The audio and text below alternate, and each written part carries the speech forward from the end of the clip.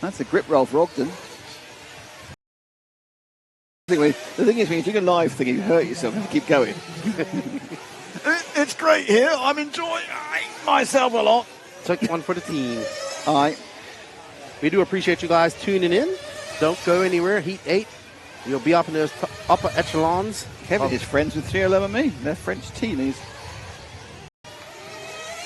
What's up? Bauman says it's finally home for work. Time for some nitro racing. Poor Bauman. He was at work and he couldn't listen to our coverage. That's good. Marty show us likes and subscribed. Well done. Don't forget to become an RCTV hero, eh? Hey. What up, my boy Marty Silva? We used to race together back in Bermuda. Oh, Ogden's having a bit of a dodgy one at the moment. He's had a few bouncy situations. Sorry, that's not my buddy Marty De Silva. Is he just written in going, it's not me, I've no idea who you are. I thought it was Do Marty not pretend to be my friend. Oh my goodness. If you guys want to see some more interviews from drivers and stuff, Max just put up a few videos there in the on the NNRC YouTube. Go check him out. He's been busy getting some interviews out there, as Max, Professor Max can only do. The professor of everything, we call him. You just found a Finnish person it's easier to get on with than JQ, really. Well, trust me, we've had some arguments as well. You see, that doesn't surprise me. You see, you have that sort of, got Spanish passion about you, which means you're going to argue all the time, doesn't it, really? So Ogden, not really making a particularly good fist of this one, to be honest.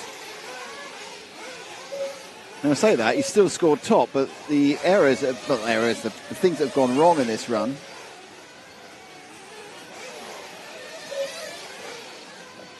No one else has really looked particularly quick. Give me a chance to say thanks to BeachRC.com, who sponsored the broadcast. RC1 Racing, J Concept, just had a bit of a chat with Jason, and Amiibo Sport.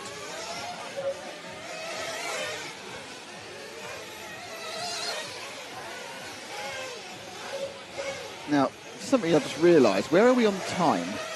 It is 4:30. Oh, blimey, right, okay. That's a bit of a disaster, I think, because I think we may have run out of time for the YouTube. Yep, we've run out of the YouTube. I didn't tell the people on Facebook, we just ran out a few seconds ago. So we need to start the second Facebook, I think.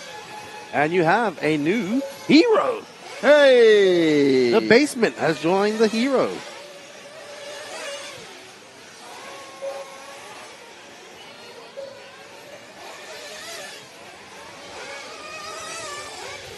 Right, so unfortunately you won't know this because unfortunately I missed it by 2 minutes. What happened? The Facebooks have run out. I didn't get a chance to tell them they're going to run out. Oh, dear me. So now I missed it by 2 minutes, but I will now reopen the Facebook. Do you want me to do it? No, I've just done it. Okay. I've even changed the title of them as well to Part 2. Oh, blimey. And we do have a new RCTV hero. Who is it? Tell me who it is. I need to know. The basement. The basement. David Bauman.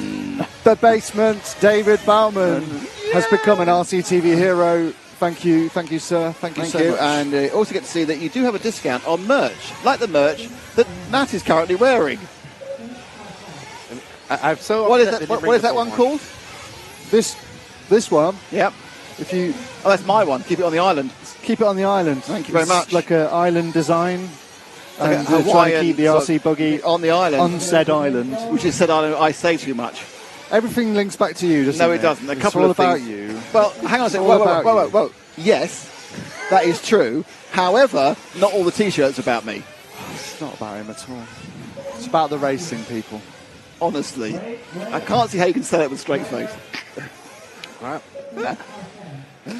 Hey, JW. Still, JW's been here since. Have you been asleep, JW? Sounds unlikely. He's in Vegas. JQ came second from Ogden. Ogden won that one, or got the top time. Oh, thank you very much, Tozie's our number one fan with €10. That's another €10 to get Keenan to Montpellier. The Keenan to Montpellier fund. I think we have about £28 now. There we go. We don't know. We've got £14.24 in chat revenue.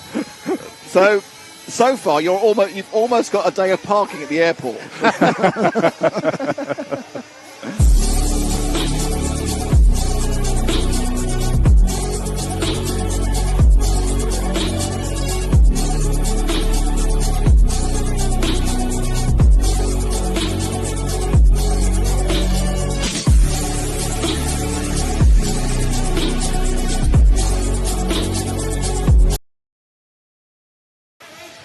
I see him. Ash, if you go up to the very contrary corner, that orange and white car out there, that is car number 7. Oh, yeah, Holger, so yeah. The white and the orange.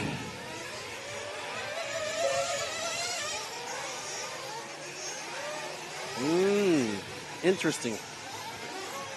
Well, that's very I was looking at different things on the track, how things are developing. What do you think? What have you seen? What is interesting you? Well, I'm looking at different. I don't know. I can't explain in words right now. Okay. Well, the wind's back, thankfully. Yeah, that's probably one of the reasons. This is what happened last afternoon. The wind really picks up, which plays havoc with some of our sun defences.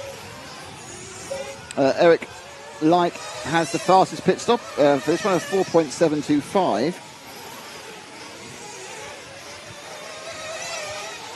H.K. Young has a 5.3, currently scored at the bottom. That's just because it's the rotation of the pits. And we will pick up H.K. Young in a second. He's about... he's in the final third of the lap, H.K. I think I can. All right, Ash, if you just stay on start-finish line now, please. If you could... He's whipped past that. If you could go to the start-finish line, we got this car coming across now. Car number 2, H.K. Young, representing Korea. And the femto block. Yeah. Was running X-ray when he was here in 2022. Yes, he was, wasn't he? Yeah. Now he's to Associated. Very nice young man. Only 14 years old. Oh, going 14, sorry. There was a big debate who was the younger, him or Little Bump. And I still think Little Bump is the youngest one. I think there are younger ones here this year. Yes, most definitely.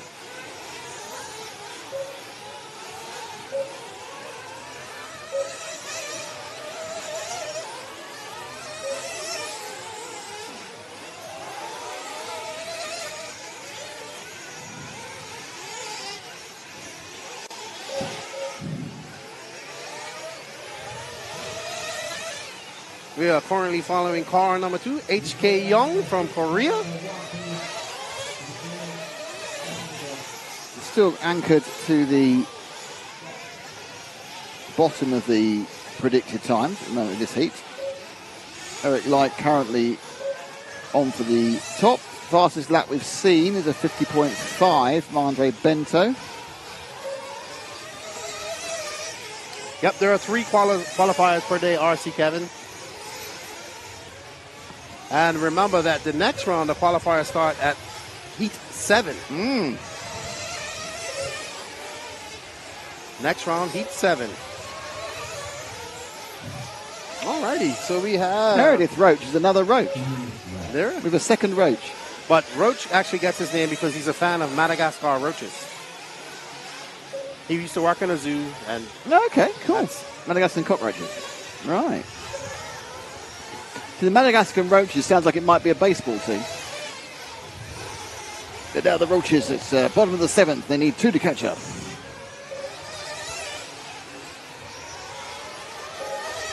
Mark Bruton-Young is in the house. You wish me to say that, apparently. Hello, Mark Bruton-Young. How are you, good buddy? Who's in the house?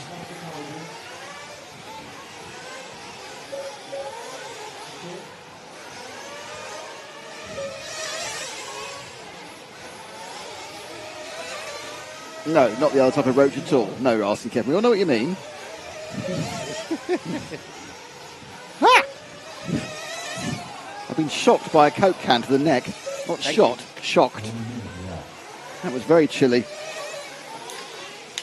So we are turning laps. We're getting through heats. We're about to start with heat 10, 11, 12, 13 and 14 and 15. Oh, car number 3, Bento. Let's give him some love.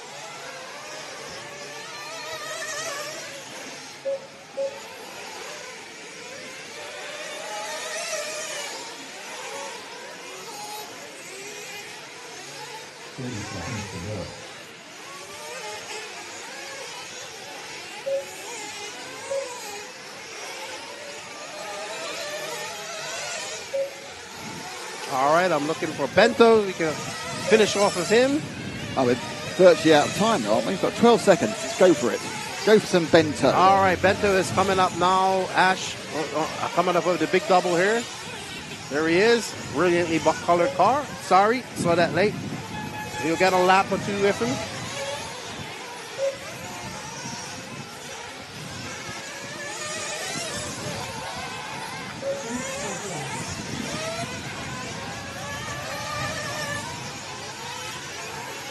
Yeah, the wind's certainly getting up. It's going to affect the cars and the jumps. It is currently sort of running straight north-south. Coming down from the so basically it's a headwind up the main straight and a tailwind going down the roller coaster. It's got a little bit of swirl to it, so it is coming slightly across as well, remarkably. So it's kind of swirling round. I think it's obviously the influence of the massive mountain round the back of the behind the track. I say it's a mountain again. Oh. And so we are now coming up towards the end of this particular heat.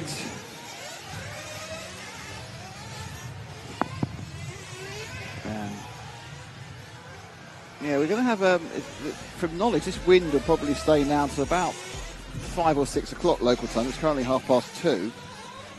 It's quite a common thing in the afternoon to get this to blow up. All right. So that's the end of that one. And coming up, of course, we now have the top heats.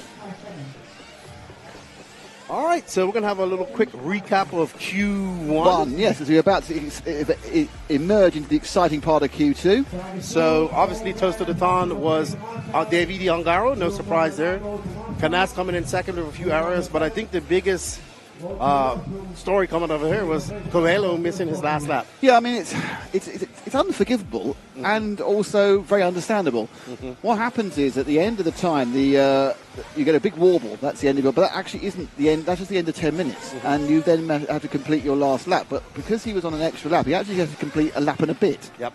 But he came in not realising that because he's used to 10th scale, which is got much shorter laps than the warble, and that's you finish. And so he didn't come into it. It meant he had to go a very, very fast 12 lapper. Yep. And was third overall. But if he completed that lap, it would have been on the cusp of whether he would have TQ'd the round or not. As it was, Ongaro TQ'd it. Canas and Ongaro quite close going into that final lap, but the only mistake of the run that Canas made was on that final lap. Absolutely. So that's your 1, 2, 3. Behind them, Ronefelt. Ronefelt, we are pretty sure, made a... Is he fourth, Ronefelt? Yeah, Ronefelt in fourth. He made a mistake at some point around his fuel stop, didn't he? Yeah, something happened with him. He lost a lot of time, and that cost him. But still a fourth place position altogether.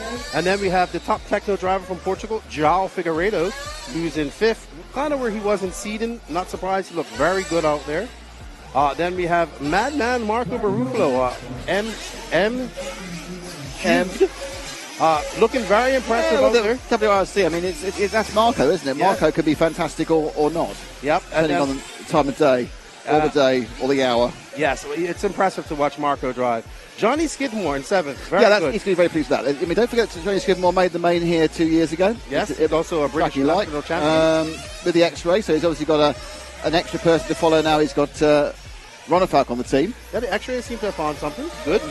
And then we have Dakota Fenn, the top American, who I'm not surprised at that. I expect him to climb the ladder even higher. He was the top American in practice early on this week.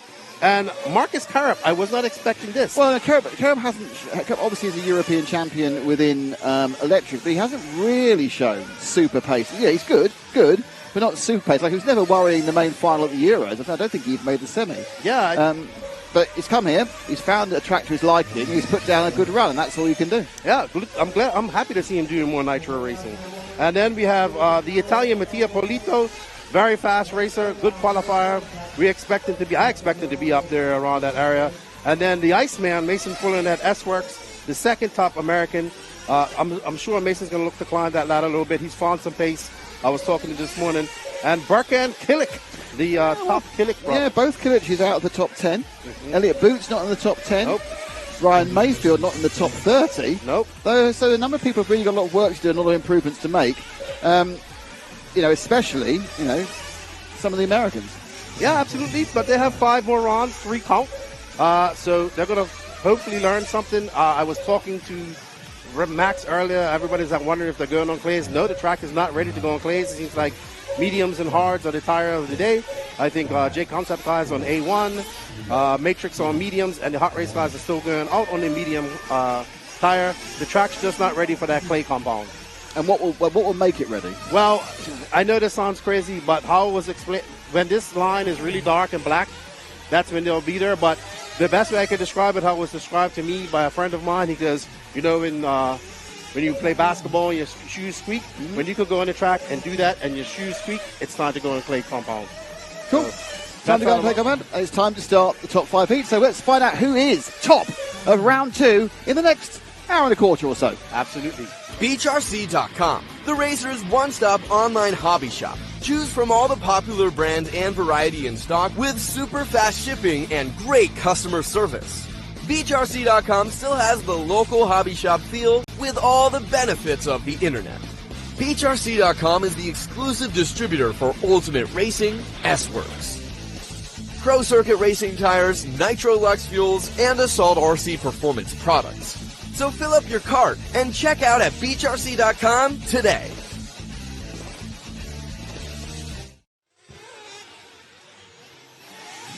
Okay, so time for heat number 10. Taylor Sontag, Theo Lamarie, Jonah Wilson, Ryan Majubi, Jordan Lott, Manuel Iniesta, Caden Fuller, Iker Tellez, Hugo Ibanez, Patrick Bremstaller, Fabrizio Tagizzi, and Hendrik Lane-May is where it's all going to be. Morning, Chris Townsend.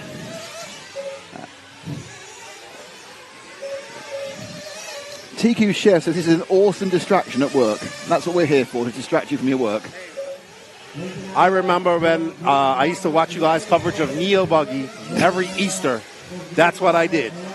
That was my Easter ritual. Was that not distracting you from religious observance rather than work? I wasn't worried about that. I was just worried about Neo Buggy. I would watch that race from Friday to Monday and would not leave. I was so awesome. I'd get up early and everything. It's the one event we all miss, let's be honest. A big shout out to Callum McLaughlin. Thanks for tuning in, man. We appreciate it. We're with the 5 car at the moment, and that is Jordan Lott from France. Tuning in from Portsmouth. Is it Portsmouth? Portsmouth, yeah. See, why isn't it Portsmouth? It's Portsmouth, obviously, because do I? Because English. Well, you guys did invent the language. It's not. That's the whole point about the language, has kind of evolved over many, many, many, many years, and many invasions, and many people turning up, and it's just like makes no sense. All right, Sebastian Beltran. The next Worlds will be in the USA. But where? Normally, at one of the World Championships, it may be this one, it might be in America for the touring car, they have a big IFMAR meeting. Mm-hmm. And then they all announce where the place is going to be for 2 years' time, don't they? Yeah, I know 2 tracks that really want it. Only 2? Well, that I know of. That's what's the other one then? A-Main and HRCR. Yeah, Main might get it. They've obviously had the Worlds for 2013. Yeah. Which Jared Tebow won and Stephen Hartson. What happened to him? Just out of RC. He was just a one-hit wonder, wasn't he? Turned up, won a World Championship, didn't do an awful lot elsewhere, and disappeared. I think I think the constant when you win a World Championship, and then you go every race you go to, you're a World Champion, and everybody's gunning for you. And I just think, he just kind of got tired of the grind. Yeah, I mean it's interesting. Yeah, he was a massive surprise when he won it, and. Probably the biggest surprise, I think, of a World Championship winner in a major class. Right? All right, so let's follow the We've got younger 5. Fuller of car number 7. Number 7, okay. You're doing it. Well done. That's all right. There's Caden going. I know his car die hard. He's coming up the straightaway now. I think he came in for fuel. Who are you going to follow? Caden Fuller? No, that's not Caden. Sorry. Caden's just finishing the lap. So he's just about to finish the lap, Caden. Oh, there he is. That is. I thought that was Caden. Oh. He just crashed there, going over the double. Coming through the 180s, that orange car, orange and blue ash. Caden Fuller, the younger Fuller brother. But bigger, actually growing bigger than his older brother. That must be very, very, very annoying for Mason. Well, last thing you want is your younger brother being bigger than you. Mason's not exactly a small guy. Wayne Wood, unfortunately, no Australians here. It is unfortunate, really. Yep, it is very unfortunate. There are plenty of Australians at the next Electric Worlds, though. You know what? Whenever we talk about holding a Worlds or a Nationals or Euros or something like that, a lot of people who have never been to one of those races don't understand that it's more than just a track. It is a facility that you need to go to because there's a lot of requirements by IFMAR. I mean, you can look at this facility here. It's obviously can hold any world class. It's holding a world class race here. It's held multiple Euros. So it's not just about having a track. No, exactly. It's not about having a bit of dirt laid down on the ground. It's everything that goes with it. No, simple things like food, parking, a place to put specialist cabins if you need them, large amounts of pit space. I mean, in fact, it was all the sort of facilities around the track, which is what ended up in Brazil not going out. Get 2 times the Tim's Rewards points when you use Scan and Pay. Now until September 30th. Toggle on and get your Tim's faves on the double-double. Earn 2 times the points with Scan and Pay, only on the Tim's app. Time for Tim's.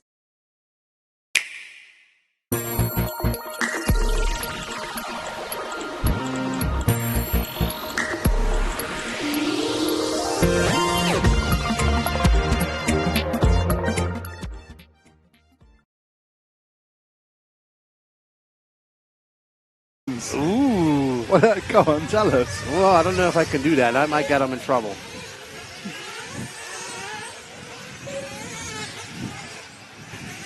I'm happy to say. I will keep your sauce quiet as well. Okay. Really? Oh, we'll leave that then.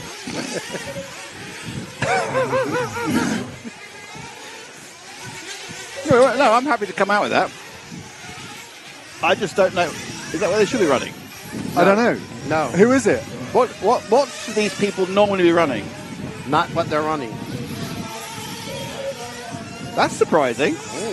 All right, okay, well, basically what's happening is the rumour in the field is that the Killiches are not running specific tyres, they're running hot race. That's the rumour. That's the rumour.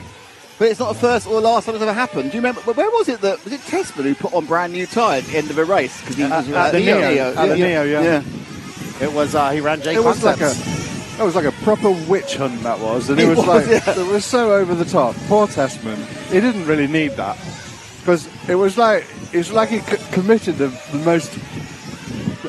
biggest sin going. No, but I tell you why that was such a big deal. Because 2 weeks prior to that, Proline had put out a notice saying that if anybody was caught running anything but Proline, they would be kicked off the team immediately. And then 2 weeks later, that happened. And what was the outcome? Did he? No, he apologized. And when I interviewed him earlier this year, he told me that it was their decision to do that. Right. So they made the decision. They thought it would be better for him. What? Proline did? No. The Tessmans. And they apparently, I believe they talked to Proline about it, and they were allowed to do it.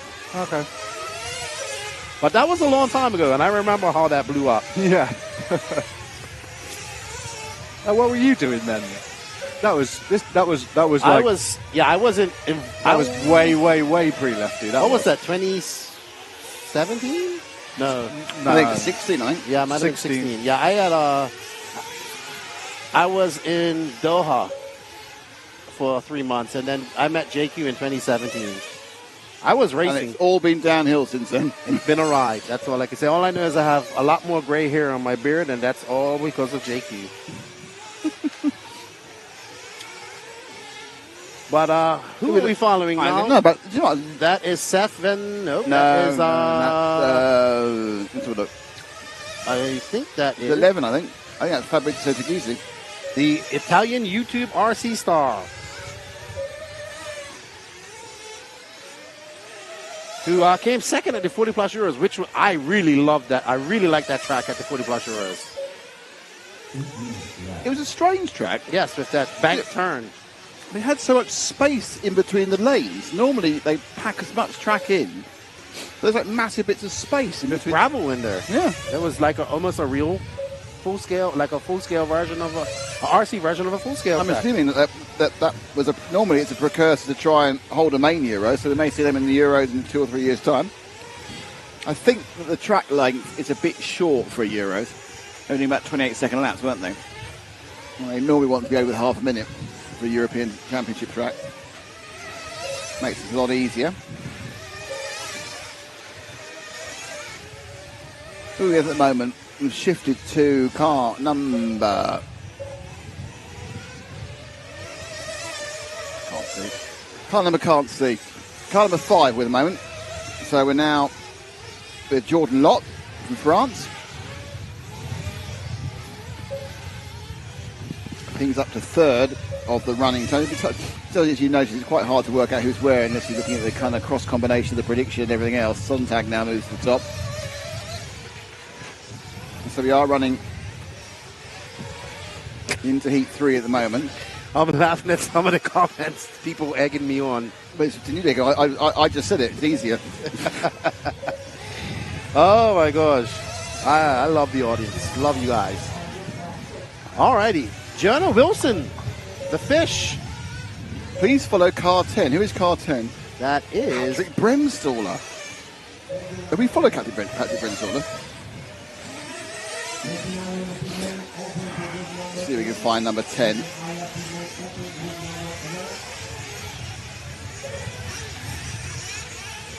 There we go. Okay, if you can wait at the bottom of the roller coaster, Ash, just a couple of seconds before he comes through. He's the car at the top of the roller coaster now, blue and red. There we go. And that is Patrick Bremstaller from Austria. Oh, the repercussions of that sneezing fit, there was mostly the dust that's now blowing in here. It's gone right in my sinuses. Well, now we don't have the wafting paint smell. That's because I think that's the direction of the wind. Yep. Else. Now we have dust. Come say, come so.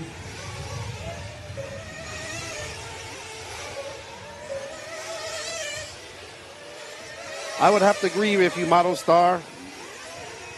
Car number 5, jacking hard. A lot of cars have been jacking here, man. A very high traction. Very high traction. Tight turns, carrying a lot of corner speed. Jacking will take place. Yeah, but carjacking is dangerous. It's currently coming to 5 o'clock local time.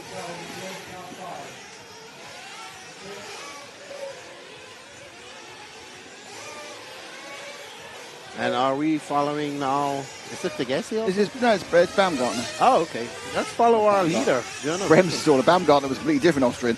Bremstaller. If you want to follow someone, just stand up and point the camera to them. Definitely follow. Let's see. Theo Leamere came in for fuel. Let's follow the fish. Again, more fishing. More. Oh, we got Tater Sontag out there too. Let's see who we're going to follow.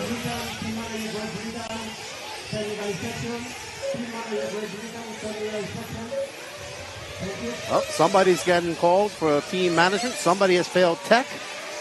Oh dear. Somebody's going to be tech upset. Failure. Let's follow car number 3, please, Ash. Coming over the finish line now.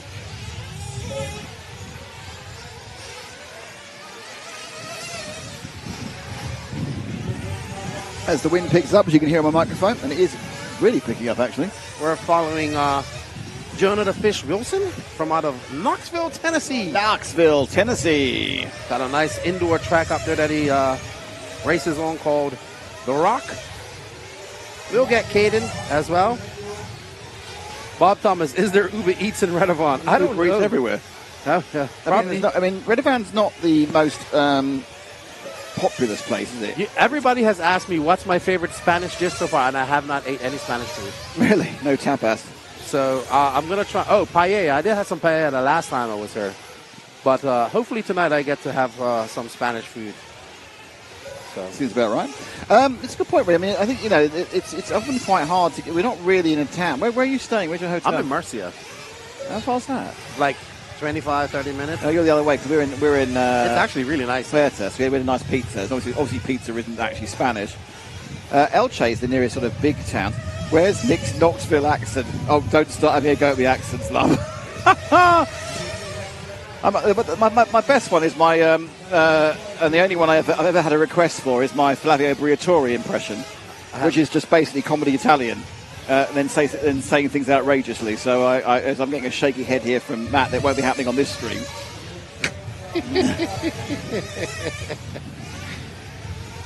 Chris Panton, Knoxville represent. I think at Knoxville I just got my standard South of America kind of thing, which is mostly based on Scarlett O'Hara in Gone with the Wind. Well, I mean, there are different Southern accents. Oh, well, I realise that, but obviously I'm from the UK, so I'm like kind of very blankety. It's like you wouldn't realise how many different British accents there are.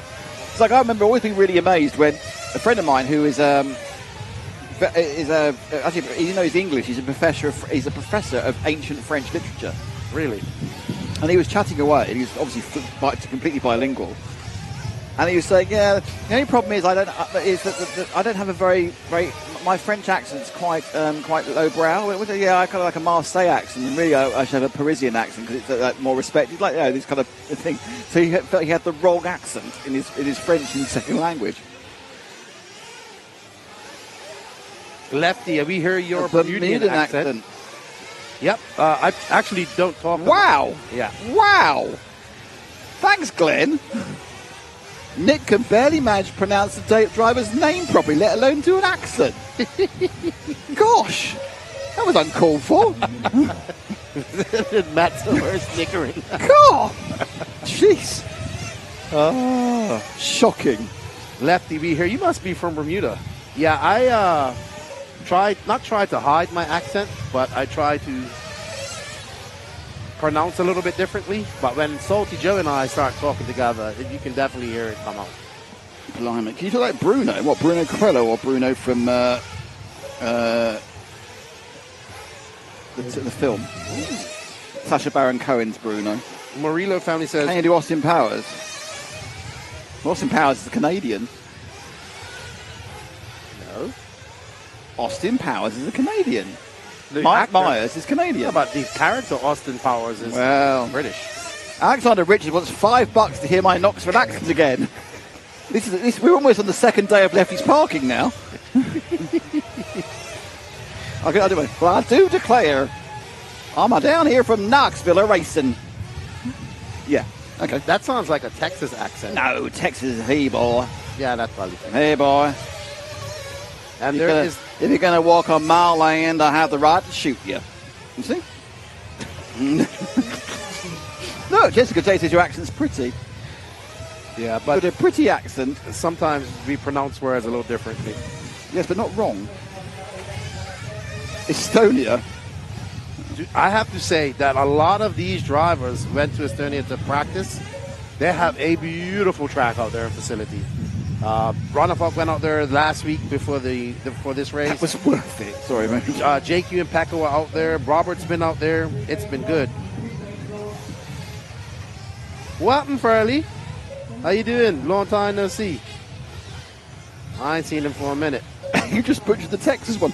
Yeah, these are kind of like approximate accents. I'm not turning around saying I should be given. Actually, I think I should be doing. I think I should be given a role as an international accent man. That's like a 1940s. Yeah, I said it's based on a Scarlett O'Hara and Gone with the Wind. Let's just not talk about libraries. That was, sorry? Nothing. Libraries? Yeah. No, that's out completely. No one ever understood that. I've had like rolling eyes from Matt and James Parry non-stop. They didn't understand it actually had a context to it.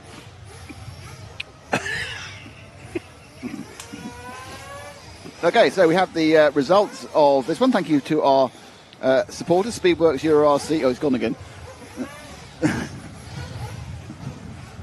All right, so we're getting here. We got Adam Drake up next, Danny Battier, Pelecomse, Joey Bardon, who did not start. Did not? The last round, so he's already got a throwaway there. Mm-hmm. We have a very important announcement on the chat from David Chen. His announcement is, I like sandwiches. And Derek says, I like turtles. Now, this is a slight issue I do have with this. Does he mean he likes turtles, or does he mean he likes tortoises? Or does he like terrapins? Because there's 3 different types, but the Americans just call them turtles. Like if you live solely on land, you're a tortoise. If you live in land and water, you're a terrapin. And if you live in water, probably you're a turtle. And again, I'm getting to hurry up again.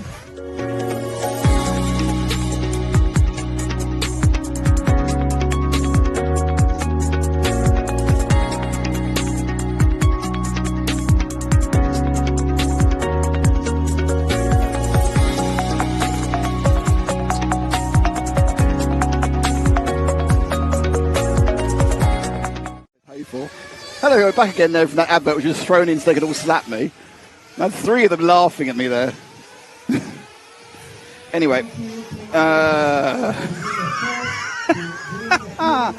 Thanks, Derek. Right, let's go and see. Derek, this one is Danny Battle, Adam Drake, Pele Cumsey, Joey Bourdain, Clement Boda, Jermaine Robinson, Oscar Berg, Gabriel Astorino, Alex Constantine, Ivan Navarro, Eric Bergchil, and Andreas Meyer. What kind of turtle? Don't do that, Derek. I'm in trouble as it is. Amazing subject, says Danny Puljic. Maybe you're talking about the turtle when one of these cars are flipped over on their shell. Could be. Let's bring it back there. See, straight on message. You got dust in your eye? No, I'm crying because I was laughing. Oh, sorry. You got dust in your eye there. All right, so we have another request for Clement Boda. I want to show, we can get Clement Boda. We're going to show a little bit of Joey Bourdain. I'm sure his mom and everybody's watching at home. Whereabouts in the States is he from? Ohio. Ohio? Yeah. That's quite his. That's quite cold during the winter, isn't it? Yeah, his father travels quite a lot for work, all over the world. Actually, very nice man. We've become really good friends. Joey has had an impressive. He's been coming up in the techno youth program, I would say, and he is now about 18, and he's been getting faster every year, and just having a good. He's a good kid, good young man. I hate to call him a kid, young man. Oh well, yeah, some of us are quite young. But definitely had a good last year and a half for Joey Bourdain. Made some good big finals in the USA and done very well. And I think we're starting off with... Don't know, but it was a very, very definite sort of bit of framing. You're gonna have to go, if you can go really super close so I can read the number, that'd be really useful. This is the problem. The truck is way too fast. And it's car number 5. Sort of David Ronafalk tribute colour, actually. It's Clement Boda. Oh, we're on to Clement Boda. We've got Clement Boda. There we go. Straight on. It hasn't started yet, Clement. So this is the lap starting. For those who are just joining us, let's have a couple of laps round. So you go up Main Straight. That's past the pit exit there. It's much more of a narrowness there at the end than it was 2 years ago. Over that double. And you go back on a couple of hairpin switchbacks before you sweep round to the right and then sharp left and go down the roller coaster. 1, 2, 3, land and turn and brake.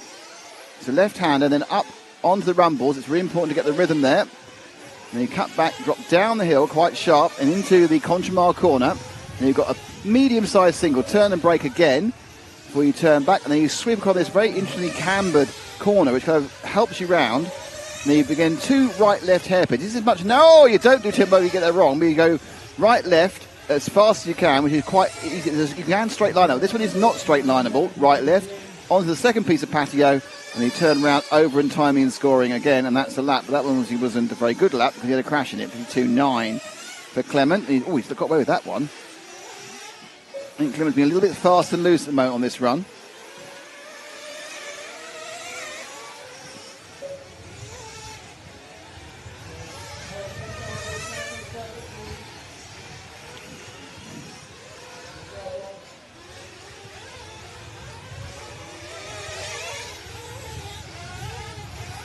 Alrighty, so we are following the Clement Boda. The Clement Boda. Very good, a very good 10-scale racer in France, and now doing a lot more 8-scale racing here. He started at RCGP at Nemo. He didn't really do much nitro racing. You know what? I was surprised. The biggest surprise for me this year was Noah Ben Mohammed announcing that he's not doing any more RC after having that good run at Montpellier. Yes. Really? Yeah. He's only about 15, isn't he? Yeah, but he's not doing RC no more. Shortly after the Montpellier race where he done really well. Is he doing something else? Or? I have no idea. I had not seen that, and I am massively surprised as well. So, Very strange. Okay, so Oscar Berg is, well, he's not leading. It's Adam Drake actually is overall in the lead of this one. Let's let's show Joey de Bourdon, because I know someone asked for him in the previous round. I'll find him for you, and then we'll go to Drake and get everybody wants to see. Bourdon's just started his lap, so he should All be right. coming underneath here in a second. Or perhaps it might be in the first corner. I think he came in for fuel, so it's just coming out of the pit now and going up over the double. There we go.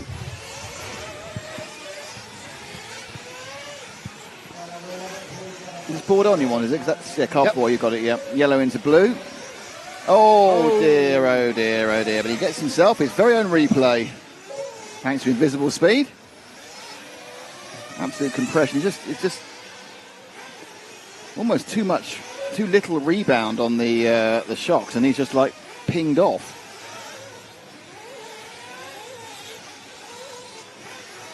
Carlos Arredondo cheering on his teammate. What's up, Carlos? What was up? Have you found that? It is dusty up here too, because everything's getting a little sheen of dust. Yeah, it's very sheeny. Hello, Nick. You can find results at everlaps.com or go to rctv.1. RCTV.1 has all the links. RCTV.1.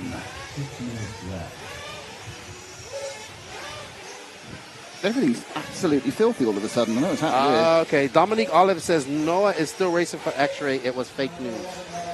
Oh, okay. Phew, I was a little bit worried because he's very good. Fake news. RC fake news. There's enough news out of fake news.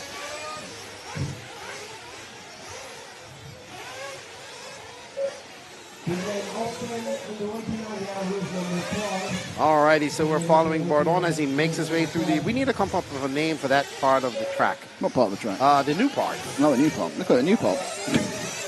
It's the weirdest... Ooh, a little bumping and rubbing going on there.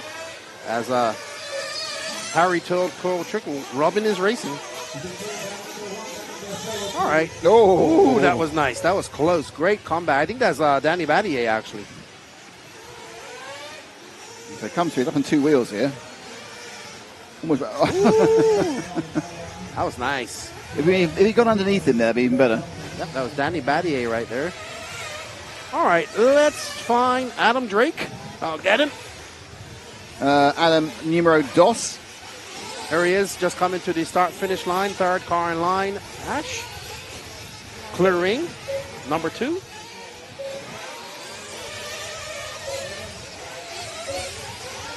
In the Mugen chassis. If you guys don't know who Adam Drake is, then he is the man, The myth. the legend. The bad, the myth, the legend. 3-time USA National Champion gas truck specialist. One of the best ambassadors in RC. And still pretty fast. That is certainly sure. But his he wants to do well, but he knows that his time of winning championships and stuff are done, and he's been doing a good job with the Mugen brand. That was actually my first 8-scale car. I was a loyal Mugenist. Well, yeah. Oh, yeah. That thing is, it's titled I'm a Mugenist. A Mugenite. I think you've just changed it. Mugenist, a Mugenite. Yeah. I make up all types of names. That is true. So we've got Drake just ahead, or just behind, sorry, just going through past the 7 car of Oscar Berg. So that's 2 ends of the experience scale. Oscar, 14, his first World Championship. Adam Drake, not 14, and has been at many World Championships. Adam Drake is the guy with the secret room.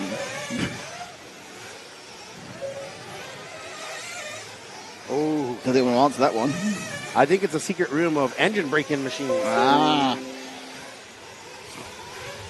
Okay, here's Ben. Okay, so no, Ben Muhammad said that was fake news. So That's I'm so official. glad to hear that, because I was upset when I heard that. I wonder why someone would send that around. It's too late for... Maybe you got hacked. Oh, it's April Fool's Day. Could have been.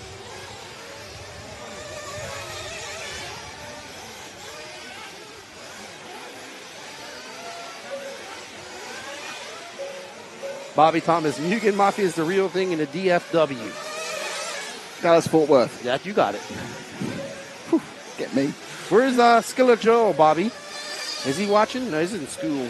Anyone else we can show? Anyone else? Somebody wants? Lefty? Anybody else being requested? Does anybody have any requests? Somebody wanted to see Oscar Berg.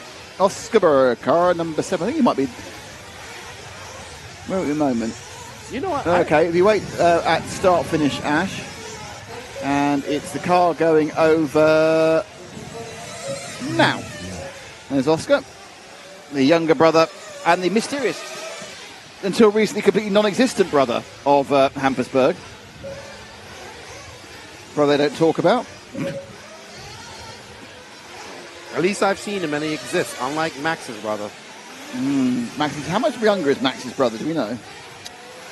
18, 19, I think. And Max is how old now? 24. Yeah, because Max stays national service, isn't he? Oh, yeah. If you're in Finland, when you're on the Russian border and quite concerned about Russians, they still make you do national service. Yeah. So, still a minute and 22 to go. It's getting quite breezy up there. It kind of goes in phases, and when we get one of the big phases, it is quite windy, like it's really attacking bits of the set.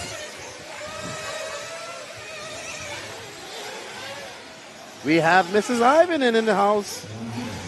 Tanya? She's here. Tara's in. Oh, Tara Ivanen. Oh, we love a bit of Tanya. Tanya, where is she? Oh, it's hard, yeah. Have a great racing day. Super exciting. All right, Tara. I wish for the last round of dirt sleddings this weekend. Oh, yeah. They're going to be Brookthorpe, doing some live stream at Brookthorpe. I did a little promotion. I'm not overly sure a lot of people are watching that against the Worlds. This is on Sunday, of course, when it's finished. Yeah. So good luck to everybody there at Brookthorpe. I hope you don't get any rain, because that's been the big thing. Yeah, I got rain. We went there and it got rained off. It was disappointing. Was about 12:30 a.m. Mountain Standard Time, not on purpose, so tuned in and have been watching on off since. Blimey. We're glad you're enjoying it. There's going to be some very tired people around the world. Awesome. I can't wait. I was talking to Cody. He says they're going to do some more racing next year. That's awesome. Can't wait to see you guys.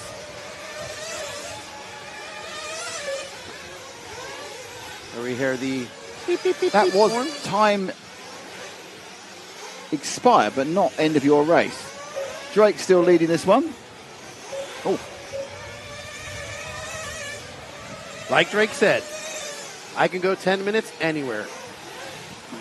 Underwater. With fuel to spare. Well, he's certainly right. He can. Okay, right. He looks like he's taken this one with a 12-10-10. So Adam putting in some good performances, that's what he said. Hey, Farley, when you go Barmy, if you see my people, tell them I said, what's up? Blimey, I've no, that was like a foreign language you said then.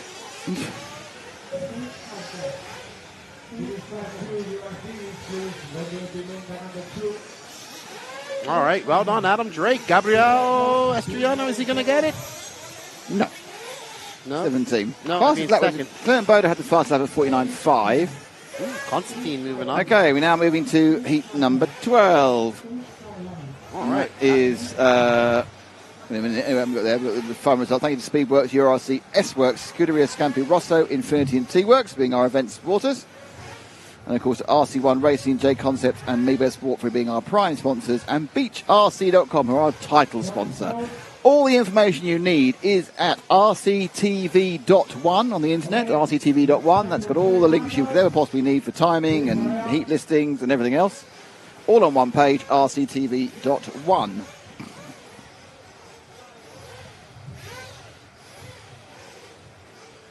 All righty. We hope you guys are enjoying the coverage. Don't forget to smash that like, sub, notification button. And don't forget to donate some money to Keenan's I Need to Park at the Airport fund. Yeah. You got to get the parking. Well, you can't, if you've parked, you can't get on the plane, can you? So You gotta, I'm not too worried about the parking. Let's put it that way. well, you're getting dropped off, are you? Oh, yeah. That was good. I wouldn't pay for parking out there. So if you're going to go to France, do you, fly from Dominican Republic to Miami or something? No, I'll go probably the same way, DR, Madrid. I could go Miami and That's right, DR, Madrid. Yeah. We have Air Europa, Iberia. I flew Air Europa here. As well, I can see, yeah? Yeah, man. Yeah, man. So, Robert Buttle in 1, Brandon Rose in 2, Misha Widmeyer in 3, Oscar Navarro in 4. Ewan Neumann in 5, Spencer Rifkin in 6, no, Hammersberg in 6, Spencer Rifkin in 7, Jared Wiggins in 8, Kuko Kato in 9, Andrea Trevisan in 10, Yosemi Sanchez in 11, and Matisse Payet in 12. Now, I don't think we've seen Matisse Payet. I don't think we've seen Wiggins. Yosemi Sanchez either, so, and Wiggins. So, should we make sure we cover those 3, shall we? And we haven't seen Newman. All right, 12, 11, 8 and 5, Ash. I'm not saying necessarily, basically just start with one of them. And we've got 12, 11, 8 and 5. And we'll be there on and running. Okay, so we are now getting into the business end. People who can qualify in the top 10 of a round in this heat because it's slightly more spread out than normal. So I kind of thank that difficult pre-qualifying cleaning. We've now got kind of a much more diverse look to the top few heats. We saw Robert in the last one. He had a good run too. If we got a chance, we'll show him. I know a lot of people like to watch Robert. We've got a list of 4 people we're going to show first. Yeah, I'm pretty certain we haven't shown them so far. So, admittedly, if our memories are rusty and we have shown them, I apologise. But you're dealing with me, who's very old, and Keenan, who's quite old. getting there. I don't mind getting old. It's better than the alternative. Yes. Right, 11 or 12 or 5 or 8. But tell me which one it's going to be. This is a great start, isn't it? About any of the 4 cars. 4 cars you're looking for. Sean DePoit, can you say hello to my girlfriend? Hello, Sean's girlfriend. Pinolela Crow. She's watching for the first time and loves it. We are watching from the south of France. And which number is this one? This is your Newman. So you've got Neumann in the 5 on the S-Works. Multiple European champion in electric buggy. He's like a at world least champion too, right? Yeah, but that was in 1/8 GTs. I'm not sure when he won it, whether it was the official World Championship or not. It might have been. It was last year, World Cup. No, it was 2 years. It was the first one, the GT he won. That was Australia. Tony Gruber won it. That was in Australia last. Yeah, but I don't think the electric is a World Championship. I think only the nitro. Oh, is it? No. World Cup? It's the World Cup, yeah. So the nitro was a World Championship, and Gruber won that. Tony, how do you get any time to go racing when you're obviously in the gym the whole time, Gruber? Almost. That guy is massive. Have you seen Tony Gruber? No, but he he's is pretty built. massive out there. No. No one is more built than Tony Gruber in the RC world. No, not even dude over there? Oh, dude, there's getting 2 waves now. Got away from... He's English, right? You could just come on the chat and talk about it. That would really help. Yellowfin Endurance Coaching. You can go to rctv.one. All right, what one? Tell me who's built here. Problem is I can't offer that much value. That's why I didn't bother putting this headset on. It's never bothered you before. British racer. I remember his name now because he was in Slough when we were in Slough. Darren Hayden Ball. Darren Hayden Ball is built. He's over there. Is he? With his guns out, with a S-Works vest on. He's customised an S-Works t-shirt to turn it into a muscle vest. To go full wife beater, yeah. Look about it. Oh, he is built. You're absolutely right. He's very built, isn't he? That's what they're called. That's what they're called in Australia. Yeah, that's what they're called in America. Now, this is an interesting thing which we can't do anything with right now, but we have to sometime in the future do Darren Hayden Ball v Tony Gruber muscle off. But unlikely to happen. Right, okay, back to this one again. Okay, so we've given a bit of your Neumann love. Now we need to find either 11 or 12.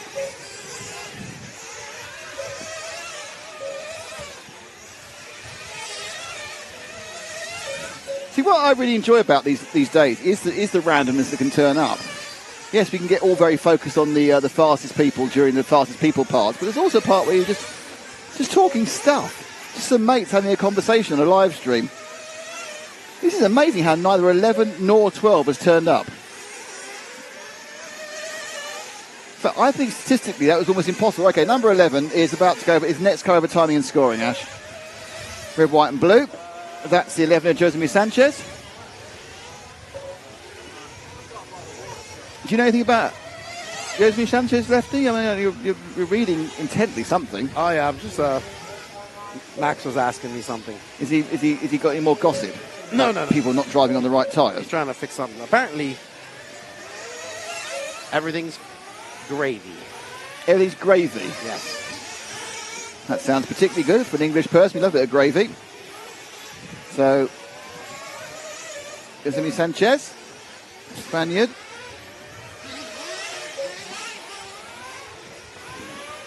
Coming up through the section that hasn't got a name yet, which is basically the two chicanes. You've got the wide chicane, and then you've got the much tighter chicane here on the way back down the hill again.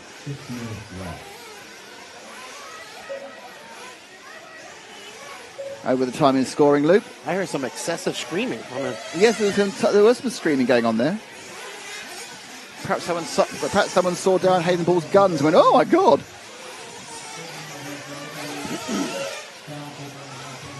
There was a penalty being given out then. Ooh, somebody got a penalty. They did.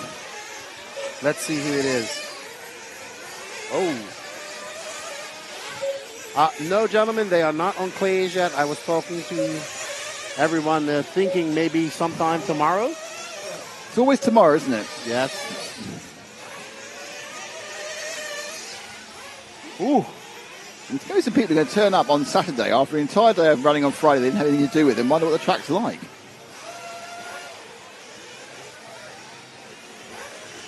Right, let's see if we can find 12 now. We found 11. Okay, so you just got to wait. Go back to start to time in scoring. Ash, it's the red and orange car going over right now. That's Matisse Payard, the young French junior who I remember doing quite well at the e-buggy. I think it was in the A-file at the e-buggy Euros in Montpellier, where we have currently got you 2 days of car parking. Yeah, number 12. Yeah, Jonathan Moore, JUN stands for junior. So there will be a junior race as well. Be a junior final, and there'll be an over 45s final as well. I'm impressed actually that what's happened in the last sort of 10, 15 years is that they've made the older races much older. Because first time it was like an over 35 with seniors, and over 40. I think now it's over 45. And in the over 40s Euros, they had an over 60s race, didn't they? Or over 55 race. Still not old enough for me. Otis Driftwood, watching before I go in for a colonoscopy. I wish you all the luck. Isn't he suffering enough today without that? I wish you all the luck. Do you think he's doing it because he wants to get used to the embarrassment and the pain by listening to us? Oh. So we are... Perhaps we should live stream that. So Matisse Payet over the rumble strips. We've released the interview. What are we going to talk to? All right. So we've had many people request, hey, Jonathan Kurz, how are you? Welcome to the 2024 IFMAR World Championships. Brilliant. You interrupted yourself then. I know. I'm a master of doing that. But everybody wants to see Bobby Battier. Well, we've seen Bobby Battier all of last time. We need to see Jared Wiggins first. Oh, yeah. We've got in about the Wiggins. car 8. That's Wiggins right there. Where? Oh, no. Sorry. Yeah, I think if you drop back one, Ash, to the orange and white at the top of the roller coaster, that's Wiggins. He's orange and white now at the bottom of the roller coaster. There is Mr. Wiggins.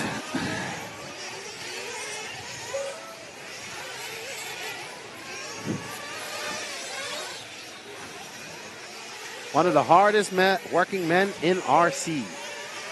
Wiggins is always testing something, doing something. I think every weekend is at the track. Yeah, it's an RC family because he's obviously, I don't know, his fiance, girlfriend, or wife is very heavily involved as well. Oh, yeah, she races. Katie races, and she does a lot of the social media for A-Main and Techno.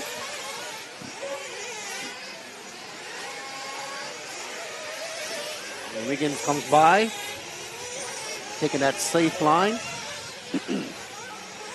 getting that Techno to rotate around those tight 180s. It's not having a very good run, unfortunately. He's down in well, net last, but I think that may change when everyone comes in. But it's 50.5 is his fastest lap. And this is the problem. You look at these cars, they look absolutely fine, but they're not producing the speed, are they, Lefty?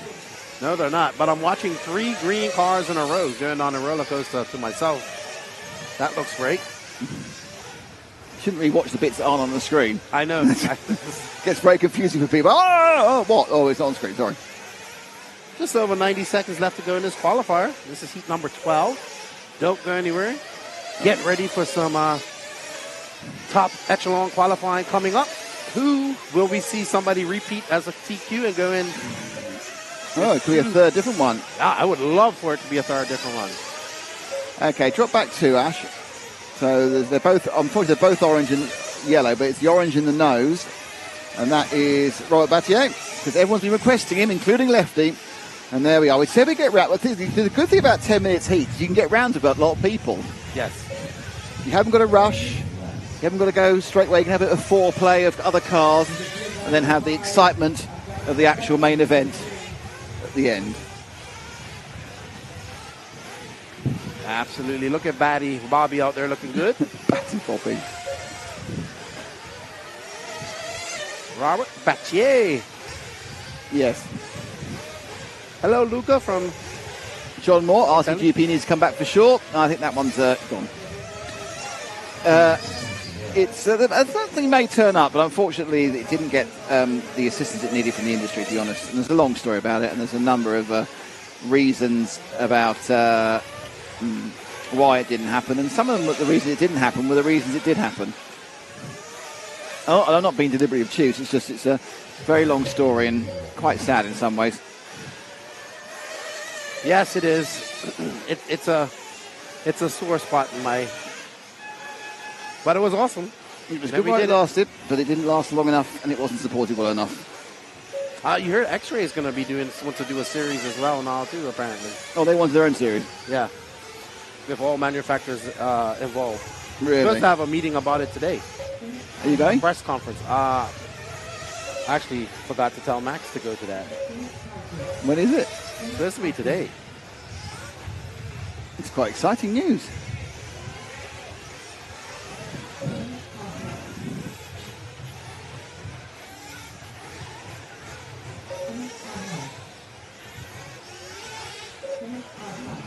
So they're just coming in, and Robert, I think, has won this round. This heat round. Oh, I don't know. I've lost a little bit of the use of English at the moment. Robert Battle he has finished 10:03. It's a good time for him. He's looking good for. I think he's going to be cusp of semi-final. Yep. Straight through. Brandon Rose second, and 47 seconds further back. Sanchez has finished. Neumann in fourth. Widmeyer, Trevisan, Oscar Navarro, Hampersberg, Spencer Rivkin. Matthias Payara comes into seventh place. And there are the results. I'm just waiting for the results to come off, and we'll have a quick chat. Bear with me a second. Any second now, we're going to go down to Matt when this comes off. And now down to Matt. Brandon, how was it out there? It was good.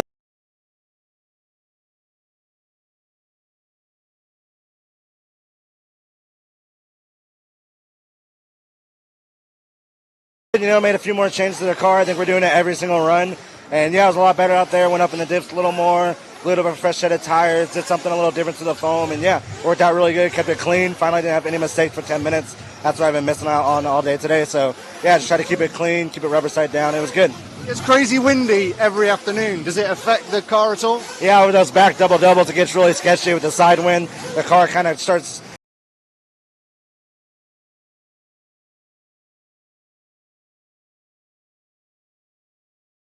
getting sideways on you, and that second double is really sketchy to begin with, so it makes it really tricky. Thanks a lot, Brandon.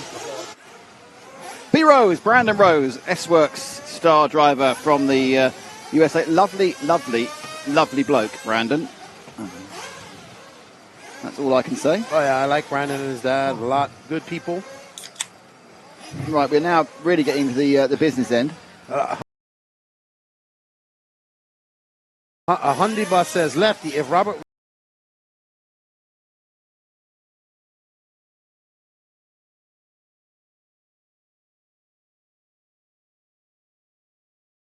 wins, I'll get a Mayako and an NNRC tattoo. And JQ will no doubt love it. I think you should get an NNRC tattoo anyway. Yeah, I need more money than that. Oh, not me. Okay. There's a glory tattoo like we have on the shark. But anybody pays the bills. Not here. Even I know your catchphrase. Not here, though. It's all about Nitro. I never know if it's even true. Okay, Marcus Kerup is in 1. Dakota Fenn is in 2. Both of those guys currently in the top 10 overall. Adrian Parente is in 3. Camden Lima is in 4. Joe Bornhorst is in 5. Naoto Matsukura is 6. Danny Burnaby is 7. Jessica Paulson is 8. Ryan Cavalieri 9. Remy Bermudez is 10. David Todd, the only junior, is 11. And Vincent Rouget from Norway is in 12.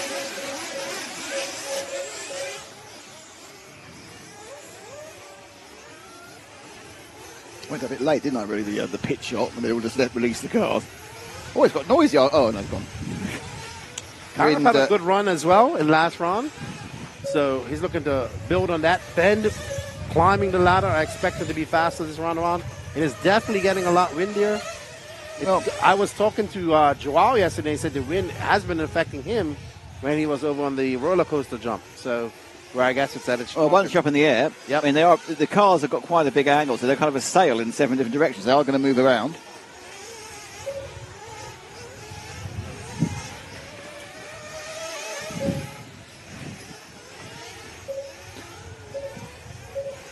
Don't forget, everybody, we start qualifying tomorrow with heat number 7. We do. At 8:30 in the morning. That's right. And then we go straight through to...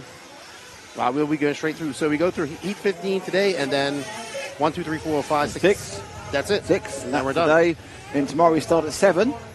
We run through to 6. Then we jump to 12. And run through the whole lot. And then we jump to... Then we go out again. But so actually, the top heats go out first on the final round, and then they get interviewed.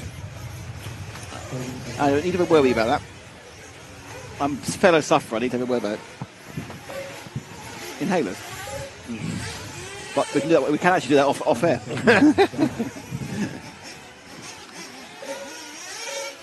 Never fear. Chewy RC is here.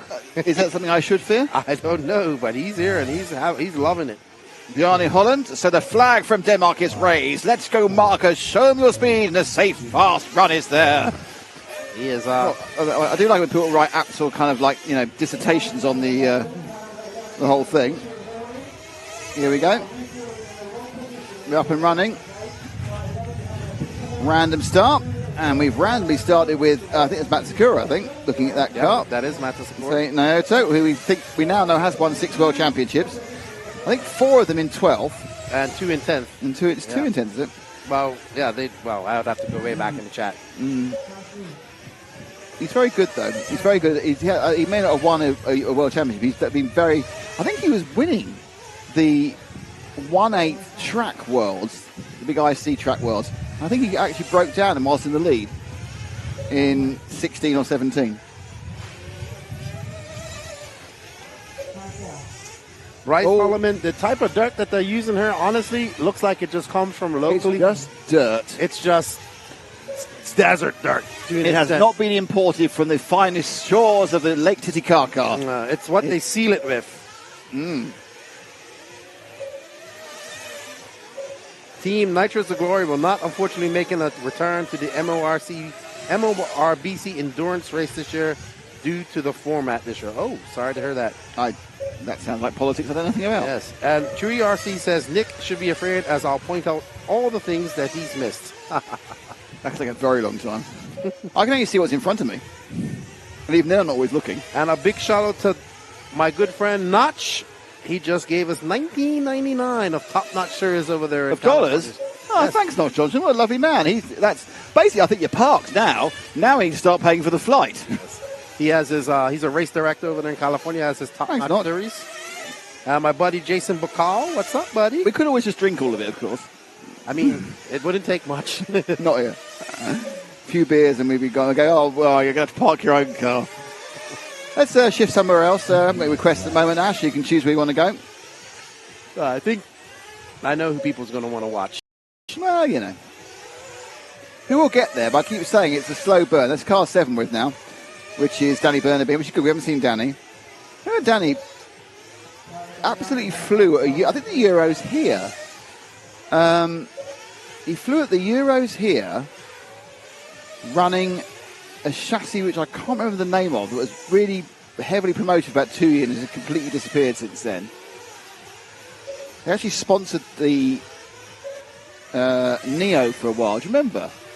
It was a chassis, I think a Taiwanese chassis again, not S-Works, but something else. Saw!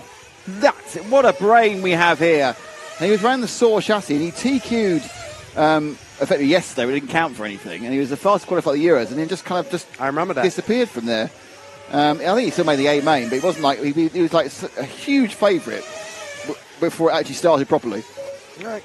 Tim Lime asks if we can follow his son, Camden Lime. Well, in fairness, if Daddy asks for son, it's only really fair, isn't it? So let's find car 4. I got him.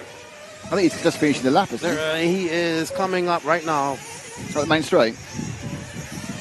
Yep, that's him. Okay, Ash, we can get to the car that's just coming round there. Multiple coloured. Yep, Tim, who should be here, but unfortunately, I think it was hopefully what sounds like a medical condition that seems to be heavily on the mend, preventing him from flying. Thank you, John. We appreciate the support.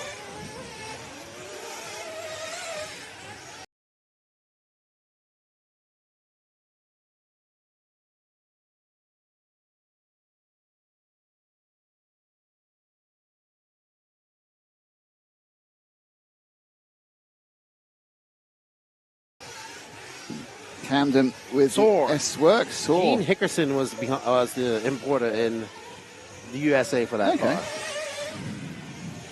Gene the Machine Hickerson. Gene's an interesting man. That is definitely true. Gene is someone who comes up on my timeline and in Facebook, and you're constantly going, what? He's a very nice guy, though. I'm sure he's a lovely bloke. He still racing down there in Florida, too. Just came up with some tires, dialed RC tires. He's an entire brand.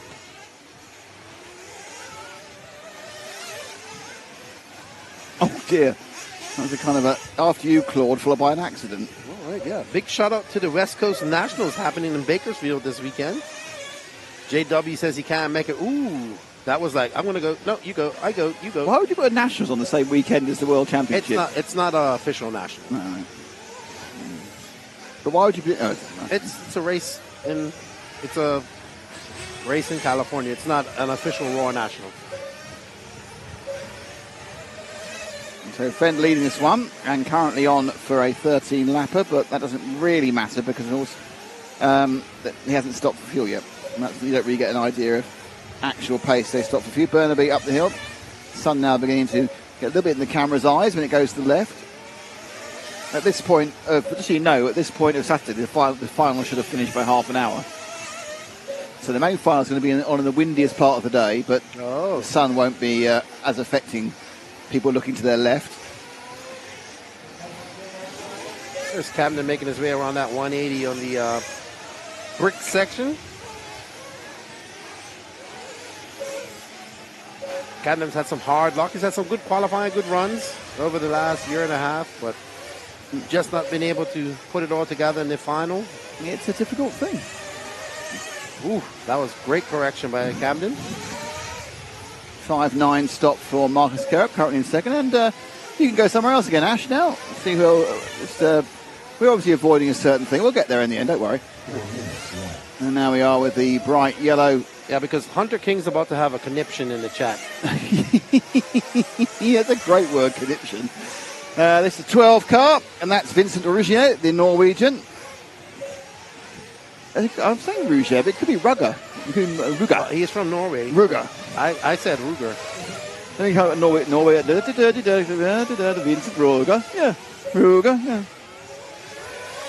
And now probably offended about 4 different countries in Scandinavia there with that one. Here's Vincent right there in the all yellow. He was all yellow. An orange car. Looks like flow orange on the bottom. He's got a couple of colours. At least he isn't using that. I must admit, there seems to be a better selection of colours here. Everything got very samey a couple of years ago. And you're just looking... Well, there will say, I've not seen many one cans. You mean like 12 scale racing? One can paint. Despite being in Spain, he's the famous Spanish painter. One can has not got much work. 3 minutes to go. Fenn's still leading, still over 30. He still doesn't stop for fuel, actually, but he has been stopping late, to be honest. Right, before everyone explodes, let's see if we can find Mr. Fend in car number, was he car number 2, isn't he? 4.7, Gavin, we think, by Pecco. Carup's car is shining. Okay, let's, if you wait at timing and scoring, Ash, he is the next car past. And that will be Dakota Fend. There's a good chance of be going into pits, so we try and do it without stopping, is the question. The Phenom, been running Losi since he was 8 years old. Into the pits. There you see the far end being serviced. Oh my goodness, what a pit And now out. Was that Mike Sontag That's pitting him? 4.649. Oh. I think that might be the equal fastest. Wow. That was impressive. We haven't got down to the 1,000th the fastest. I don't remember any much faster than 4.649. Actually, sorry, that was Dylan Nelson as mechanic. That was an impressive pit stop by Nelson. So I think he's going to still be on. Will he still be on for 13? Looks like it. Dakota's certainly the best of the Americans and a massive improvement every run, it seems to be. And much as Lefty said that the team was going to come on as time went on. Well, certainly, I'm not sure about the team coming on, certain drivers have, but certainly Fenn really pushing his way into the reckoning for this championship. If he improves as much tomorrow as he improved today, it's going to top every single round. Probably not going to happen. Hunter King, you know it would be great if you just chilled out. There's other people that want to see people racing too. So we get to Fenn. We were on Fenn right now.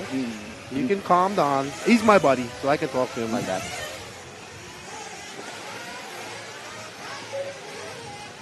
Well, he got his pit stop. You can't beat that, can you? Great pit stop it was. So Jessica Powson's doing well. She's above Matsukura. So Bermudez and Parente come through as well. Fend on I think the second place at the moment actually is Kedup again. Oh, got away with it. Got away with it. Oof, that was a save. I don't think he lost anything doing Nothing. that. Well, that's Fenn. That's what Fenn does. He is looking impressive. He's going to go. He's going to get. Okay, the fastest we've seen is a 13 in 42. He's now on for 13 in 46. So it's going to be a good round score for Dakota, which is all he really needs to do.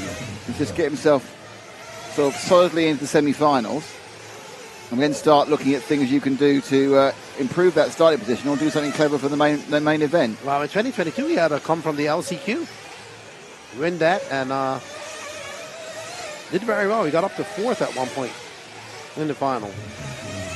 Car looks a bit different, actually, some of the others. It's got a kind of a... Unfortunately, going around the corners, it's got a kind of a staccato way of turning. Like it's turning in several sections rather than turning as a whole. So I guess it's probably what he's trying to do. He's trying to shed grip, and he's kind of gripping it, losing and then re-gripping each time. Down the straight, onto his 13th lap. I don't think Carup's going to make 13, so he's going to be second. So the only person on 13 is this man here, Dakota Fend with the TLR and the ultimate engine. Flying down the roller coaster. At this point, he's made 13 laps, so effectively his worst finishing position is about 4th or 5th. There's only 4 or 5 people are going to make 13 laps. A little bit wide that time, but I don't think it's cost him too much. Just skidded a bit too far towards the inset of the start of the Conchmar corner. Flies up and round, and he's got to go up and through the double back chicane. The first one, the softer one, and then down back over the jump for the more severe right-left. And he's got 2 corners to go. And what will his finishing time be? It will be a 45.456. Remember that. We need to remember these. 45.456. So Fend puts himself pretty solidly into the top 5. All right. Up next, the penultimate heat. No, sorry. The penultimate top heat. Not the penultimate heat, because we still have 6 more to go. 7 more to go. 8 more to go. So Fenn, Cara, Parente, Bermudez, Bornhorst, Paulson, Line, Bernardi, Matakasura, Oruger, David Todd, and Ryan Cavallari. All right. Okay, let's go and have a quick chat with Matt. Jessica, look really solid out there. Is it going well? Yeah, I think so. We tested a little bit on the car, and it was better this round, so I'm happy with that. Are you happy with the setup? Is it all coming together? Yeah, the HP car is working fantastic out of the track, so I'm really happy with it. Awesome. Best of luck. Did you hear that Polish accent? Yeah, absolutely. It was like being in Warsaw. We're very naughty, aren't we?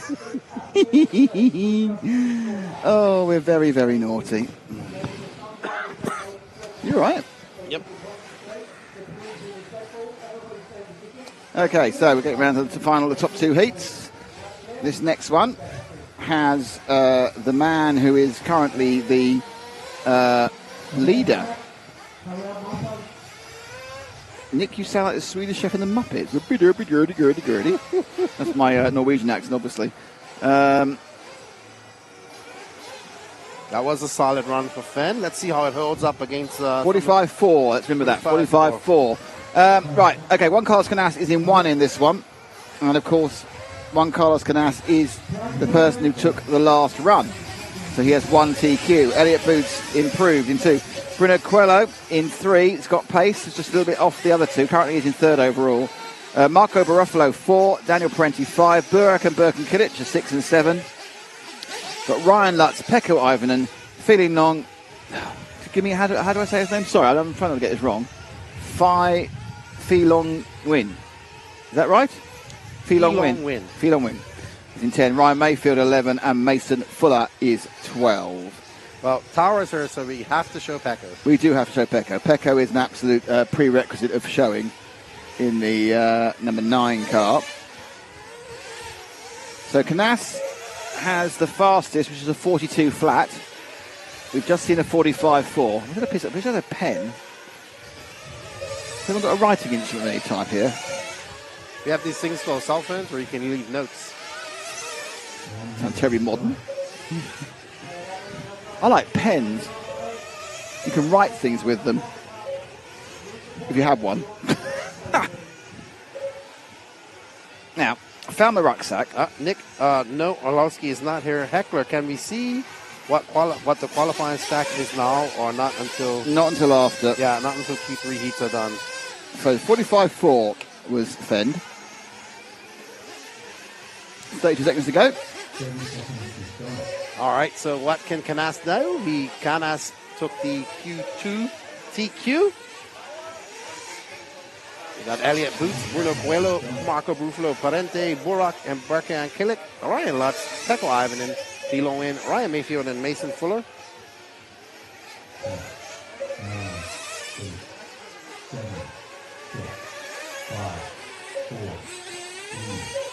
Let's give Pekko love right off the bat for Tara. Pekko evening. Go evening. And here he is. Hasn't started yet, obviously, Pekko. Pekko, who's twice TQ'd the European Large-Scale Championship and not won. He ran out of fuel on the last lap. I thought he was a European champion. Nope, he ran out of fuel on the last lap. I remember that, but I thought he had won one. No, he just TQ'd other ones. Obviously, under the tutelage of JQ, taking 8 a little bit more seriously. Because he was racing everything. He still races a lot. I think one of the people who suffers from the short season for outdoor racing up in Scandinavia. Obviously Finland, you've got a few months when it's lovely, and then it's not. So you're kind of forced indoors. Look at the Italians and Spanish who say the real strength in European racing, and much like the southern states of the US, you can race all year outdoors, or at least 10 months a year outdoors. All right. So hopefully Tara is watching this. Lad, that's a bit wide. Good comeback by Pekko. He went, good correction there. Almost, he's about 5 centimetres away from an accident on several occasions at the moment here, but you know, what's that lap time was a 50.7, 49 flat for Coelho lap 1. Boots 49.9. Waiting for Canas to come in. And Canas is on a 49.3, so it's just a little slow. So the opening laps, it's first blood to Coelho. And I think it's behind even, isn't it? Let me see. Good pull bit. Trying to drop back one, Ash. Is that quite an orange car? That is Coelho. That is Coelho. Now the problem he's got is that is even going to make him easy to get past. At the moment, Coelho's using him to race and catch up with, but what he's going to have to do is work out how he's going to get past him. up the main straight. That time was a 49 flat again. Oh, Pecco has an off-track excursion. That helps everybody because that means that he can let them pass and it's all fine. So 2:49 flats for Coelho. Hasn't gone in the 48s yet. Is this track a bit slow? In which case it means that the time we saw from Fend was even better than we thought it was. Canas has done a 49.7 and a 49.3. Canas is a little bit off the pace at the moment, actually. By a little bit, I mean a little bit off the pace. I don't mean like, oh. Now it's going to be a situation where some of the people will be trying new things, even though it's round 3. And obviously the day is, we're in a different part of the day. The track will have warmed up. It's been under the heavy sun now the whole time. But there is a, oh, what's that done for him? That's going to cost him a bit. Did we get the replay? We'll get it in a second. So that cost him a second and a bit and took him off the lead. So Canas now leads. Only by 0.14 of a second. What a save, though. But he got away, but it cost him only cost him a second. Cost him a second, that did. And that's, you know, it was errors, really, which kept Coelho away from being much, much closer and possibly even winning the European Championship. Because Canas really had a very, very bad last 7 or 8 minutes his tyres went off. And Coelho just couldn't make up for the time he'd lost earlier in the final with a couple of errors. And this track doesn't seem to be particularly error-inducing. I think I've seen a lot of them seem to be able to run clear here. I mean, I think that's the grip means you perhaps not running out fast, you're running clean. This time round, Coelho goes back to the top and in for fuel. And there we see a pit by Mike Fuller and... Oh, that was really bad. That was very bad. Well, that might have been Coelho too. No, it was Coelho. Coelho got blocked by the drop on that pit. Yes. You've got to look left. You can't just drop a blooming car because you want to. I was so annoyed, I didn't press the replay button. Wow. Coelho will not be happy about that. Anyway, that's just poor. That's poor from whoever dropped that car. He was coming full pack, he just dropped him on it. Canas still out front, followed by the Killix, Burkham. But Ruffalo not having a good run. He's currently down in 12th. Mayfield trying to climb the ladder. Let's see what happens now that Coelho's lap time with the solid 5.7. There's on 54.885 on that lap. Drops him quite a way back. He's actually behind Birkenkiewicz after stop, so he's lost a lot of time. A lot of time with that problem. So he'll be spitting feathers, he'll be upset, but he's going to come back from it.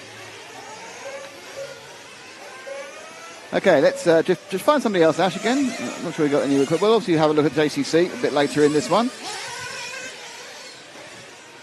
And that's Ryan Lutz. So Ryan Lutz, the Lutzinator, down in 10th at the moment, but he has stopped and Fee Longwin has not stopped. Nuts with the Coyote Show.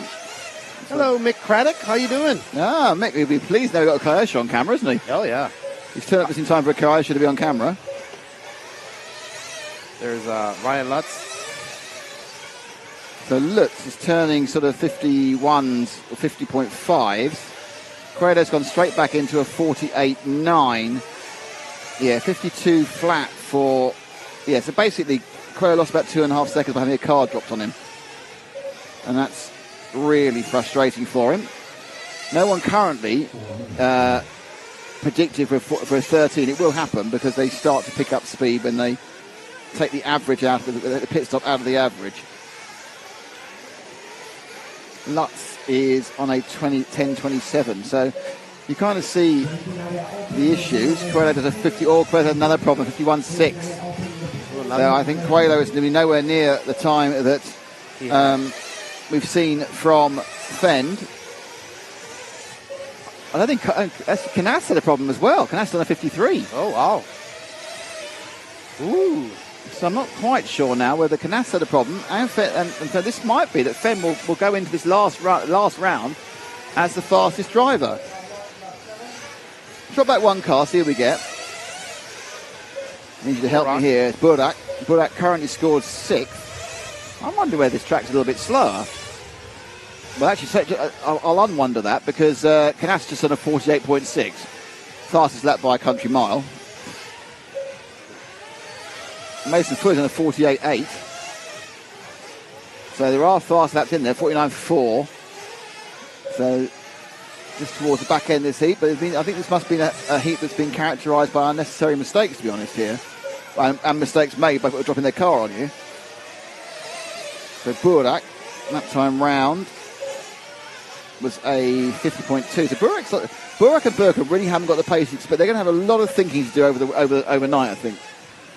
Birkin then does a 59.5, the second overall, but that's not how it's counting.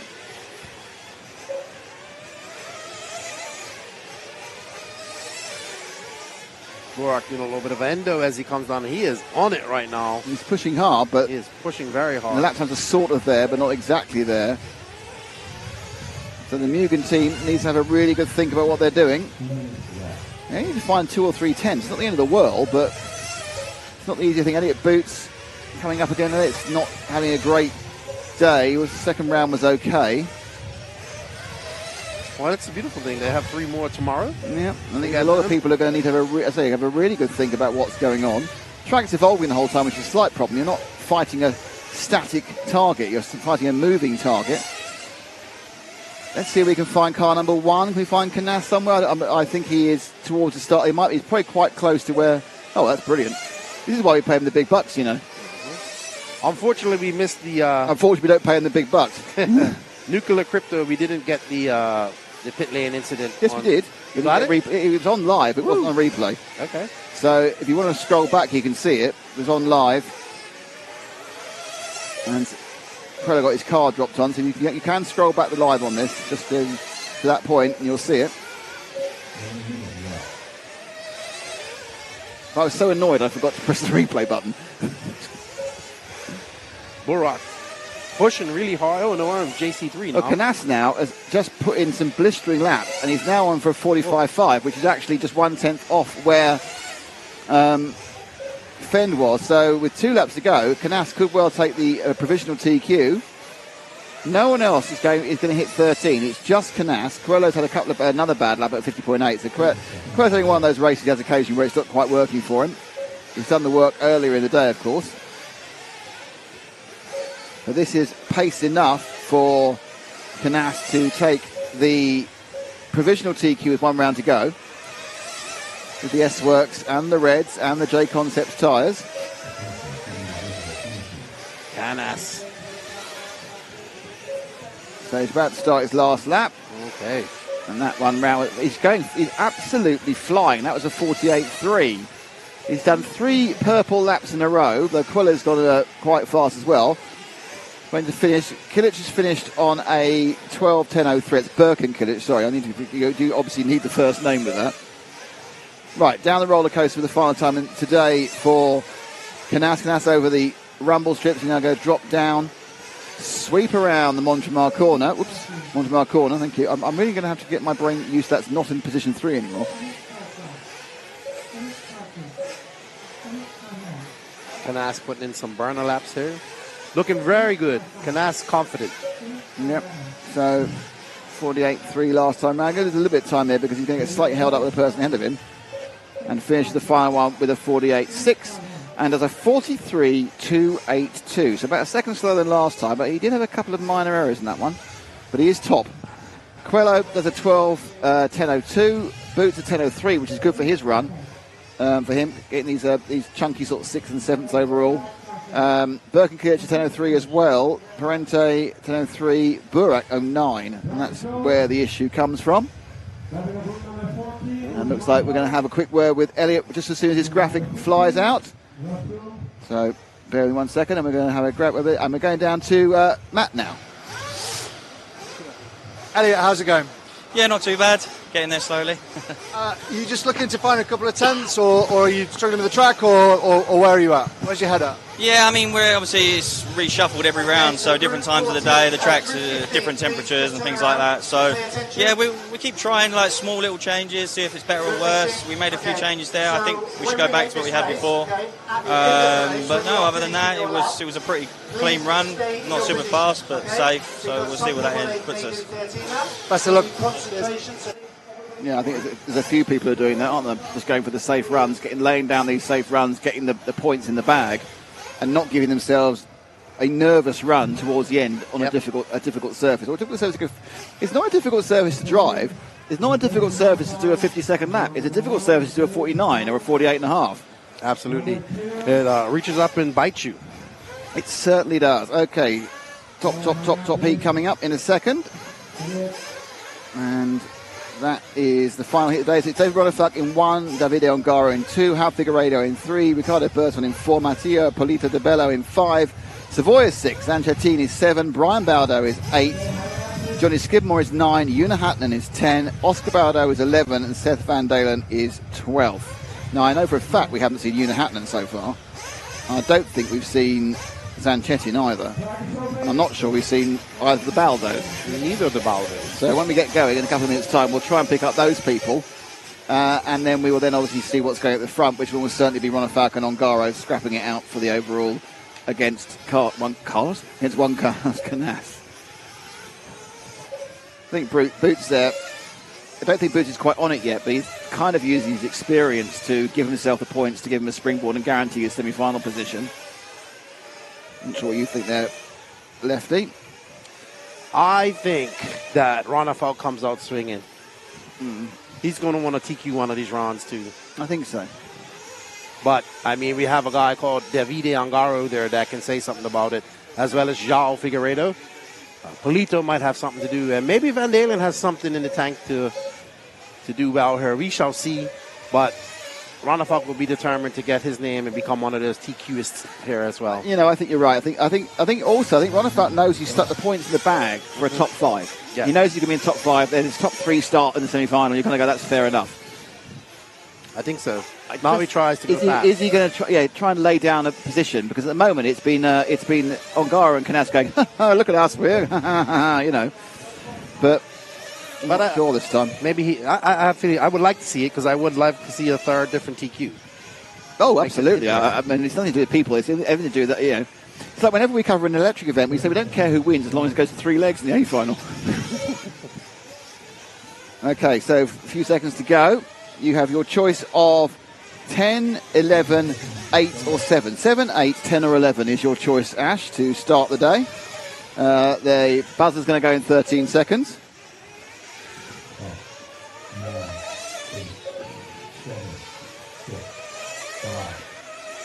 He's spying them out like a crane.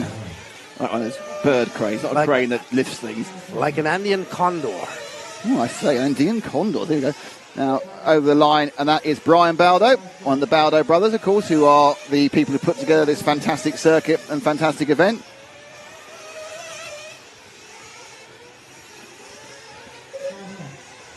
And people who say they're only this high up because of it's their home track should point out they make the main finals in the European Championship just about every one of them does, or both of them do, just about every year. So, obviously it helps if it's your home circuit, but you've still got to drive it.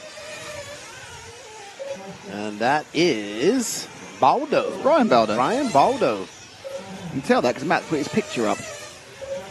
That looks like a professional. Look, I'm very happy. I'm very trimmed to be here.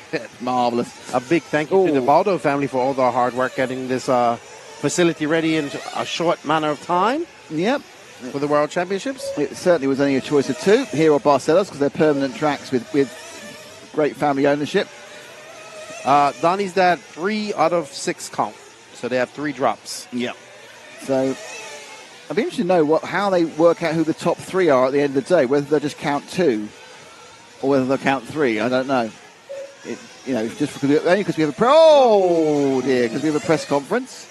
Okay, let's see if we can find either 10, 7 or 8 next. Oh no, we've got 8, 10, 7 or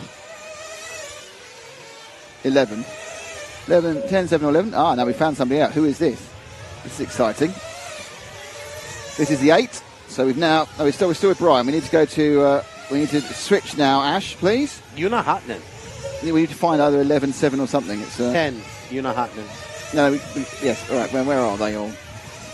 There's 4 cars looking for. Can't see any of them. Oh yeah, just drop back 1. I think to the blue car. Is that 1? The 11? There we are. That is Oscar Baldo. It's the other Baldo. Oh. We were having a Baldo special at the start of this one. There's, I say, look a bit cheeky in that picture, isn't he? Oh, that's the old Tinder photo, isn't it? Hello, come and see me. I'm. Nick, this is, thank you, Rimfire. Thank you.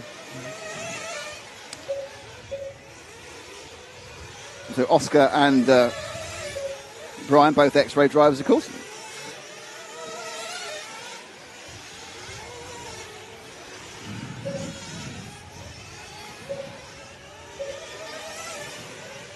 Coming down now.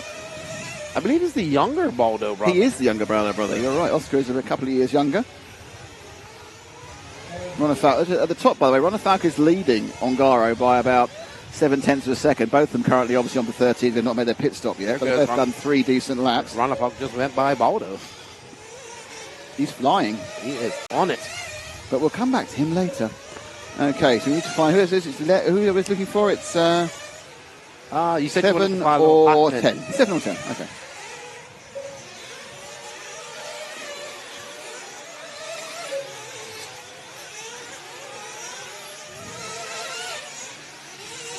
Okay, so the big zero. Ash is about to go down. He's about to be at the top of the roller coaster any second now. It's all green because apparently that's the colour you have to be to finish. And that is Una Hatnan, better known for some stellar performances in 10th. But now keeping going. Ronafalk remains faster than Ongaro at the top, despite having a slightly slower lap that time round. It's Una Hatnan. Is he associated, Hatnan? He was associated, wasn't he? Is he associated? Yes. Yeah. Oh, a little bit of a scrabble there for the save fin. by Hatnan. I think one of the advantages of the speed of this track is you've always got momentum straightening you up the whole time. Because you might have a bobble at the rear end of the car. He's coming in for fuel. There's his dad. You know, Hatnan is probably one of them very underrated racers. He's very fast. He hasn't really raced that much this year. You know, obviously he cut his teeth in 10 scale racing and he's done very good there. But 8 scale racing, he's still very good and he's doing very well. And I really like Una. So I would love to see him into the semis directly, and Pecco, to be honest. The thing is, we'd like to see everyone in the semis. This is true. Okay, Ash, we are going to pick up our final person we don't think we've seen before, which is Alex Zanchetin. He's going to be at the bottom of the roller coaster any minute now. He's blue and red. And is he X-Ray as well now? Zanchetin is X-Ray. And it's good because he quit racing for a while. Broke his leg. Back. Well, he broke his leg when he was with Mayako. Quit broke racing. his leg. Sorry, go on. Quit racing, and he's done pretty well since getting on the X-Ray team. He made the Euro finals, I believe, this year. So always good to see Alex. He's always, when you see him, is always smiling. And I saw his father's doppelganger right in. I said, dude, he keeps telling me his father's doppelganger. I wouldn't know what his father looked like if he came and hit me with a fridge. He looks. You would never forget him. He's got. You know what Zanchetin's father looks like. I have no idea. Absolutely, you've seen him a million times. Well. Oh gosh, yes, no, yes, good point from RCGP. This is something he got away with. Ooh. JQ would say that's a track cut. Well, I don't think he had his fastest laps. It's probably okay.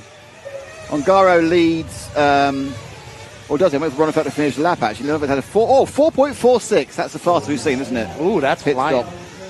5.7 for Ongaro. Ongaro is in front of Ronafalk at the moment. No, but Ronafalk needs to complete his lap. And he stopped for fuel. Let's see where he comes up in a second. Oh, no, he's running. Oh, he's in another, not a great out lap again. But he's 9/10 behind. You can make it up. Hey, what's up, Cam Goff? No, I don't think we're going to have any rain this weekend. I sincerely hope not. There should be none. The weather's getting cooler for Friday and Saturday. It's going to be 33 tomorrow, and it goes down to 26. Oh, someone's going to pit. Right, let's see if we can find either. Ongaro is about to go over the start-finish. So let's go over for Ongaro, the start-finish. Car now, red and white, there he goes. That's Ongaro doing a 48.9 that time around. And on for, it's going to start clipping into the 13s quite soon. Ronafalk, Una Hatnan, who we showed, is having quite a good run, actually. But it's kind of really close behind the top 2 or 3. Ronafalk now did a 49.1. So he's now 1.1 seconds behind in real time from this man Ongaro. But he will clip into 13 if he doesn't make a mistake. I think that's the big difference between Canas and Ongaro. You kind of feel they're less likely to make a mistake than Ronefalk. But I think Ronefalk's mistakes have been because he's been pushing so hard. Wow, that was impressive. Oh, my goodness. You can definitely see the different driving styles between Canas and Ongaro. Ongaro is just a slight bit, it's just smoother. Looks like he's out there effortlessly out there driving. Canas is definitely more aggressive out there, but both equally as fast. So very impressive. Did some great lines by Ongaro there as he makes his way up over the rumble section. Yeah, it was two ways to crack the same egg, isn't it, really? I mean, 48.6, but then I was about to say, we had the fastest lap of the race, 48.3 from Ronefalk. So what we'll do is we will let Ongaro go when he crosses the start-finish line, and you'll need to just see where Ronefalk... Okay, so Ronefalk's not where I think he is, because it's... where is he? Where's he gone? He got involved in traffic there, didn't he? That wasn't very good. So Ronefalk's lost a bit of time in traffic now as he comes up at the inside here. He just got past both car number 11, that's one of the Baldos, and car number 8, which is another Baldo. He went both the Baldos, but unfortunately got kind of shuffled up in that time of doing. I'm not sure what it's done to his lap time. Yeah, 51. That's all gone wrong there, and off camera coming together with the this is no one's fault, but it's just traffic again. That's cost him 3 seconds. That's going to I think he's still going to get a 13, but it's going to take him behind Canas and probably behind Fend as well. There's nothing you can do about that. It's just a frustration of the fact you're racing against people who are very, very fast and getting past them when they don't want to let you pass because they don't want to lose time themselves, because every second counts. It's difficult. So he got tripped over there. I mean, I didn't see the whole instance, so I don't want to apportion blame. I was just looking for him on the track to pick him up. But much like the car that was dropped on Bruno, is a couple of seconds just disappeared, and you sit there going, well, that isn't my fault, that's not fair. So over the line now, he's got a couple more laps to go. And he's clipped into the 13s now, as has Ongaro. But Ongaro is 3 seconds faster than him in real terms. What is Ongaro to Canas? Well, I don't know yet. He's on for a 46, but he's got to get to a 43. But it because of the way it fades in due to the pit stops adjusting the average.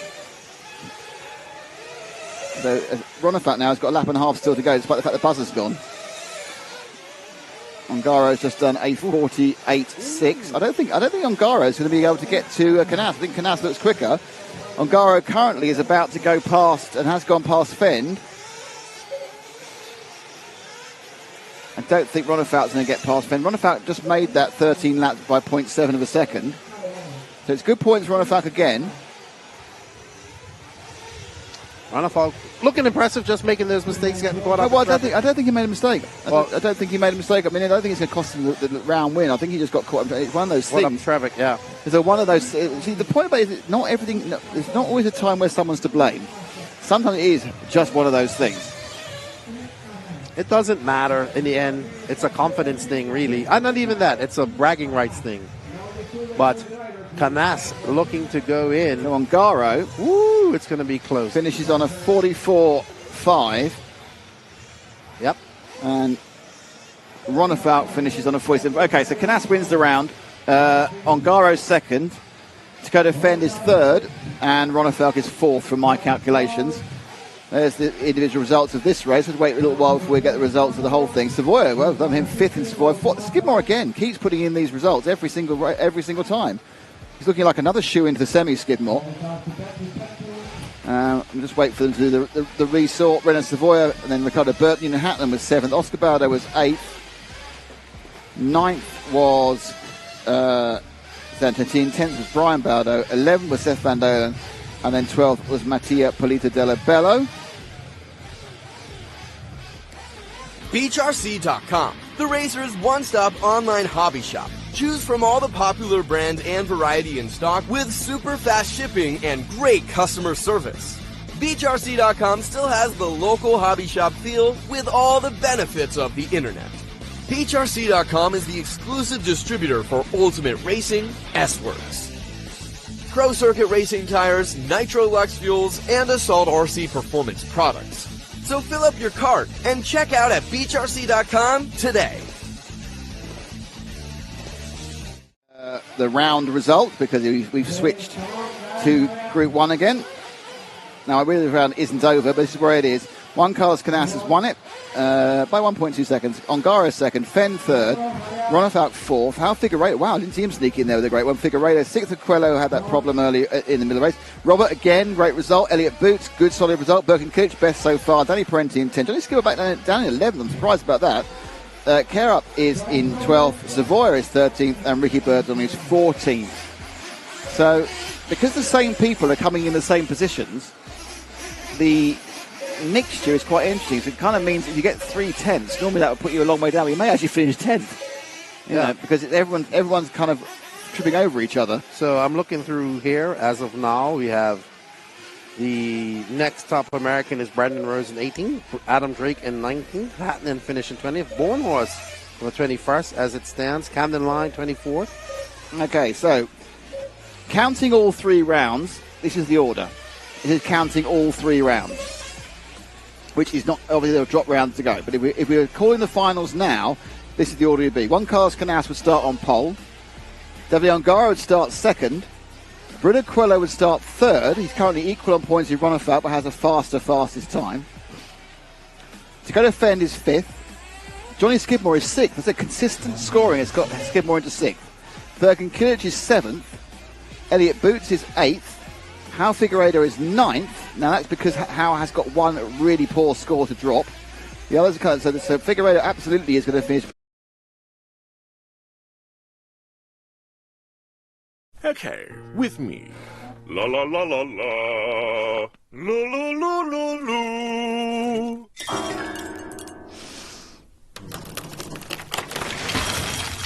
Oops. Fruit Loops find the loopy side.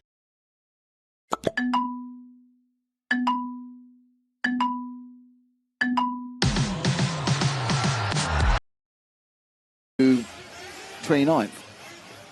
So he has to go home, reset, and get ready for tomorrow. Now, Philan Nguyen, he's got a 12th and 230. So he's got a nice, shiny score there, which he can work with moving forward. Just looking at the rest. Mattia, actually, no, somebody else who's got a bad score is Mattia Pelita de Bello. He's on 62 points, but one of those is a 46.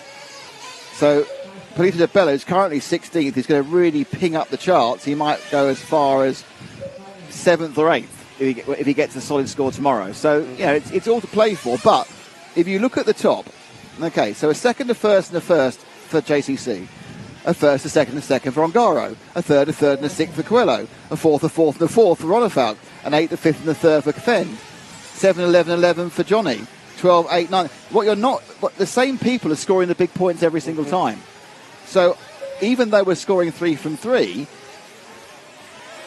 you're not going to see huge movements. At this point, the only people who are going to qualify in the top 4 are the people currently in the top 5. Got you. So it's only going to be Canas, Ongaro, Coelho, Ronafalk or Fenn who will get in the top 4. So no Killiches, no Figueiredos, that sort of stuff. It just won't happen. And realistically, I don't know if Fenn's is actually in with a chance. I think it's obviously it's Canas against Ongaro, obviously for pole, and then the second positions and the third positions in the semi-finals are really up for grabs. And it is, yes, the first rule is to try and make the semi-final. The second rule is to make it in a position where you're not about to get yourself destroyed in the first lap. Absolutely. But this is ladder system, and people can bump up. Yeah. So don't be despaired. We still have 3 more rounds to go. But like you said, now these guys are definitely on the back foot. So we shall see. Mayfield needs some good runs. Right now, he would be, if it was to go tomorrow, he'd be in the, let's see, so top 16, go to the semis. Yep. So Mayfield's actually in the 8th. He would be in the 8th, so he's 2 mains back at the semis. He'd have to bump twice to get to the semis, then place in the top 5 in the semis, or have the sixth fastest lap to get in, or go to the LCQ. Yep. Wow. I did not expect to see the worlds unfolding like this. But we still have lots of racing. But the interesting thing is, we were talking about it yesterday with the Americans nowhere. Well, one American's figured it out. Yes. Completely. Fenn's completely figured it out. Not surprised there. And, and actually he probably had the worst Tuesday of all of them. He did, but he also had a very good Sunday and Monday. And this is it. And so, it's not really about where you come from. It's how you adapt to what you've got. Mark Brute-Young says another round. No, it's not another round. This is just the end of round 3. There's 6 more heats to end round 3. Yes, so this is the lower heats now running. We round 1 to 6. And then it will be over. So will we.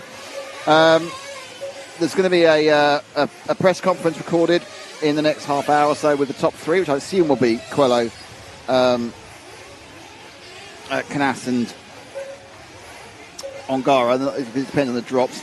I like the fact that Ronnefeldt's been 4th in all 3 rounds, which is quite impressive. Well, Figueiredo, besides that... 5-5 and nothing, yeah. So, and a good run for Bobby there, 7th. He's got an 18. We're looking at some people, I think we're looking at... If you look at the people in the top 12, they'll be in the semis.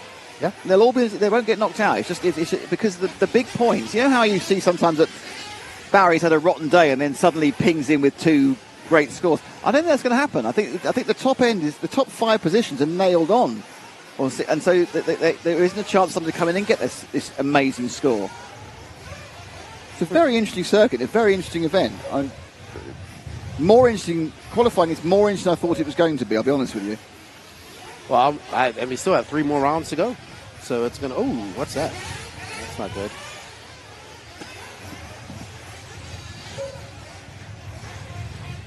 Oh, Rapper Escudero, who took the win in this race earlier. Missing seeding yesterday. And now getting ready. So these are the lower laps. Tomorrow we'll start again with heat number 7. So you will see the top heats in the morning, not early in the morning. So remember that when you do tune in. We do start at 8:30 a.m. tomorrow, which is 6 hours in front of East Coast time, 9 hours in front of Pacific time. Wow. Don't ask me about Australia and all the rest. Australia's ahead of us of some hours, but there's 3 times as amount of Australia as well, at least. So, but it's a very nice day. It's been a very cool day. Yesterday was very warm. It's not been very cool. It's been a little bit cool. Yes, it's been a great day. You wait till Friday. It's only 26. So what's Friday supposed to be? 26. You wait till Friday, it'll be 26.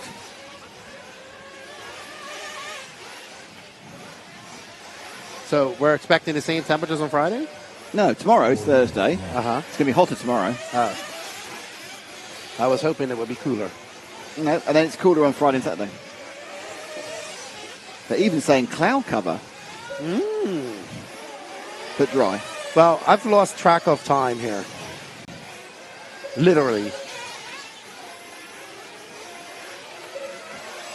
Oh, car 11 someone asked for. Who's car 11? Car 11 is Jose Thomas Escudero, who's winning this one again. Yes, he is. The teacher. Are we with 11? I think we are we? Right, so he missed seeding yesterday, so that's why he's down here in this. And that is 11 with now. We may have been with him before that, to be honest. I've been chatting to you rather than looking at the screen for Heat 1. Yes, he's a teacher. And you've been trying to figure out. I see your brain clicking up there. You're trying to figure out qualifying already and make predictions. I like predictions. It keeps me amused over the many, many hours of qualifying. Now, we won't know who's TQ to at least round 5 because even if Canas TQ's round 4, it would still be an opportunity for Ongaro to pick it up. Impressive driving by Ongaro. And unfortunate for Ronnefeldt, I'm going to have to go find out what happened with him because if that was the Balders, those are his teammates as well. So some X-ray team orders coming on the line for the Worlds. You're just going. But I don't know what happened. I have no idea. I didn't see it. I saw it all get confused up together. It may well have been absolutely innocent. It may well have been just. More than likely, it was what's called just one of those things. Yeah, that happens. People don't like just one of those things. It's like people don't like racing incidents. Sometimes stuff just happens. Well, you know what I liked about Coelho was he didn't blame his pitman. He didn't blame anybody else. He blamed himself for missing that lap. And sometimes as a driver, you just got to take the responsibility for your mistakes as a human being. So, it is what it is. It's not going to affect him too much. Not at all. He's going to start second or third in the semi-final. And I think he knows that's... Whilst it's fun to get TQ. We have a request. Oh, car number. Are we following car number 11? We are. Okay. Yes. We've given a bit of 11. We're on 3 now, actually. We've moved to 3. Who is Joaquin Ballesteros. No, so the main will be 12 cars plus 1 from the LCQ. That's so right, 13. 13 cars. So how it works is 6. So 5 and 5 from the semis go. 5 and 5 from each semi go. So top 5 from each semi go into the main. And then the next 2 fastest lap time. Are they still doing that, are they? I believe so. Because the Euros, it was 6 and 6 and LCQ. Oh, really? I think it's because of this LCQ, they're kind of dropping this concept that you might have a faster or a slower semi. You know what? That's actually better. I'll ask Javier, because these minor rules change all the time. And they've changed, for example, this time the running, when we're running 10-minute qualifiers rather than 5-minute qualifiers, 7-minute qualifiers. So we did 7 in 2022? I'm pretty sure we did. I don't think so. It was 10, went back to 7 again. It's constant fiddling. Well, it has been 2 years ago, and it's been a lot of RC going. A lot of through my life brain. since then. A lot of RC's going through my brain since then. Let's see what our chat's saying in here. What's up, guys? What's up, everybody? We need a driver with no pick and give him a pick off Lefty's butt. So that's that's a joke from one of our races where we do headshots with guys. So we'll do headshots as well. And then if you don't have your headshot, you just have 2 circles. And one day Patrick was like, if you don't get your headshot, you're just going to have a picture of Keenan's butt right there. That's quite hard to capture in one picture, isn't it? Yeah, absolutely. You need kind of a widescreen look for that. I mean, hey, I've been blessed. Kevin Clark, who's going to take the bounty on Tyler Jones at Peach State Classic? I don't know. What is the bounty? Tell me about it. It's a $700 bounty who can beat Tyler Jones at the race I'm going to. Right, is Tyler Jones a local star, is he? He's actually he's semi-pro. He's very who's putting $700 up? The race promoter. Really? Yeah. Wow, that's a lot of money. So what happened to the V-Day? He wasn't as fast as Canal. Nothing happened to him. I think he may have had a couple of bobbles, but nothing happened to him. Heatherly 75, Mayfield and Dakota won't drive again until tomorrow. No, it starts at heat 7. Yep. So they're on again about. I'll tell you for those who are still listening. I'll tell you when the top heats go back out again tomorrow. And the answer to that is they go out at. He says finding it's on across 2 pieces of paper, obviously, because that would be the inconvenient way it would be. They go out at 9:45 local time, heat 12. So 9:45 local time, 9:45 UK time. God, awful early for the West Coast, East Coast, but stay up for the West Coast. So the West Coast are actually going out about 1:45 in the morning, so you need to stay up for that one. They then go back out again the second time. The top heats start at 12:15 local, and then the final time they go out at 4 o'clock local. So they're actually finished quite early. And then we have the. We actually get a lunch break on Friday. Nice. We're supposed to do our recap show. Yeah, we will have a Lefty's lunchtime show. Lefty's lunchtime show. On Friday. Saturday. Nice. With highlight reels and all types of stuff to geek out on. Wow. Oh, yes. This sounds like a major production. And let Max go into extreme science mode while I stare blankly into space. Look pretty. That's what I do. And he starts talking about axle plunge and jacking and all this type of stuff. Who's he? Wasn't he the lead singer? When he starts talking about all this type of stuff and Rose Santos, I just stare blankly at the camera and pretend I'm paying attention. Just keep nodding. Axel Plunge, who sadly died of a drug overdose in 1976. Philosophical question for you all.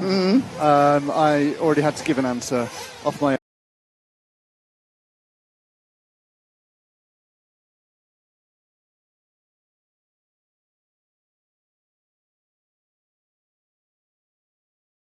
own head, so probably the wrong one. Right. But the race director, in preparation for the press conference,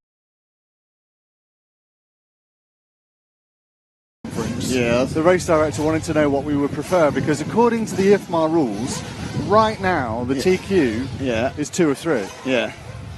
But obviously, if we run tomorrow, that's not the case. We expect to run tomorrow. Yes. So we have to decide. It doesn't make any difference. It does make a difference. Does it in what way? It makes a difference to Ronnefeld. Right, does he end up third? Oh, yeah, he's got an announcement to make. No, because Ronnefeld's fourth officially. Officially, according to what? If you run 3, if you run 3, he's fourth. If you run 2, he's fourth. I'm told it makes a difference. Obviously, Canassi either way, but I think it makes a difference. I just think we'll have all. Let's do it 3 out of 3. That's what I said. Because we're running tomorrow, and come hell, or high water. Yes. Come what may. Well, obviously.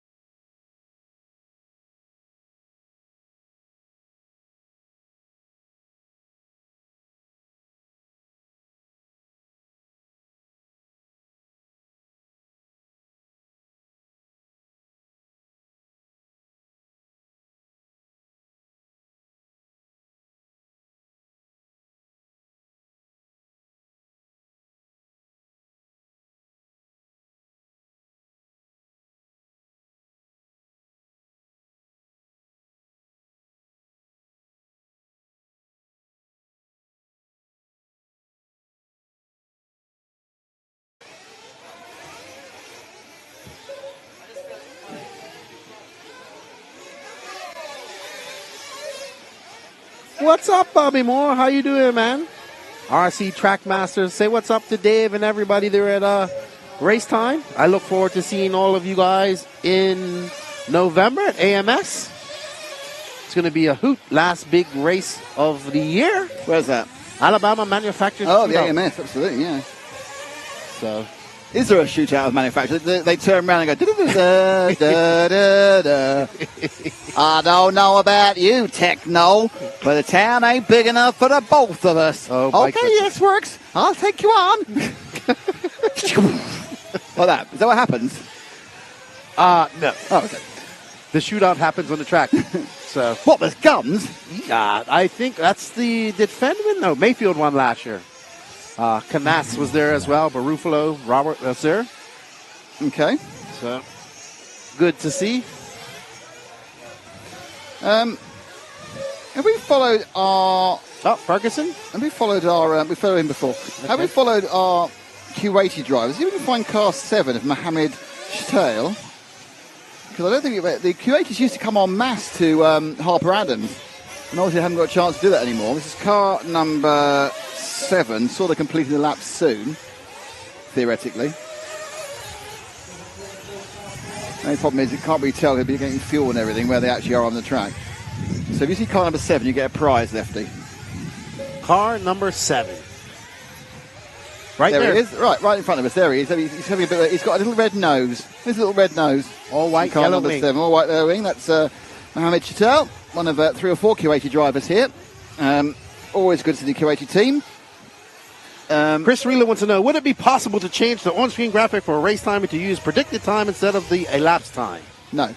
No is your answer. And it doesn't really work because of the lap. It's a great question and a great request, but predicted time is slightly taken out by the pit stops. Oh, okay. Because what happens is, before you have the pit stops, you're going, and then you have the pit stops, it goes wrong, and coming through. But what will happen is, when we get to the actual finals, it'll be gap to leader, so it'll be very easy to follow. Gotcha. But also, one of the advantages of having it like this is we have information we can impart to you. You see? So we become important. There you go. Or you can just watch the scoring while you watch the race, too. Yeah, you can do that first. That's what I do. All right. Belittle me, make me feel like nothing.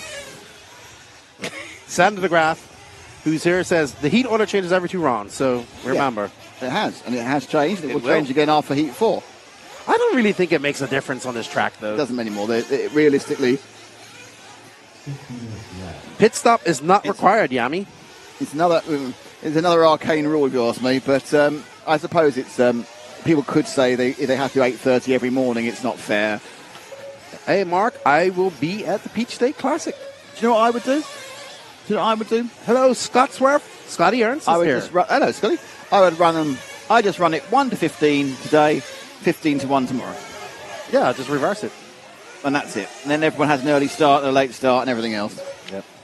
We got the man, the myth, the legend, the voice of RC, Scotty Ernst, in suit. I think he's headed out to Indonesia. What's he on? Is he on the... I can't see him. He's on YouTube. Oh, I've got no idea because it's frozen. I think he's headed to Indonesia next week or the week after for the last round of the Asian Buggy Championship. Scotty is always going somewhere. Oh, I know. There's nowhere he hasn't been and nowhere he's not going. I know. And all I know is that one of my bucket list races is the Philippine Masters next year. Well, we went there, of course, and it was a combined round of the RCGP. We'll probably leave that one there, really, because there were certain things that didn't work too well there, but there was no one's fought in the Philippines. Hello from... Oh, hello, yes, it's Scotty saying hello to us. Hello, Scotty, how are you? Good. He was with Matt, of course, last week at the ETS. Hopefully he had better luck leaving the ETS than Matt had with his various plane issues. And I know that I think that Scotty's constantly having issues with planes because he's always travelling around the world. Can I just say, get well soon to Boomer? To his brother. Oh, get well soon, Boomer. Yeah. Okay. We wish him a speedy recovery. Yes, Mark, I'll see you there, buddy. Get that car up and running. It's going to be a good time up there in Tiger, Georgia. Awesome to see you there. Oh, no, he's talking about Mark Thomas is talking about going to... Yami R1M. Now, I'm guessing that at some point that man owned a Yamaha R1M. Oh, Singapore first, then Jakarta. That's another. So Yami R1M. Do you own a Yamaha R1M, or do you want to own a Yamaha R1M? Only saying this is I got a BMW S1000 RR, so I just want to talk superbikes with someone. You know who's big into superbike racing now? Who? Kendall Bennett from A-Main Racing. Now he lives in North Carolina. He goes to do some racing on the side there. What's in Singapore? Oh, the 10th is this. No. See, look, Yami R haven't got an Aprilia now. So is that an RSV 1000 or is it a different Aprilia? What's in Singapore? Which race is in Singapore, Scotty? Anyone he wants to go to.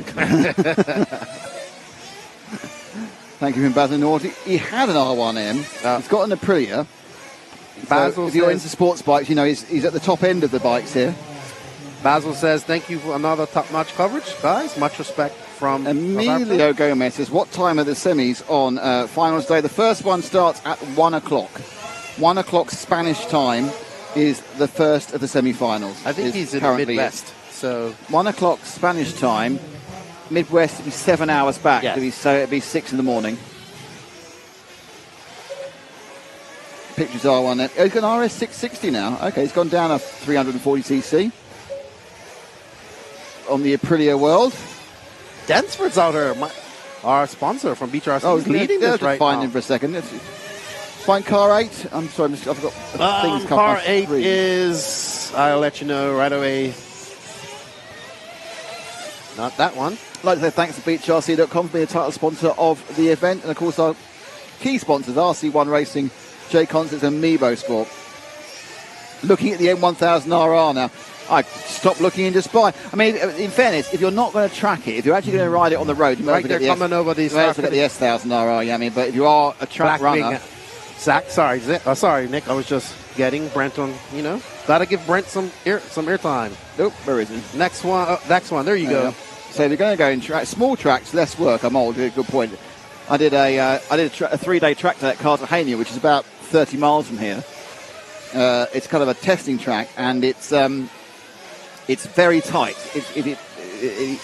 The big litre bike like I've got is way too big for it. You actually want like something little, like a 400 or 600, to actually even be quicker. But putting that around all day was a challenge because we got wet.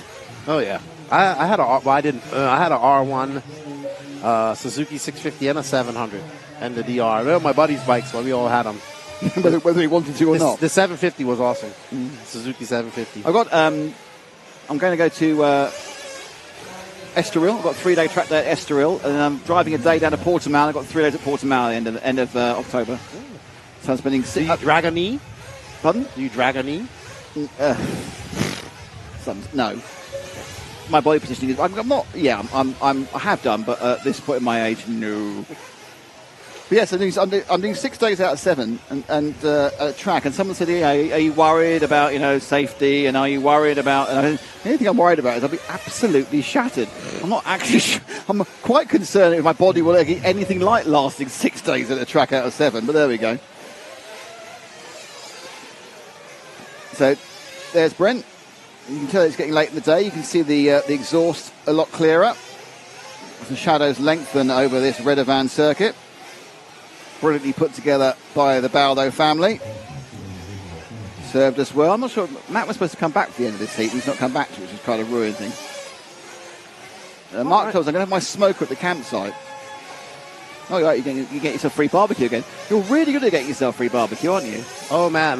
And I love it. People bring me some free coffees, too, or some nice Starbucks coffees, because that's what keeps Lefty going. Coffee.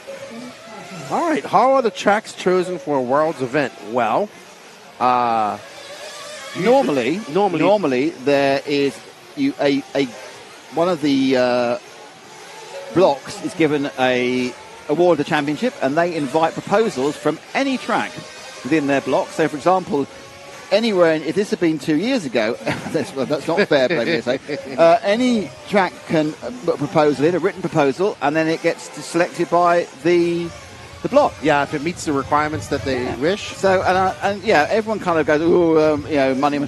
I don't think these tracks make any money from holding these things. I do not think that the Baldos make any money, because the amount of money that they put into this track, like if you don't see it, everything, they have Connex. Okay, the Connexes are rented and whatnot, but they have staff here. They've done a lot of building. Yeah, no, I don't. I mean, if they make any money, then the hourly rate they got for making it is appalling. Ooh, Yami Arv, that's my boy, the Dangler. He's a Dangler. Yeah, he's got an RS660 now. Burns up his tyres.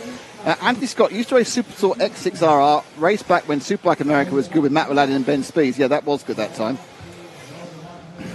Sorry for the troll, didn't realise you were reading them. Well, we are reading them, so we won't actually read them out, though.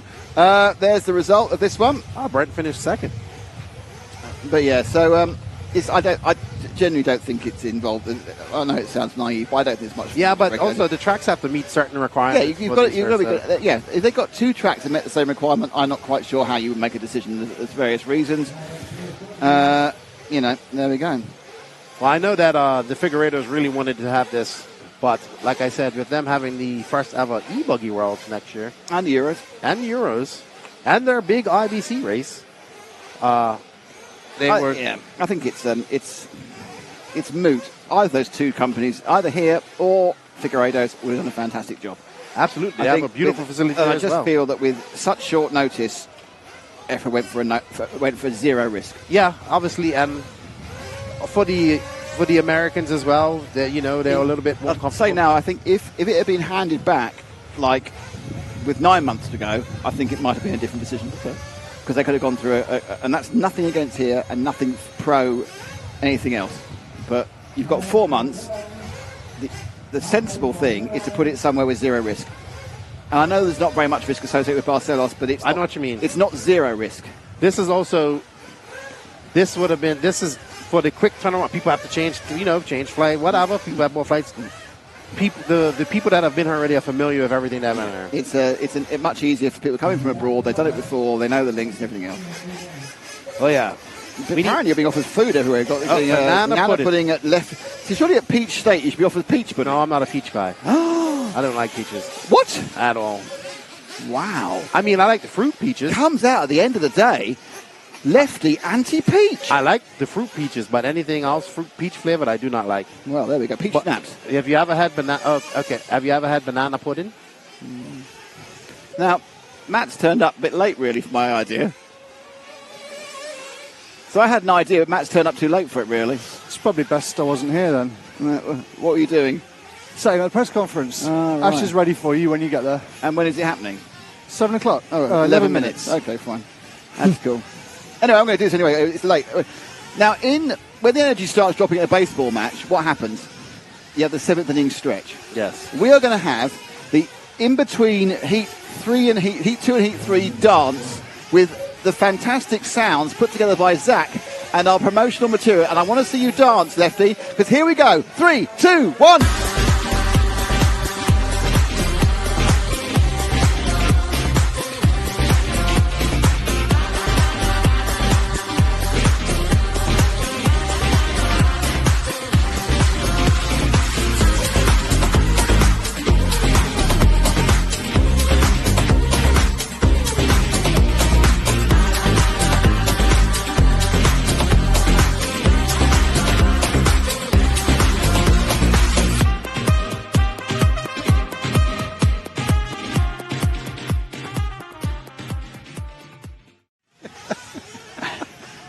Get off. Oh, Get off. I hope you all feel suitably livened up.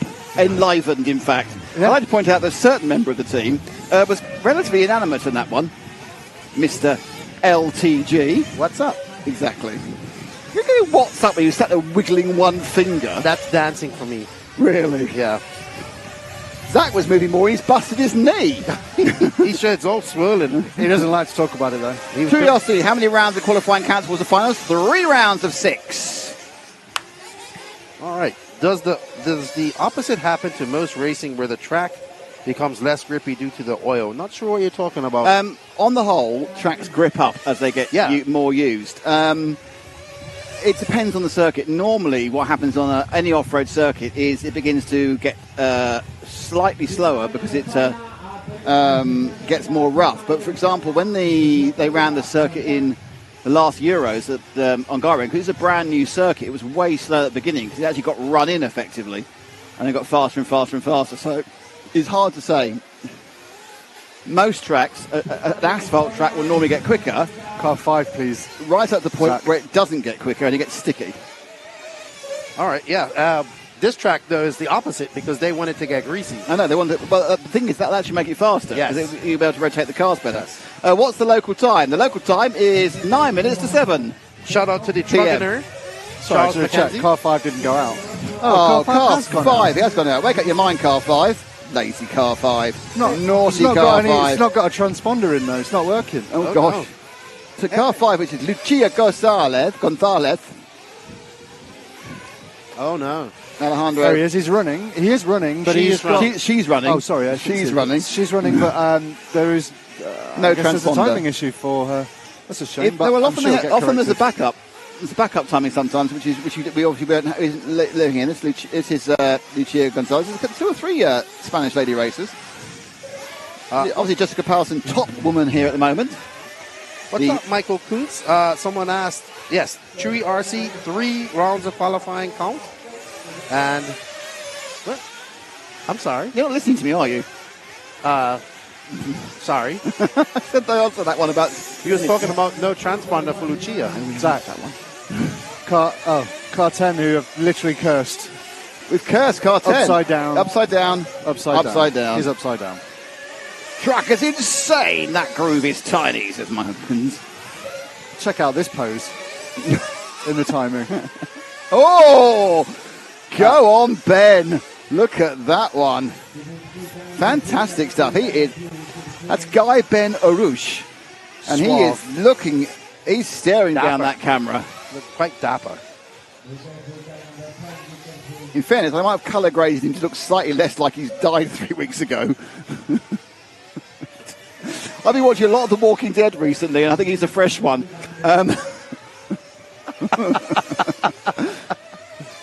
Anyway, it's quite late in the day.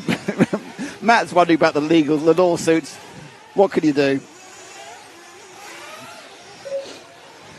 Oh, boy. Have you got anyone else's picture for this? Hello, Mrs. Fend. No, there is no resort. Still staying 11. Right, let's find 11. Oh, no, 11 is out. He's just towards the back. 11's about to finish the lap, I think. Well, they have a thing There's called no car about to finish the lap, so... How can there be so few cars on that part of the track? Is it 11 now, or is it somebody else? Oh, he's in the pits, is he? 11 just had an absolute nightmare pit stop. Right, one of these cars that's come out of the pits is 11. No, it's still in the pit. Oh, it's coming out the pit now. Right, come out the pits now. Here we go. This is 11.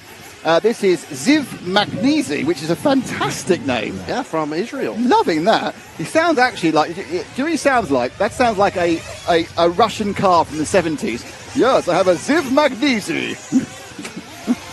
Matt must be just like... He thinks, oh, gosh, thank God he's going in 4 minutes. Come on, guys. Oh, I say.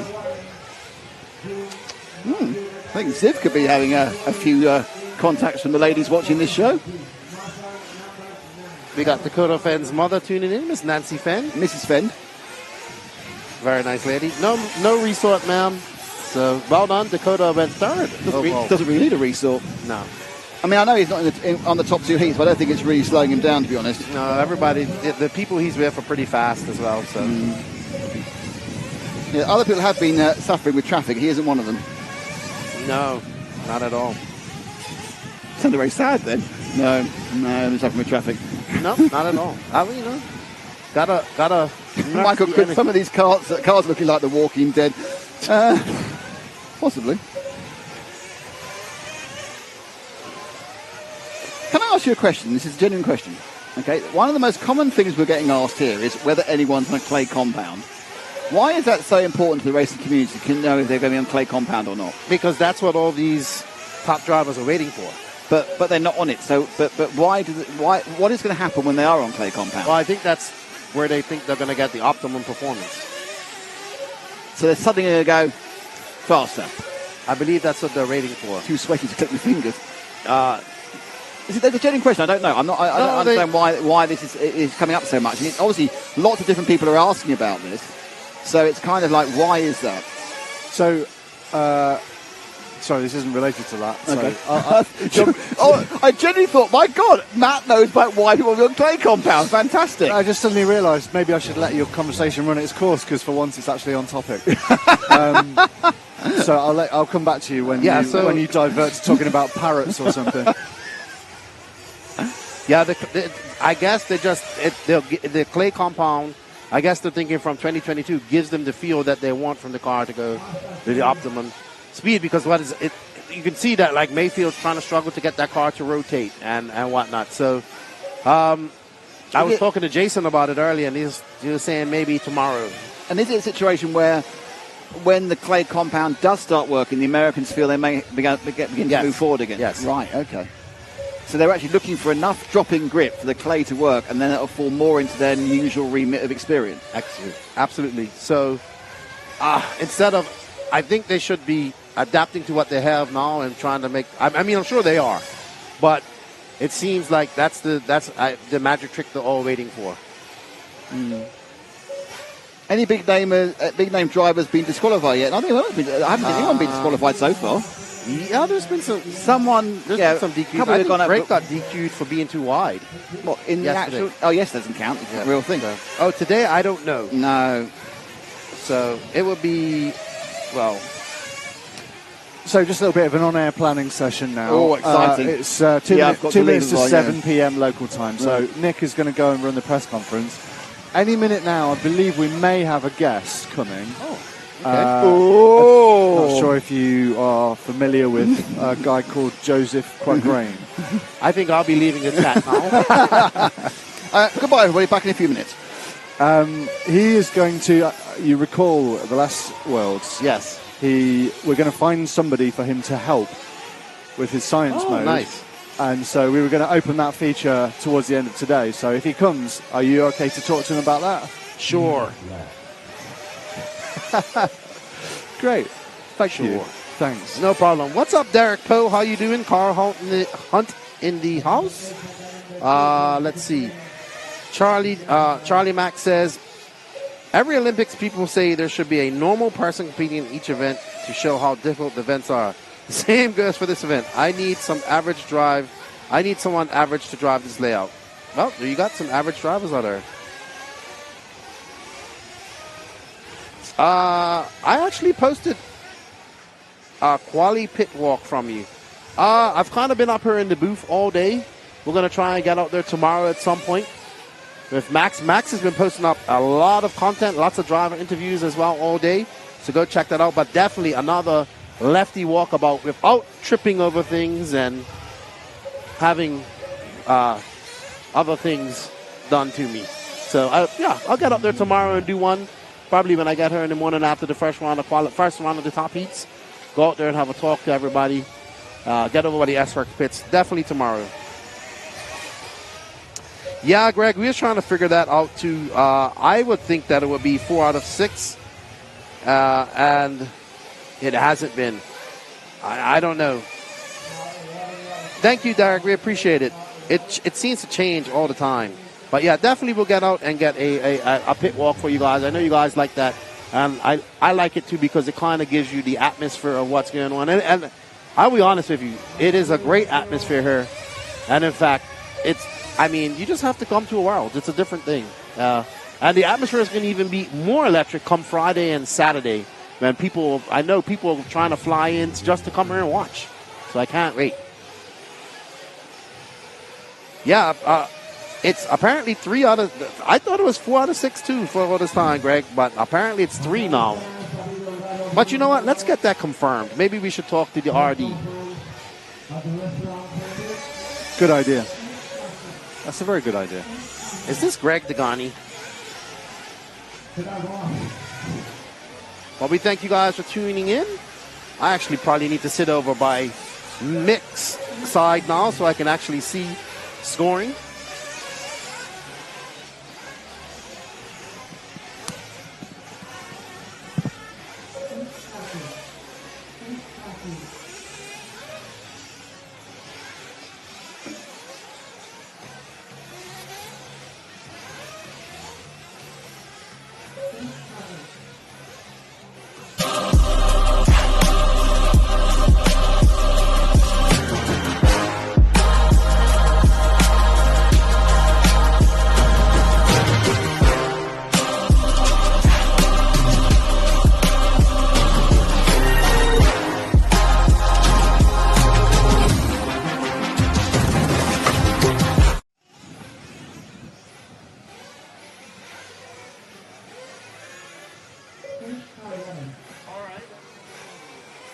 All right, everybody.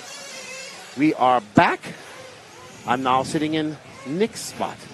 So now I feel at home. Now I feel great. I have 3 screens in front of me. I have control. So up next is heat number 3. Sorry, heat number 4 of Q3. We want to thank you all for joining us. Okay, it's definitely Greg Degani that's in the chat.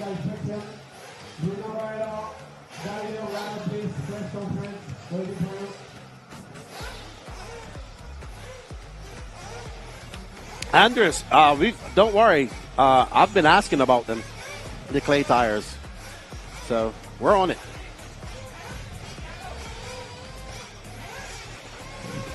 Oh man, it's actually windy today. It's been windy all afternoon.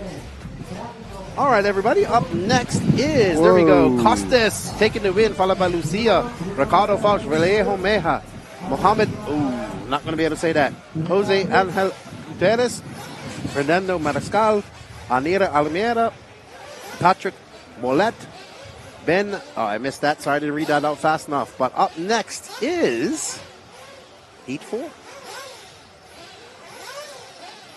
I will try to find car 2 for you, Zach. You got a request. Let's get car 2 on.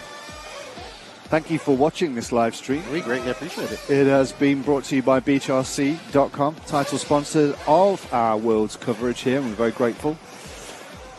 We didn't get Brent on today. No, he's been racing. I know, but he said he'd come on after his racing. Maybe we'll get him on tomorrow. Well, he's racing, pitting. He's a ball of energy. Yeah. And thank you to RC1 Racing, J Concepts, and Mebo Sport. You guys rock our worlds and help make this possible. So everyone watching, if you're enjoying the show, if you're glad that the worlds is streamed, then you should be grateful to these brands and have good feelings about them and maybe spend money with them. Yes. And while you're here, don't forget to hit that sub, like, and notification button. That's free. Give us a share. And if you want to go be even more supportive, we take super chats. And you can become an RC Racing TV hero. You can be my hero. And you get stuff like discounts on swag. You get some free stickers. You get early content. And all that nice, good stuff. All that good stuff. I'm laughing at Greg's comments.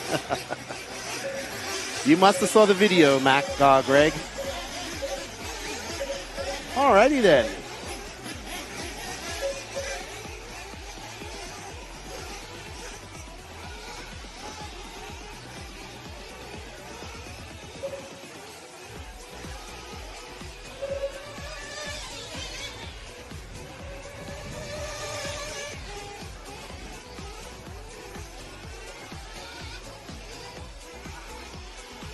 All right, so car number 2, once we get going, is going to be, I can't see, let's see, scoring is here.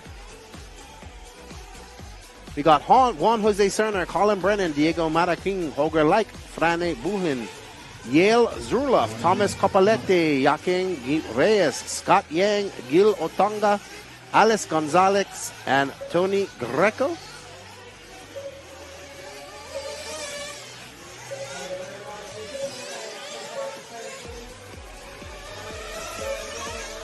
Wow, Tiago, you are putting in your request early. What's up, Francesco Vasquez? All is good. What's up, Theo Price? Big Ben Shootout, September 21st in Tallahassee.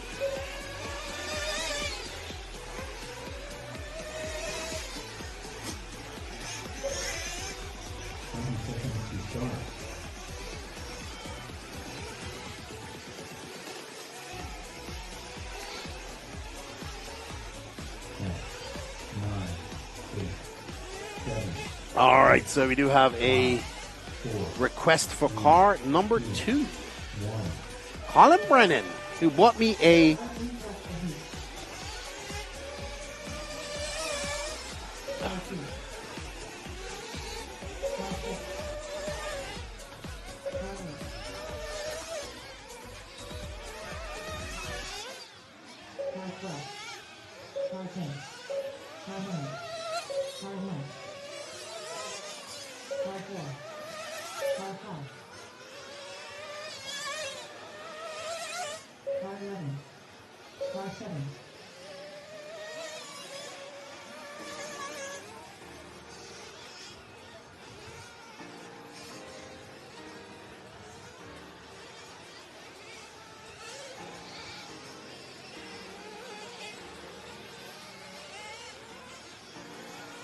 All righty. So, car number 2 we're currently watching right now. Colin Brennan in that black, hot pink and black old school drips. Really nice paint job. I was looking at it yesterday. Also bought me a nice bobblehead Erlen Harlan figure, which I greatly appreciate. You mean Ash? Ash, our favorite camera guy, Ash, looks like Erlen Harlan.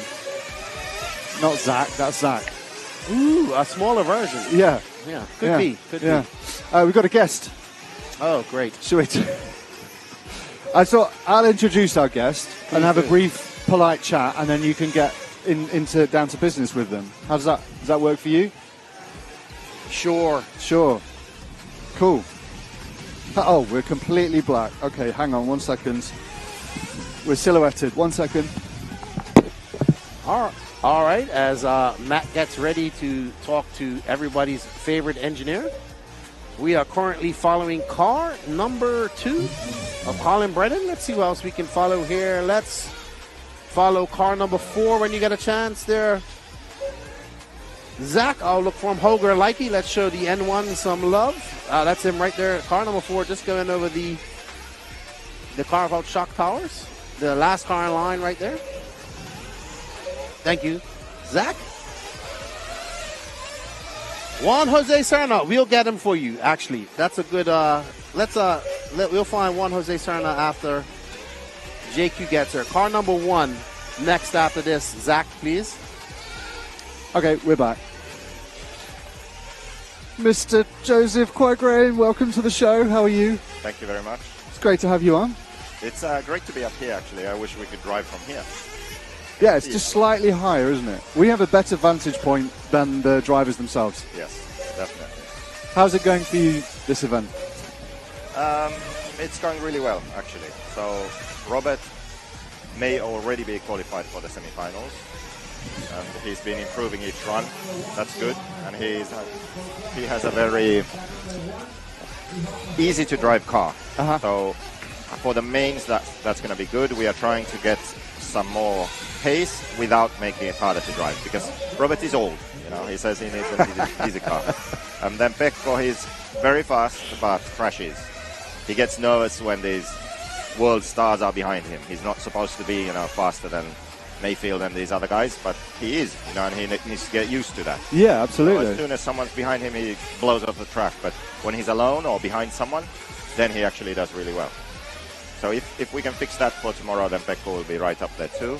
Yeah. And me, I've had 2 clean runs and 1 disaster in pit lane, but I'm driving surprisingly consistent. I'm happy about that.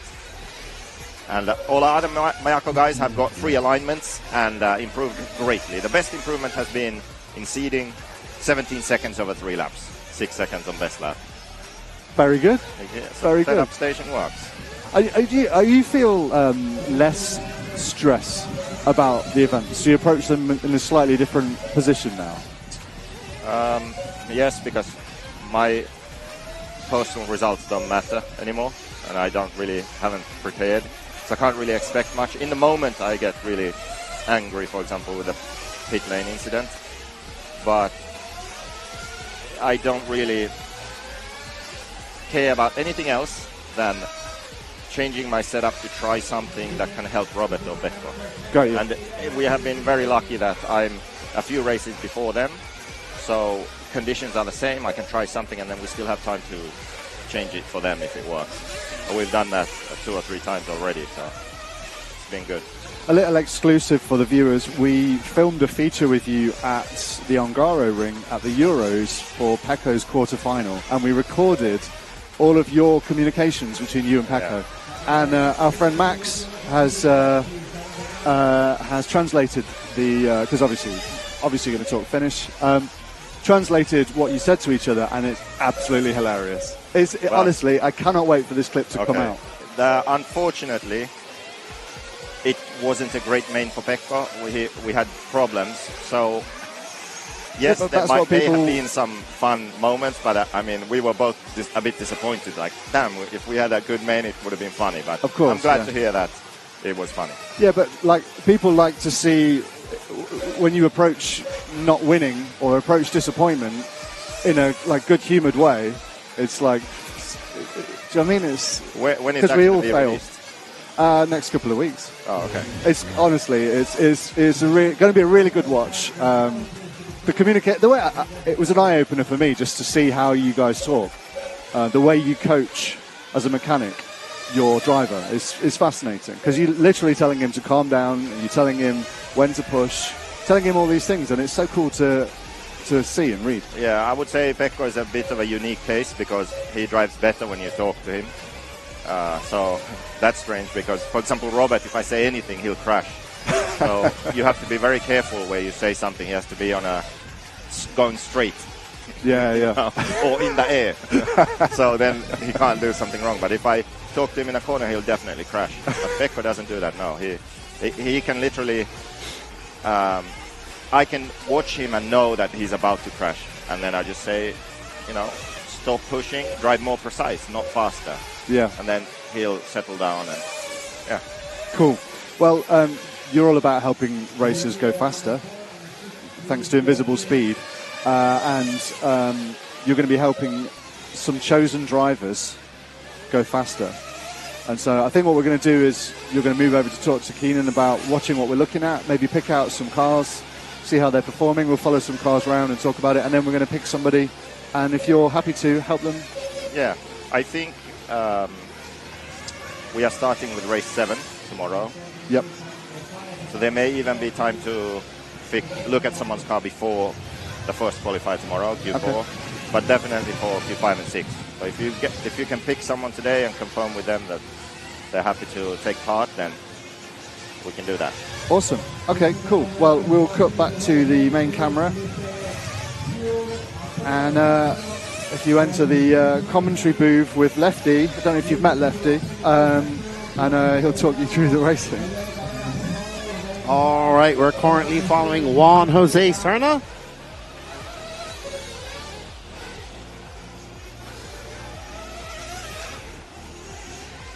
And we get JQ sorted out here.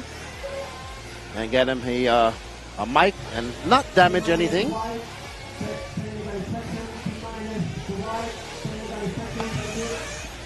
And hey, JQ.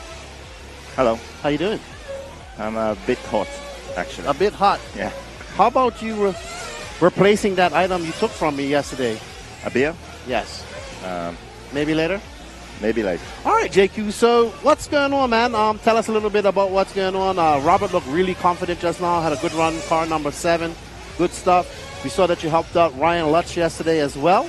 Yeah, but I jinxed him. Yes, you did, because now he's not having a good day. No, not. But he's improving. Good, he's good. Improving. That's good.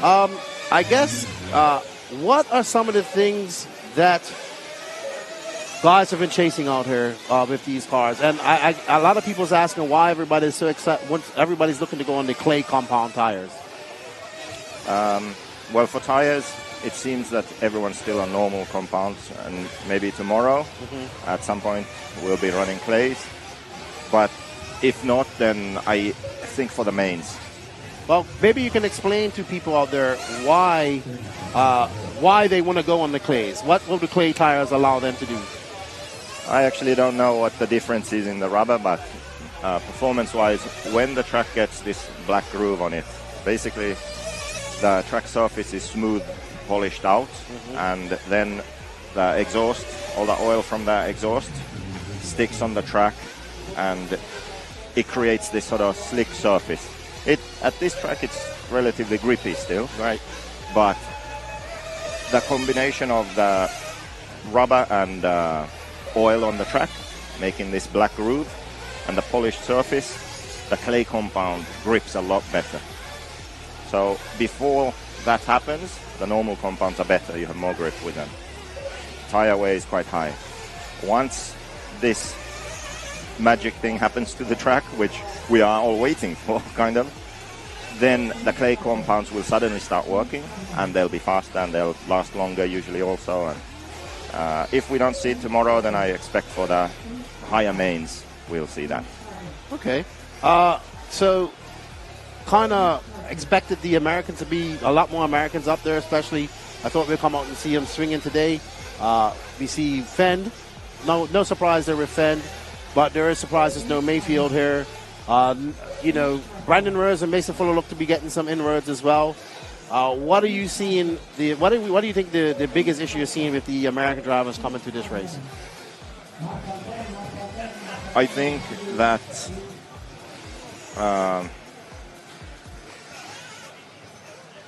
on tracks like this, the car setup matters a lot more because all the really high-skilled drivers can do the same thing out there. But it's just that a car with the right setup can be a second a lap faster. Right. So the driver is doing the same thing, but one car has invisible speed, That's where the name comes from. So some drivers, like the drivers who are top American drivers, but they are maybe 40th right now, they are actually fighting the car. The car isn't working well enough for them to actually drive to their full potential. So they have other setup issues going on. But then the other guys who are sort of closer to the top, well, Fend is making it there now, but Fuller, Lutz, Rose, these guys, I think looking at them going around the track, it looks good. And they can have a clean lap, but it's just off the pace. Yeah, I think that off the pace is setup, not their driving. So there are some things on car setup that just will make a car faster, more corner speed. Steering is kind of the same. You feel like you have the same steering, but it just carries the speed more, better, easier around the track. That's the difference. So we do have a question from Sky Samura. He says, if the clays come in late in the game, how does it affect setup, or does it? Well, clays will have more grip and more steering, more rotation. So a car that could feel a bit loose or maybe push, it will gain traction, gain steering, and you'll be faster. So if your car is sort of nervous and edgy now, then it could be a problem when you go to clays. If your car is very easy and calm now, it will probably be really good with the clays, just faster. And I agree with you, because Nick and I sat here and you look at a guy's car and they're like, oh, that car looks good, but it isn't, he's still a second off. It's pretty, I guess it's similar to on-road, right? Your on-road setup so critical, and you can't make any mistakes, and you need everything to be right on par. One part of it is driving too, but I think the setup that's where that sort of, it's not secret, but experience and testing and practicing and driving on these kind of tracks, you find things which just give you, a tenth or less, half a tenth each corner, each time you accelerate out of a corner, drive through a corner. You can't really even see it with the naked eye when it's that close, but that's what's making the difference here now. Okay. And then for driving, I think on these kind of tracks, maintaining your momentum and flowing around the track and opening up the corners a bit, it really makes a difference. And when you look at the really fastest guys, especially in slower sections, it doesn't even look like they're pushing. They're like, they don't want to overload the car or get on throttle too much to spin the tires. So watch someone like Coelho, for example, in the tighter sections, and it looks like he's not even pushing. He's just driving calm. So car setup but driving also. So the other big subject we're on is heavy diff oils. Yeah. So maybe we know that heavy diff oils gives you obviously more forward traction, more acceleration and whatnot. But on a track like this, we're hearing we're hearing really high numbers for this track, abnormally high numbers. Yeah. So maybe explain to our viewers why we're going to such high numbers for the diffs at this track in particular. Yeah, well, this track is so big and so high speed. Layout's kind of fast and flowing. You have a lot of chicanes, on-power chicanes and rollers, and the car gets light while you're on power. So when you have thick diff oils, the car is more stable off power, which is good. At high speed, when you let off, to have a stable car is important. But then also, when you have thick diff oils, the car doesn't diff out. And when the diff starts to work and one tire loses grip and starts spinning really fast, it unsettles the car. So if you have a chicane that you're driving through on power and the car diffs out, it's going to unsettle the car. And maybe you'll flip over or just lose forward momentum, and that's why really thick diff oils are good on a track like this. So Teddy says, so if this was an American track, they would be far behind the Americans, but that's not true as well, because we forget that DNC was won by Elliott Boots, second was David Ronnefalk, and Silver State was won by Juan Carlos Canas, as well as Barufalo winning it last year. Yeah, so we actually spoke about this before with some people. I think it's that on the American tracks, skill level and talent matters more, setup matters less, because you can have a fast car in many different ways, and you can also make up for it with your driving. You know, when the tracks are more inconsistent and rough, bumpy, difficult, technical, then the setup doesn't matter as much. The driver matters more. So then the top skill drivers, wherever they're from, they're going to be fast on those tracks. But like we just said, on a track like this, it's not enough to just be a highly skilled driver. Your car has to be on point. Just like in on-road, where if you don't have a fast car, it doesn't matter who you are. You're not going to be up there, you know. So the difficulty for the Americans coming to these types of European tracks is that they don't race here that much, which is on them, really. I mean, Americans are very America-centric, so they don't like to leave America. But I think they should. You know, Europeans always go to America to race, so why can't Americans come here more often than just to the Worlds? And if they did, they would have more setup knowledge and experience, and they would do better. Absolutely. Well, why don't we take a look at this car, and let's get a diagnostics of this car number 9 that we're currently following that belongs to Carlos Fonseca. Is that car number 9 we're following? Yeah. So, give us a little. He's a fan. He's a avid racer. Been racing for many years. Looking at his car, what is going on with his car? I mean, looking right now, it looks good. To be honest. All right. Looks easy to drive.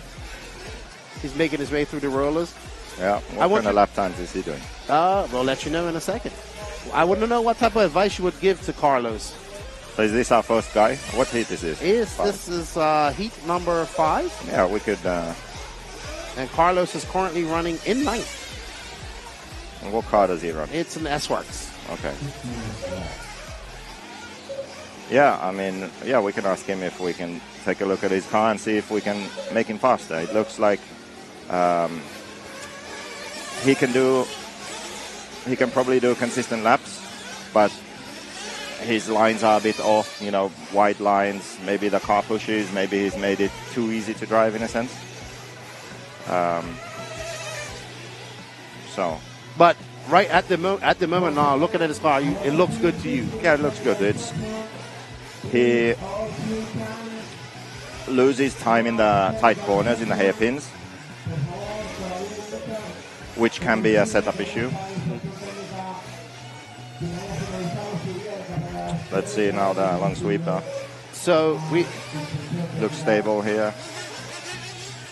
But you see how he's stopping in the hairpins. He's having to wait for the car. Yeah, because I was watching some of the faster guys, and they're able to carry so much speed going through those 180s, because they are very fast 180s. Yeah, and the chicane, he's turning too much. So I don't know if that's because the car is hard to drive at speed and just turn a bit, or if that's on the driver. I don't know, but we can look at that. All right. Well, let's follow another car. We had a request to follow car number 2, one of the Dutch drivers, who should be coming, Mr. Jeffrey Hamza, who's currently in 4th. He's about halfway down the track. Maybe we can find his car and you can give him some advice. So, tell us a little more. What about the... You obviously got 2 different types of drivers. You got Pecco, who's young and very aggressive. I heard you talking about him needing to not be so nervous. What about Bobby? Like, Bobby's having a very good run. What are the type of things Bobby's been looking for? We need some more steering rotation in the tight sections without making the car nervous in high speed. He's happy with how the car is performing in the high speed sections, except down there in the back left corner, it's diving too much onto the front. So they could be better for him. But most of the track, he's very happy with the car, and he feels that it's comfortable and safe. But if we can fix those two things, then he thinks that he can have 2-3 tenths faster average lap, which will make a big difference. Okay. Who's been the most impressive to you this weekend so far? This race so far? Well, the top 4 is the same top 4 that I think everyone predicted, because it was not very hard to predict. Maybe Fend. Fend has been impressive today. He has been really fast and improving quickly. And let's see, I'm going to check the results here. Surprise. Skidmore was, yeah, but maybe we should expect Skidmore up there already. He has been doing really well. But yeah, they're really the only ones who really stand out. All right, so have a look at this car. I think we're looking at a different car. This orange and yellow car, who belongs to, that is car number 2, who is the Dutchman. Kyosha? I don't know. It looks like a Kyosha. It's got colored pills. It might be a Kyosha. I think so. You can see how much more steering he has in the hairpins than the previous guy. So this is a C-Hub car now we're looking at. We've had that question come up quite a lot as well. What's better here, C-Hub or pillow ball? It's not about that. You can have substitute balls also, like Savoia or Bobby. So KPI is the thing. Pillow ball cars have a lot of KPI, kingpin inclination, and that makes the steering smooth initially. And that's what you need on a track like this. And that's what Savoia and Bobby have, even though they have a C-Hub. You can definitely see that this car has way more steering than Fonseca had. Yeah, what kind of lap times? I'll let you know. His last lap time was... He threw down a 56.4. His best time is a 54 flat. And what did Fonseca have? Fonseca has had a 58.0 last time by, 55.6 his fastest lap. Right. So this guy... Second on best lap. Yeah. I guess, I mean, even the chicane he is doing smoother. But compared to the previous car, this car just has a lot more steering in the tighter sections, which helps out. Absolutely. But also able to carry the corner speed through these sections. Yeah. So this isn't, I know, like, well, it goes back to the conversation we was having about the American style tracks where they get rough and you kind of get into those 180s a little slower, not carrying this type of corner speed. And then we also see that some of these 180s are off camber and whatnot. So Michael asked, what does KPI mean? It means kingpin inclination. Yeah. So maybe you can explain what that is. Yeah, but you know what? It's in the Invisible Speed book, online course, YouTube channel. Just there you go. Search for it and you'll find it. There you Free go. on YouTube too. And on YouTube. Yeah. Sweet. So I guess you guys are done for tonight. What's the plans for JQ wrenching tonight? What are you guys looking for tomorrow? What changes will you make tomorrow? Unfortunately, I'm up at 8:45 and sometime in the day, and then 6:45 or something. So tomorrow is a really bad day for me personally. Because you have to be here early? Yeah. So we have to prepare all 3 cars now. We're ready. Because after me is Bobby and then Pekko, so there's not that much time in the morning. How about young Alex Lim, your young Paraguayan driver over there? No, well, we've been trying to, keep his father in check from, making random changes to the car. So he's pitting on our table. That helps. And how's the makeshift Mayako team manager been making out? Salty Joe. Salty Joe. Salty was busy in practice, but now he's taken a more of a sort of manager role, just being laid back, Keeping you in place, too. Yeah. Okay. So, have we decided, are we going to take Carlos Fonseca as the first guy? Well, you know him. You know Carlos Fonseca. Yeah, we can do that. I think it'd be I think he'd like that. Yeah. So let's pick him for tomorrow, and we'll have a free alignment. Yeah. Set up advice and see if we can make a difference. Someone said JQ needs to marshal in the morning. Rules are rules. No, I don't need to marshal. I'm driving. Race. He needs to drive. All right. Yeah, and also, I forgot something. I was supposed to make the basic course free every day. People can sign up, and someone who signs up wins the full course. But we're going to start that tomorrow. So from tomorrow onwards, you remember this and you can promote this then tomorrow. People who sign up to the basic course, it's free. You're going to look through the people, pick someone, and they get a free full course. So there you go. Go sign up for the basic course. It's absolutely free. Yeah, starting tomorrow. Starting tomorrow, and you will be entered in a draw to win the absolute full course, which a value of how long will the full course be? €50 for 3 months. 3 month full course. So each day we're going to do this. With planned lives, I guess after the world there'll be some lives of you and yeah, there will be. Lutz and many others. Yep. All right. Also, you need to come and take a look at my setup station. Oh yeah, I did see it. It is. I really like the anodized green chamfering. Yeah, I don't have that yet, but that's going to be on the production version. Yeah, so that you can pre-order on invisiblespeed.net as well. Yes, you need to do that during the Worlds because it's limited edition. Limited edition flyers. All right, so JQ, we thank you for coming up here with us. Enjoy the rest of your evening. I know you got to get up early, and we have chosen Carlos Fonseca to so ask him, make his speed visible. Go interview him, talk to him, and I'll take it from there. Awesome. Well, thank you for your time, JQ. We appreciate it. Thank you.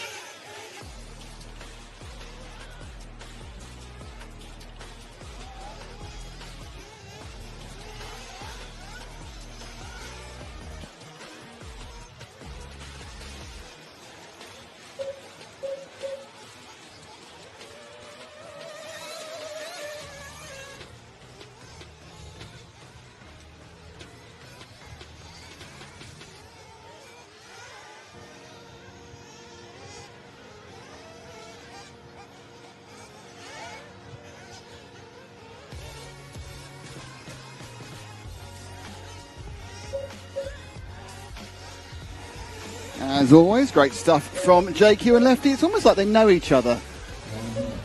They talk like an old married couple from their many moons of conversation on the No Name RC podcast.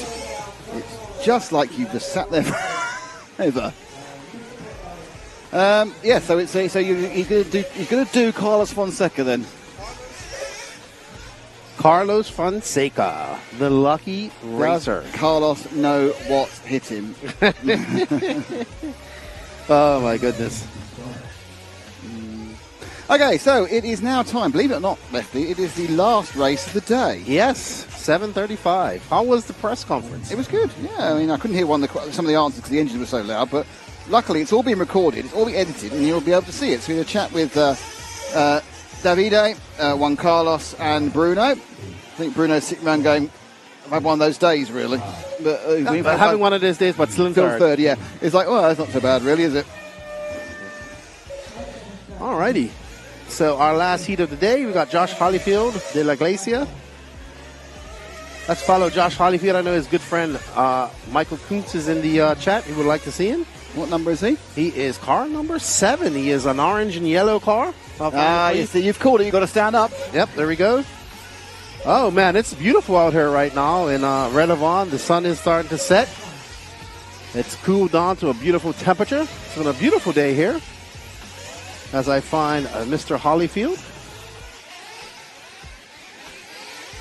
If you come to the Project RC, he's coming up through the chicane now. Ash, the yellow car, number 7. Yellow, orange, and red Mugen representing North Carolina. North Carolina. Car number 7. So this is the last race of the day. So we've only had 45 races. And how are you feeling after 45 races? Well, tonight I definitely need to get some sleep. Right. It will not be a 1 o'clock night tonight. Well, you say that now, but who knows what may happen with Max? Max, I'm sure, wants to go sleep early too. He's been pretty busy today. Right. But it's been a great time. It's been a while since we've been together. I know. We were virtually together in Buggyland last year. Yes. And that was it. And now we just got to sit back and enjoy the conversation. There we go. So final heat, Josh Holyfield Boucher at the moment currently has a 53-second lap. Just to remind everybody who's with us, we are back in the morning at 8:30. local time, 7:30 in the UK, and we start really high up in the pit, so the grid. So you are going to need to think about waking up reasonably early or finding something to do at work, which means you can look at the screen, because by 9:30, if my memory serves me right, by 9:45 local time, we've got top heats coming out. Yeah, that's right. They start on a heat 7 4 tomorrow. heats. So at 9:45 they go out local time, which is 9:45 in the UK and Portugal. And then the second, they're out again, even quicker. They're out at 12:15, the 12:15, the second time, remarkably, because it shuffles around the way the round starts. And the final round, they go out at 4. So at 5 o'clock tomorrow, we will know we might know before that, but we'll know most of the top qualifiers we will know by 5 o'clock, even though the qualifying continues on to 8:45, because it then runs the tail end of that final round, and there will be another press conference. So, all right, we had a request for car number 10, Ryan Daze. Let's get some requests in for our final race of today. The Junior Raw champion, is he? Okay. There we go. Ash, if you could just come up to the doubles there on the end of the straightaway. Dylan Hartson, what time is it over there? It's currently 20 to 8, just about, or car 22 minutes to 8. Car number 0 just making his way through the 180s, Ash, going up to the back there. Ryan Daze, representing Georgia. Only about 16 years old, 17. Attending his first big international race. That's the sunset. It's absolutely beautiful out right now. It is. You cannot argue with the quality of the weather. I'm not sure why you'd argue with the weather, to be honest, but you know what I mean. So, bathed in sunshine, 7:45. Sun goes down in about half an hour. It's dark in 45 minutes or so, or darkish, as we start thinking about a final pit stop there. I didn't think he went in, did he? But who are we looking at? Oh, he did go in. Okay, I wasn't quite sure who went in. No, I don't think he went in. A different car didn't go in. We're now with is the 0 car going? This is the 0 car, Ryan Daze. He had a request also for car number 11. We'll get to that as well. Stenhouse? No, he didn't go in the pits, actually. He he dummied and faked, and Ash thought he went in. What a naughty man he is. That's a NASCAR tactic. Well, it's more a tactic when you go a bit wide by the corner. You can't quite see. Oh, unfortunately, the roof we have here is a very unfortunate pole next to it. Oh, it's the fake pit entrance. To reverse what he does.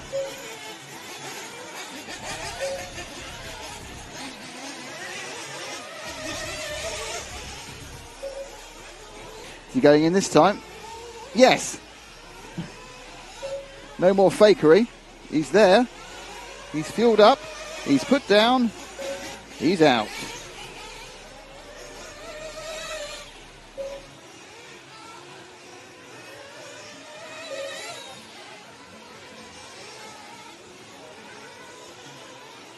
So down to 4 minutes and 40 seconds of today to go. Well, not today in total, but the race.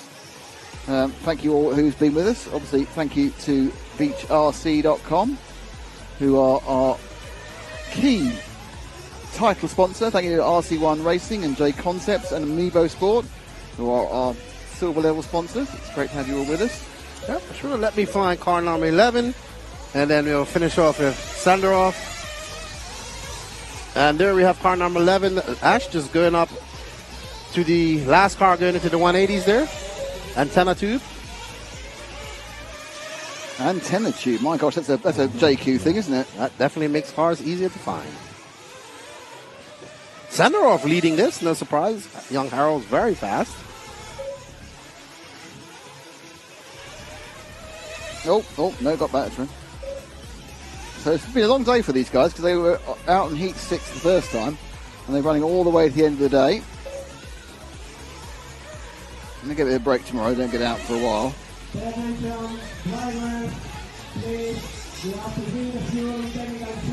No problem is they have to come and they have to marshal the first heat tomorrow. That they do, so they can't even sleep in. So they get the literal worst of both worlds. You do not want to qualify in heat 6. Yeah.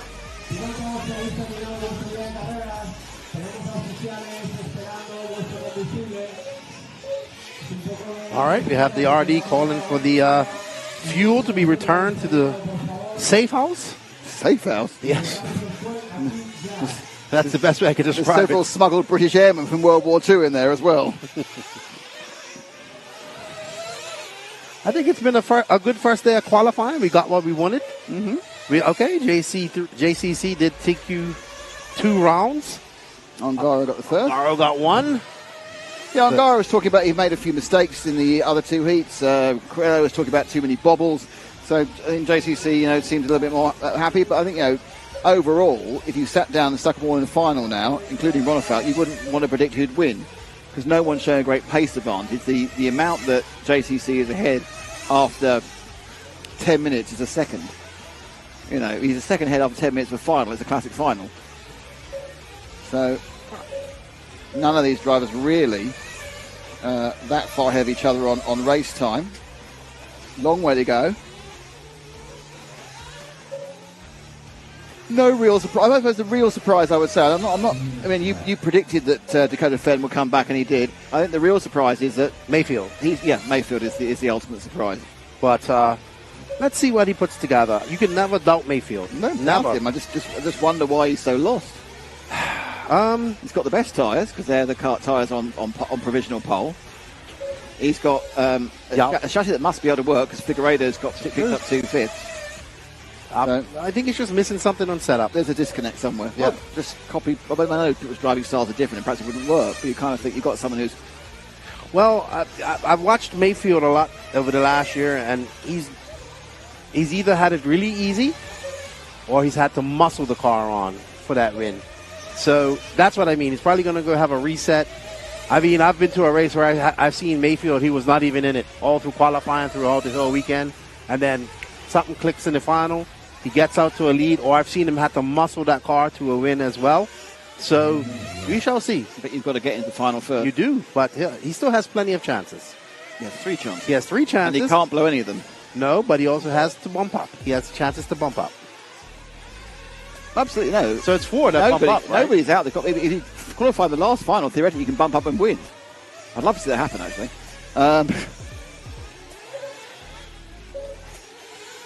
The most I've ever seen, I think, is about 6. Someone went up 6. I think it's Martin Hoodie who had a disaster at a 1/10 Nitro event and then bumped 6 times. You can talk to us. Yeah, the end of the... hang on, I've lost him now. Oh, yeah, going down the roller coaster now, if that's what you're calling it. Oh, he's just flung his tyre off. He's now upside down. Is he down a tyre, is he? Now he's at the end. His tyres are going crazy, but he shouted at the marshal who was about to retire him, going, I can still run. Okay. And he's determined to keep running, but look at the... Oh, Ash needs to show us. Ash. Car going around the Contramar corner now. We want to see the tyres on this car. Have they become unglued? Oh, yeah. Let's finish with an unglued set of tyres. Oh, yeah. It's sort of on the rear, but this is a very long lap. Yeah. So he's 3-wheel drive. I kind of think going slower would be an idea here. Is it 2 or 12? It's 12. So it's Zach Edwards, the British junior. He's trying to do it 3-wheel drive here. He's not really helped the 7 out there either, has he, actually? Ooh, that was hectic. It worked out all right for Josh Holyfield, but there we go. Oh, he's now going the wrong way up the pit lane. He's now done a wall ride at the front. Excellent. Of the pit lane. There's the pit lane.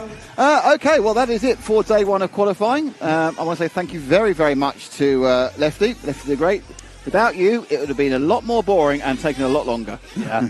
Thank you. It was a good day. First day. And I'll say thank you to Matt, who mainly was operating it's golden hour. You were being the kind of moderator more than anything else, and constantly glaring at me if you thought I was going to go too far off topic. Exactly, yes. Just no fun whatsoever. That's what I'm here for. I'm the supply teacher in this situation. I'd say thank you to Zach Fenning, who's currently editing the press conference, which will be seen hopefully quite soon, and also put together our super disco dancing vignettes, and obviously to Ash Leontine, who's been moving the camera more than most. Big thanks to James Parry for doing a huge amount of work very late at night from California to sort out us and get us back into shape after some problems yesterday. And finally, my name's Nick Damon. We're RC Racing TV. Thank you to BeachRC.com, Speedworks, EuroRC, S-Works, Camper Rossi, Infinity T-Works, J Concepts, RC1 Racing, Niva Sports, but mostly BeachRC.com.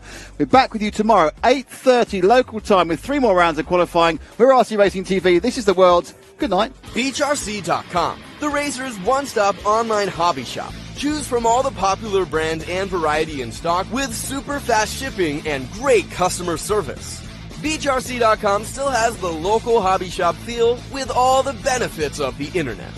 BeachRC.com is the exclusive distributor for Ultimate Racing, S-Works, Pro Circuit Racing tires, Nitro Lux fuels, and Assault RC performance products.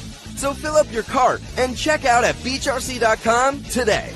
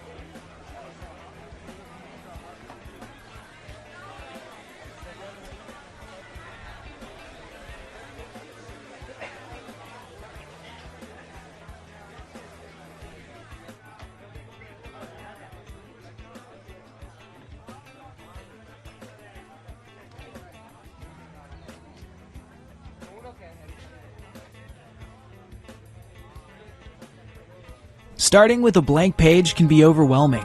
Grammarly gives you a head start. Simply type a prompt to instantly generate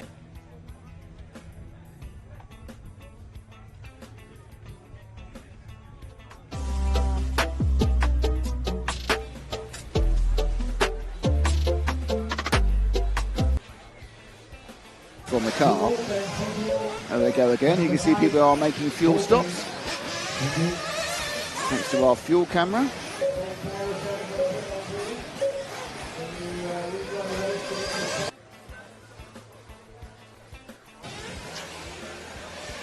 Zero. 2.5 minutes to go. Best pit stop is 6.9, 6.69, but most people have done a 7. A couple of outliers, but most people did 7.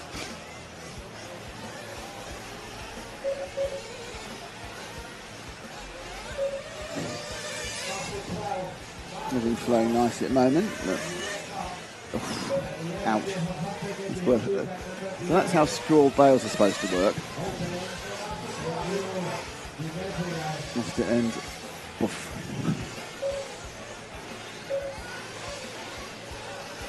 Master into action there.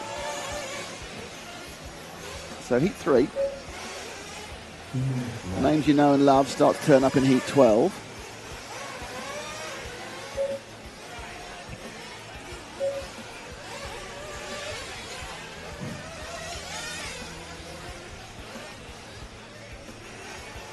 More over the rumble strip. That's obviously, I mean, the redesign of the track obviously has been limited. It's limited by a couple of points. You have a couple of absolute hard points on the circuit, and then the bits which are the pit lane, the pit exit is a hard point.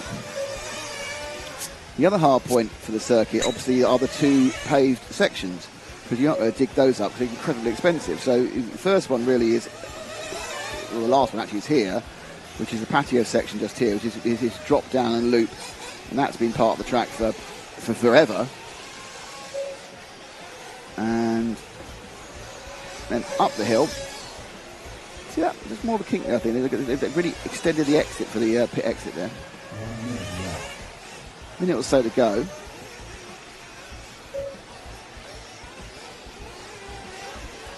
Ash waits for another victim. It's the number 6 of Santiago Vallejo Maya from Colombia.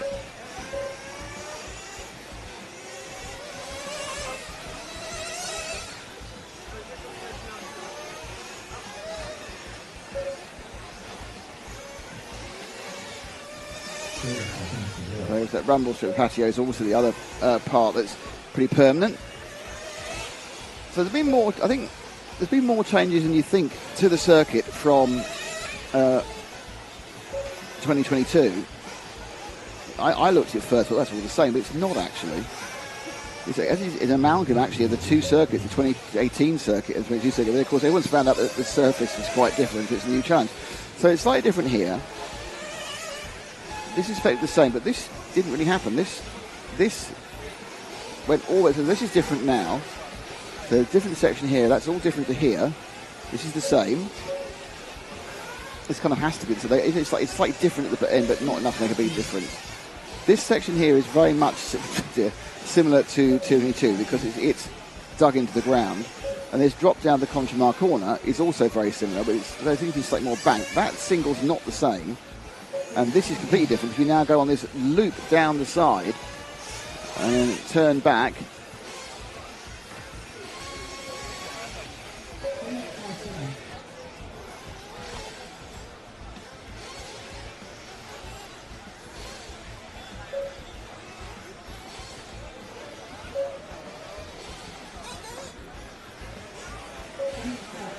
That's the end of that heat. Okay, so that's the end of heat 3.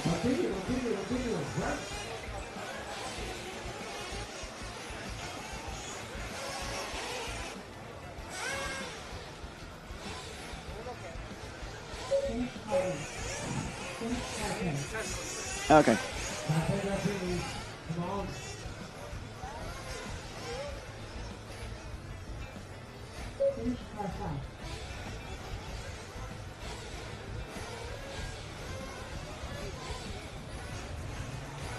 we go. End of this heat. There we go. Lucia Gonzalez. I don't think that's going to affect the overall run. I think it's still going to be Jose Thomas and Scudero on top, and indeed it is. He is a lot quicker. It's going to be a while, I think, in fact, before he is bested.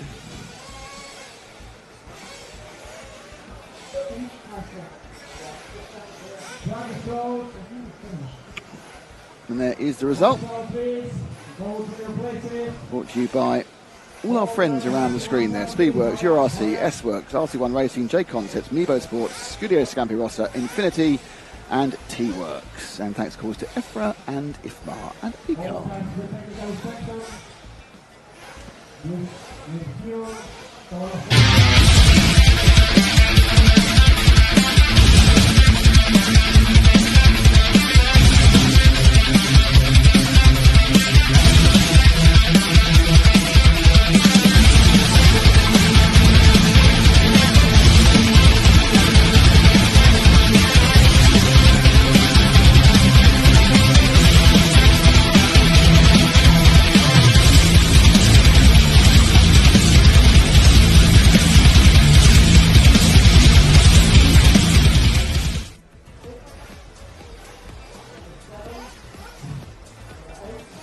Okay, so hello to everyone again.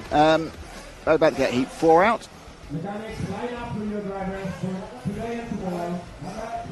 Hello JP Sweek again, how you doing? Hello Nick and Lefty. Yeah, and Lefty. It's very and Lefty, man. I'm not sure where he is. He'll be here at some point. Wasn't this race supposed to be in Brazil? And isn't this the place they had the Worlds 2 years ago? That's Logan Palsy. I could ask you, where have you been? Yes, it was. The race was supposed to be in Brazil. Unfortunately, there were some issues with local permits in Sao Paulo. They couldn't get the track approved for 180 drivers, believe it or not, rather than the usual 100 it has. So they had to hand the Worlds back. The rule when a country or a block hands the Worlds back is it goes back to the previous block. So it needs to be held in EFRA. In Europe, there were 4 months to go, and there were 2 options for the track to hold the championship, which was here and Barcelos, both effectively permanent tracks who've held big events. Barcelos already had been awarded the e-buggy World Championship happening next year, and so it was thought it would be sensible to send it back here to Redovan, and that's why we're back here in Redovan again. Food and breakfast is going to be really nice in Spain. Fresh bread every morning. Yeah, they're not bad. I mean, I don't think they're the top breakfast country, but they're not at the bottom. Jonathan Wolf, Jeff Cathacol, hello, how you doing? Bad cable, someone could do Scrabble or something, isn't it? Okay, it's looking good from our end. Buenos dias, says Model Strecker Racing TV. Jonathan Wolf, yeah, I get this. The end of the straight will be carnage when it starts going. I agree with that entirely. Have you guys got loops of pit in, pit out? That's awesome. Yes, us guys have. Well, in conjunction with Everlaps and Stefan, of course. Dwayne Fletcher, great facility. If I was at Lotto, I'd be boozing like this. Yeah, good idea. Heat 8, JQ, Spencer Hecker, Ogden, Olsen.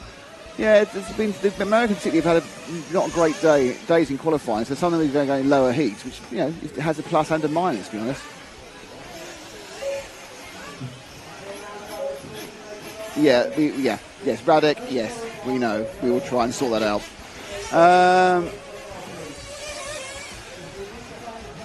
Where can I find the hit list? It's in Everlaps. Everlaps.com? Yeah, everlaps.com. EVERLAPS.com will give you all the information you require. BHRC advert is loud because that's the American way. Well, that's what you would say, absolutely. It's about the best track you can get in America. I don't know. I'm not sure why the Americans should have just kind of dropped on the ground and run, really, with it, to be honest. I kind of felt that's what should have happened. But for some reason, the high level of grip slightly put them out. Dodse Maria Buenvito has a number of Argentinian flags, so I'm guessing Argentinian. Hello from Greg Dolner, who's watching from Norway while getting his buggy set up. But this is the next heat. Heat 4 has started. Heat 4 has Juan Jose Serna from Colombia, Colin Brennan from the UK, Diego Malaquin from Mexico, Holger Like, the young Brit, Frane Bourgeat from Croatia, Yael Zerflu from Switzerland, Thomas Capolotti from Argentina, Joaquim Reyes from Argentina, hence the Argentinian flags on that poster. And then we have Scott Yang, the man who designs S-Works cars from Taiwan, Gil Algontaga from Mexico, Alex Gonzalez, a junior from Spain, and Tony Greco from Italy. So who has young Mr. Ash put us following? He's put us following number 4 car.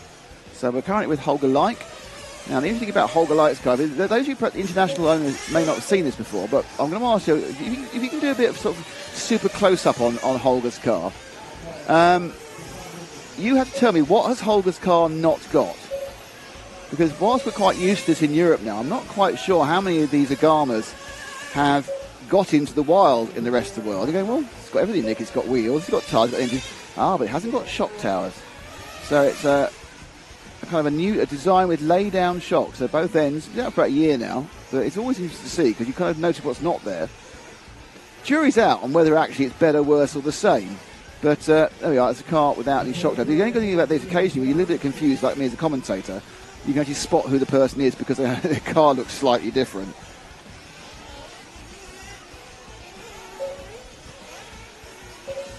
That's Holger, part of his brother Eric will be coming out later, a bit further up. The Likes are UK resident Danes, so mum and dad who do all the mechanicking and tyre preparation, everything else. They are, well, they came from Denmark, but they've been UK resident for a long time. So the boys run under BRCA flag, so they call UK-Denmark combination. Like goes over with a 57, which is his best lap so far.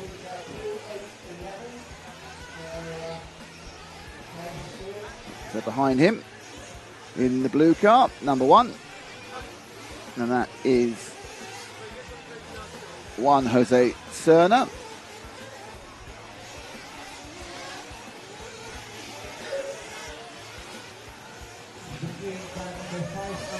To the Conchemar corner.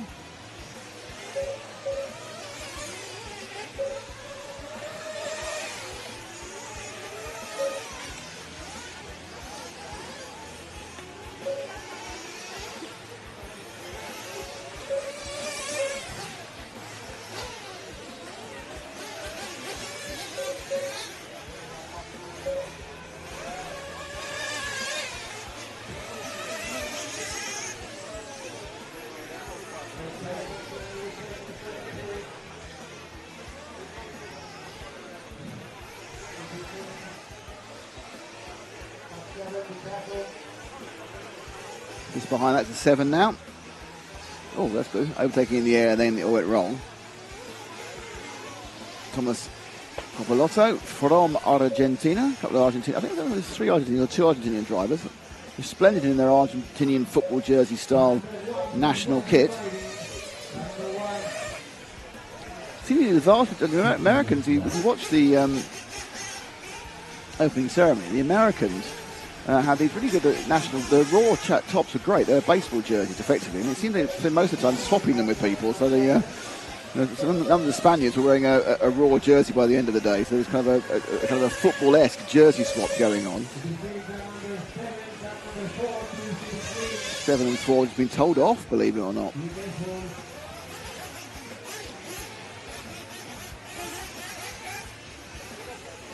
So the first fuel stops are going through.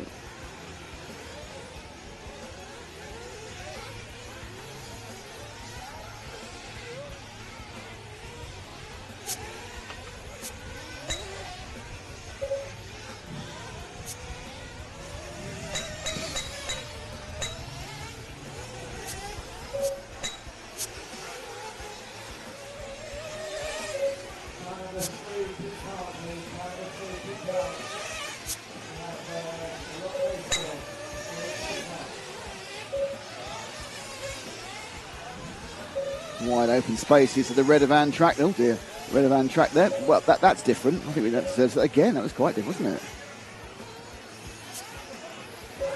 I was halfway through his accident then. You've got to be quick when you decide to do a replay.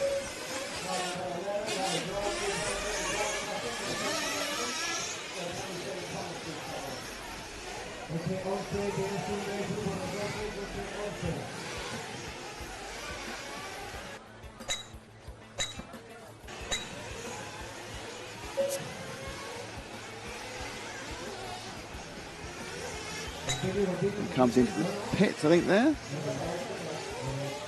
Have that up and running in a second, the pit cam. You can see the fuel stop count going from 7.473 was that stop.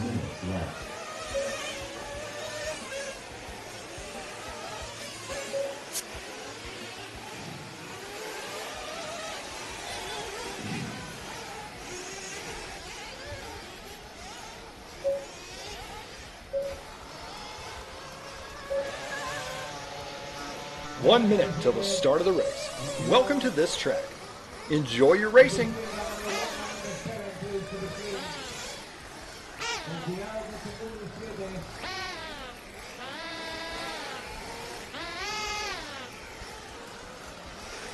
About 3 minutes to go on this one. It's Alex Gonzalez who leads. One thing we don't get, actually, 30 for an 11 till the start of the race. 10:15. So the fastest we've seen so far is a 12:10:40 something. So still no one getting anywhere near our out of position Spaniard in the first heat. He's going to be possibly could start for the first heat and qualify straight to the Saturday with a time like that. He's certainly obviously going up several finals straight away. 10 seconds till the start of your final. Your car will be placed on the starting grid. I can't believe that was really a 4.2 second fuel stop. That sounds like a drive-through. Actually, you made me get that. More like a drive-through. That must have been. That must have been a drive-through because you don't do a 4.2 second stop unless you have to stop. That's just trundling through. Good to know. Gives you an idea of what a drive-through will cost you. Mark Stitzen, of course, the referee for this World Championship. Quite severe, I think, is the. He's fair. The thing is, though, he's consistent. He's fair. He's consistent, and he's severe. So, you know.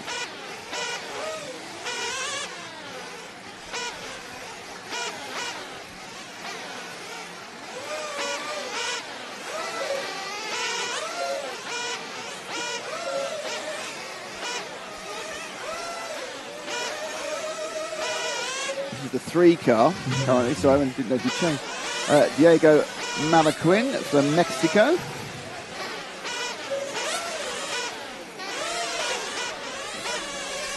Little kink there. I think we all think now it's going to catch them out in the first of the finals, but there we go. Same for everybody. If you're starting 9th of 12, it's going to be carnage, and hanging back may well be the best move, especially the bump-up finals. Whoa!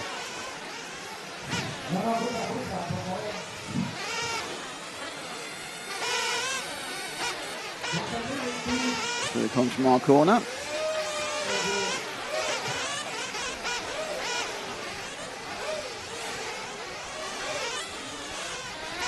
Minute and 12 to go, plus the finishing lap. So 10-minute heats back in for the Worlds. They were 7 minutes last year, 2 years ago. They've gone back for 10 minutes now. The idea is it's a bit more of a test. Obviously, it also retest your team as well. You have to do a fuel stop during that time. So.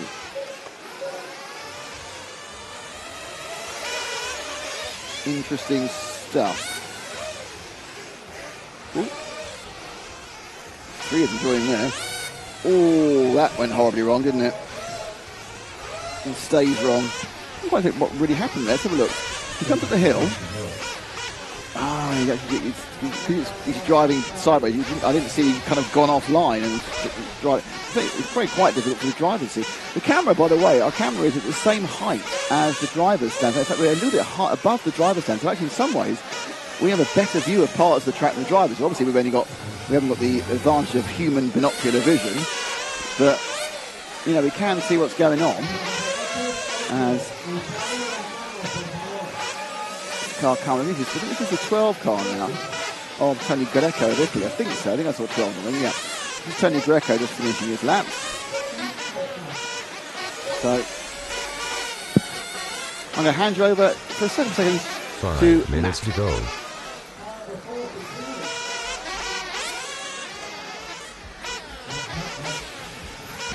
Thank you to all of you who are watching along in the chat. I'd like to welcome another RC Racing TV hero, Nigel W. Nigel W, welcome to you. You're a hero. Oh, hang on, I'll do this. Let me do this. Nigel W, you're a hero. Thank you for becoming an RC Racing TV hero on YouTube. It's great to have you. Wow. I'm looking at the track. You're not looking. You want to look at the track, don't you? Let's look at the track, and we'll do this. This is the warm-up period in between heats. We are back in Redovan. Nigel W. RC on track. Hey, Mr. President. Do you know what day it is? OMG, it's race day. Excited, I know. And it just gets more and more exciting. Because today we're racing the clock, tomorrow we're racing the clock, the day after we're racing the low finals, the day after that is D-Day. It's D-Day for the IFMAR Worlds, brought to you by BeachRC.com, RC1 Racing, J Concepts and Mebo Sport.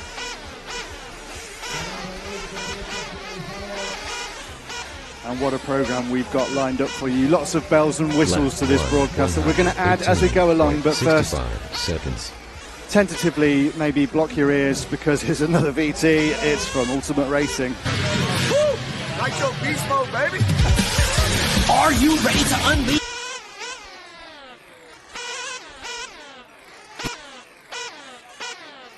Designed for precision, built for durability. Our engines are engineered to dominate the toughest off-road courses and push you to victory. From competition buggies to truggies, Ultimate Racing takes you beyond the limits. Get ready to power up, rev up, and race.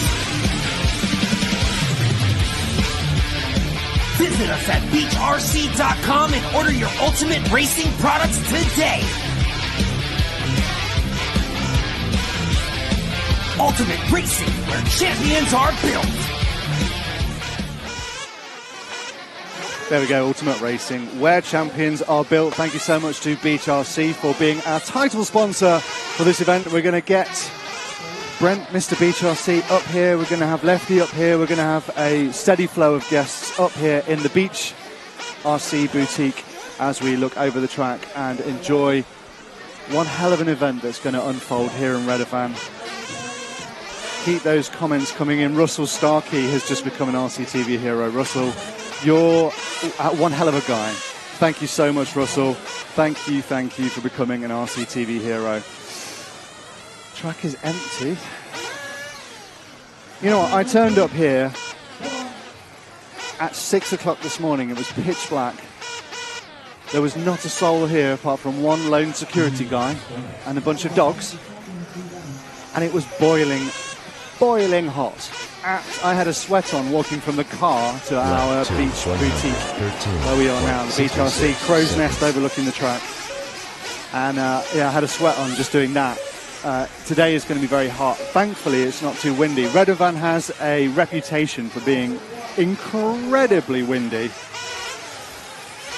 And I'm just being poked by reminding me that I need to promote RCTV1. You know how people always say, where's the timing? Where's the schedule? Where's the heat listings? How do we find out what's happening? You need to go to RCTV.1. RCTV.1, it's all on one page. Everything you need to see is 1 minute to go. And that will link you to the correct link on Everlapse, which is the event link. It will link you to the timetable, which is in PDF format created by the organizer. Even link you to BeachRC.com. Go and buy all of your RC needs. And, oh, Nick's back. Hey, Nick. How's it going? Mission accomplished. Fantastic. And he didn't even go to the toilet. No. 30 seconds to go.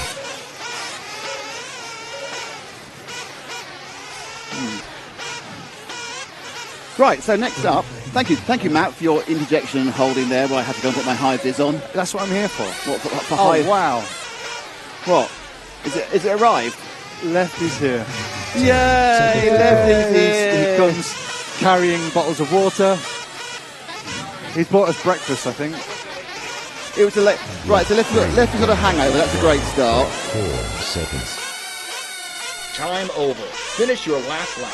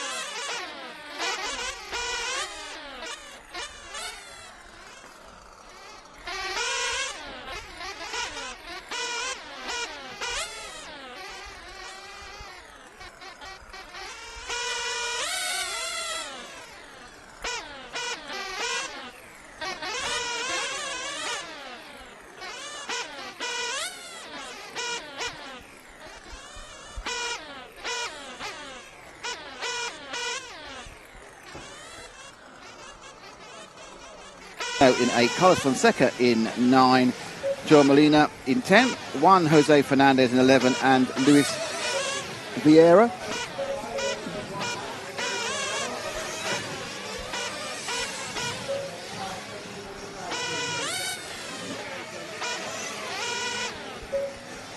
You have finished in position. 3.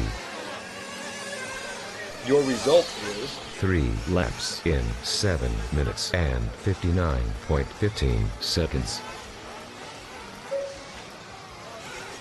So,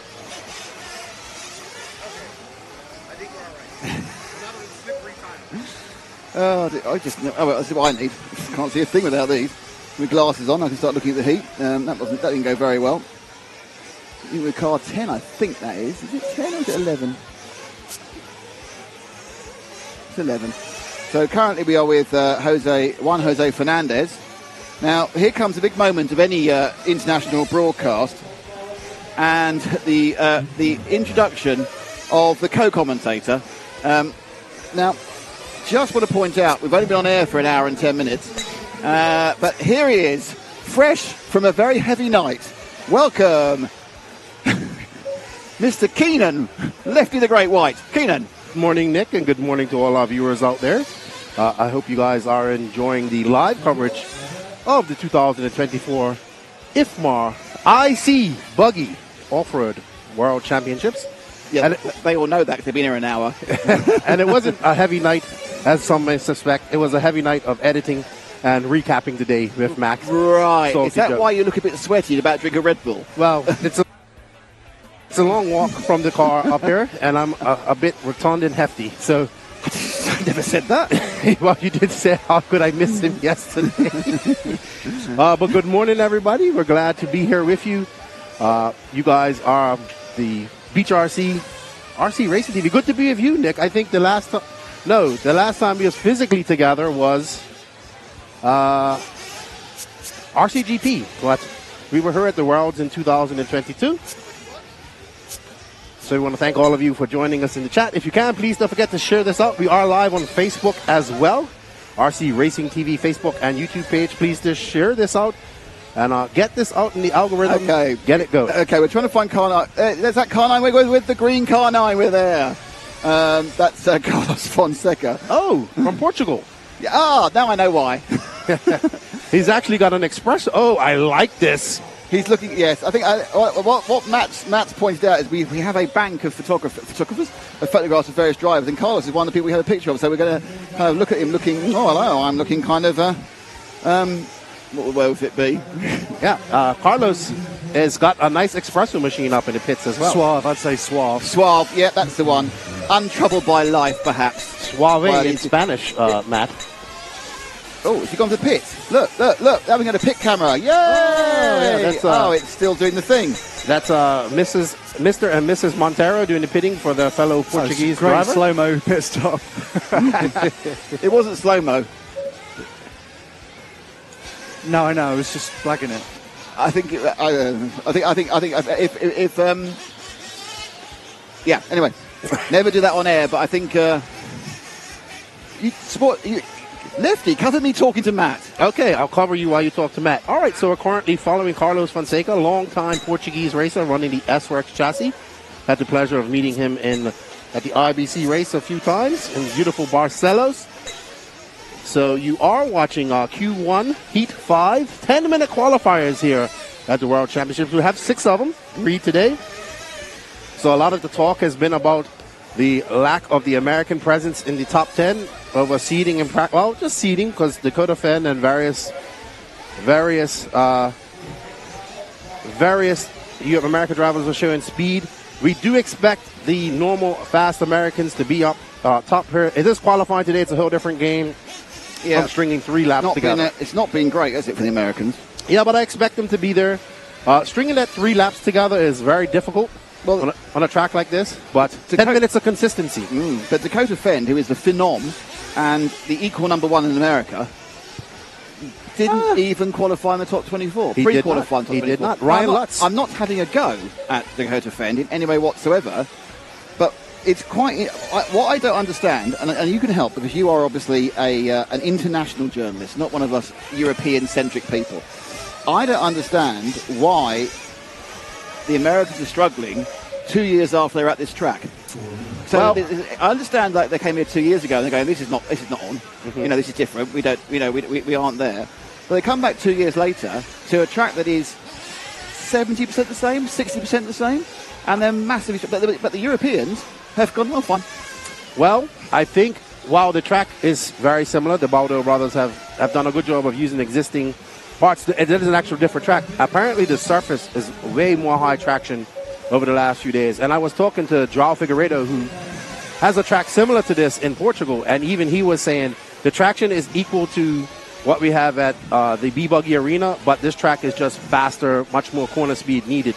So that's what I think a lot of people are struggling with. We've heard rumors of people using diff oils of 300 in the center, 400 in the front, and very heavy diff oils for these cars. So lots of experimenting going on. But as we say, the cream always rises to the top, and I expect everybody to get on pace at some point there. You see, now this is interesting because I kind of come from an element also the full size world, and I think it's going to be difficult. I'm saying now I think it's going to be when you hit. It's not like it was bad on Sunday. It was bad Sunday. It was bad Monday. You say it was improving. This is not me having a go at anybody. No, I agree. But the fastest American was 16th. I agree. And that's Ryan Lutz. And do you know what Ryan Lutz does more than anybody else? Races abroad. He has raced. Ryan has come. I've never seen Ryan be the star name at various international European races. He's also been over to Asia this year quite a few times. So that means, is this? I can't think of a better word than this. Is this the comeuppance for the Americans' insularity? Well, I have been one of the biggest proponents of getting the Americans to come over here and race in Europe a little bit more, because we see the Europeans constantly going over to the USA and actually winning, because we had Elliott Boots, who won DNC this year, and Juan Carlos Canas winning Silver State. And I might add that Barufalo won Silver State the year before, didn't he? Won the year before. Ron Falk has won DNC many times. Elliott Boots has won Silver State. So the Europeans have gone over and won in the USA, and the Americans have come over here and done well. Neo Buggy, that's Jared Tebow's race where he's won countless times. Yeah, but the problem with that is, but when was that? That was many years ago. That was, I think the last time Tebow won was 15 or 16. Yes, because the final one was won by the final one at Parker Adams. Harper Adams was won by Ongaro, yeah, yes. And that was 16. Yeah, so. Again, this is not having a go at anybody, but it's just I think I must admit I thought that we were going to see, because let's be honest, by the time we got to the final last time, Tessman was up in around it. Fenn I think drove poorly in the final. Well, he also started 13th. Yeah, but Ron Falk was like 14th. 12. Yeah, and that's. I thought he drove poorly in the final. I thought Mayfield drove well, but was unlucky. I thought Tesman drove well. Obviously, Tesman has now retired. So you go right. So you go, okay. Well, there's three and others. There's 3 or 4 finals. That's fine. Yeah, on the day, Ongaro. Well, Ongaro was the best in the world. I know it doesn't actually show that in the top 25 rankings, but Ongaro at that point was the best in the world. Oh, absolutely. And he won. And Ronefalk put in a fantastic comeback performance. But outside that, it was like it's kind of how you expect it to be with the big names, either doing well or perhaps not putting in particularly good performances in the final. But here, and I generally thought, I was going to look at the first list, and I thought it was going to be JPC, and I thought it was going to be Ongaro and Boots. And I thought about 5th place Mayfield, 6th place Fenn, 7th place, there's one of you guys, your Mason Fullers or something like that. But I'm looking down the sheet going, what's wrong here? Many people were, as I was looking at one of our Facebook posts, and we had a plethora of comments on there. But I do believe, I was talking to some of the Americans yesterday. I was talking to the Fullers this morning. We saw them at the gas station. They seem confident. I know the S-Works guys are very confident. Techno guys, the American techno drivers have been struggling a little bit, but they can take some hope, because let me just throw this out to you, okay? And this is the, I know we're chatting over qualifying, but we've got 12 hours of qualifying, so we might as well chat about it. Qualify, I think 6th overall was Hal Figueiredo. 5th overall. Yes. Hal Figueiredo had a techno. Yes. Why are they not just taking his settings, putting the car down and driving it? Because that's how when you have this situation with full size cars, and you've got a guy who's nailed the track and the setup, and his teammate hasn't. He takes his settings, and he might have to do a little bit of tweaking, but then he goes. So I understand they might be lost initially because it's a completely new circuit and that sort of thing. Why are they not just going, and then driving? Well, I think also, I think they are doing that. Joao is definitely impressed. Also, the Parente brother, he's in the top 10 as well, Danielle. So that's 2 top technos. I think they are doing that. Ryan is on J Concepts, but so is JC3. So I think it really comes down to you just don't see these type of tracks in the USA. And I've always said this. Greg Degani told me this many years ago. He says you go to the European track to learn corner speed. And corner speed is a plan. You can just see coming through the chicane how fast they're able to do this. More of the American tracks are more of a supercross style, 180-point shoot. So rougher tracks, a little bit more loom, So this is while it may be used to it, it's nothing that they really run on over there. And they race quite a lot. I want them to come over and race more, but I also understand budgets. I also understand the expense of the Americans coming over. It seems to be a slightly bit more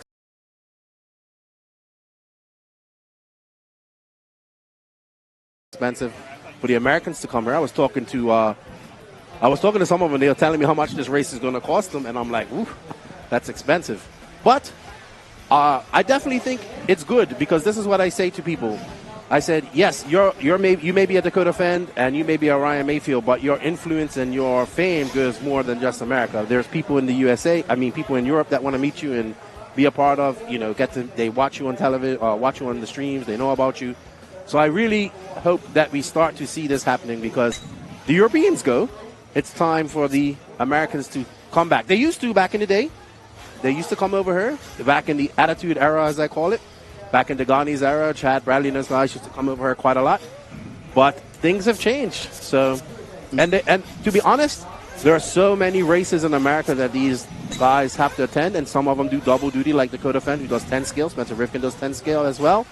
So they have a plethora of races to attend. Whereas the Europeans, I was just having this discussion yesterday where somebody said the Europeans race more. And I think that's not true. I think the Europeans do not race against each other as much as the Americans race against each other. No, because America obviously is effectively 50 countries. And Europe's about 50 countries as well. So a lot of the time, if you talk to a British racer, they'll 8 times a year or 6 times a year, they'll race the other British champion. Yes. Which is like having a Florida national champion. Yes. And then the only times you'll get international races, I'd be surprised. Montpellier.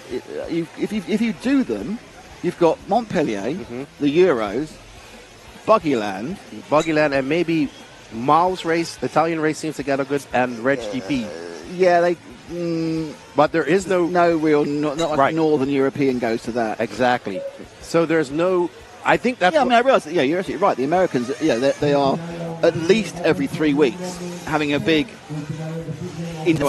national race where 7 out of 10 of the big names will go to. I mean, if you look at it, so we've had, so I'm just going to name off a few of the Americans. We had SIC, DNC, PNB, Silver State.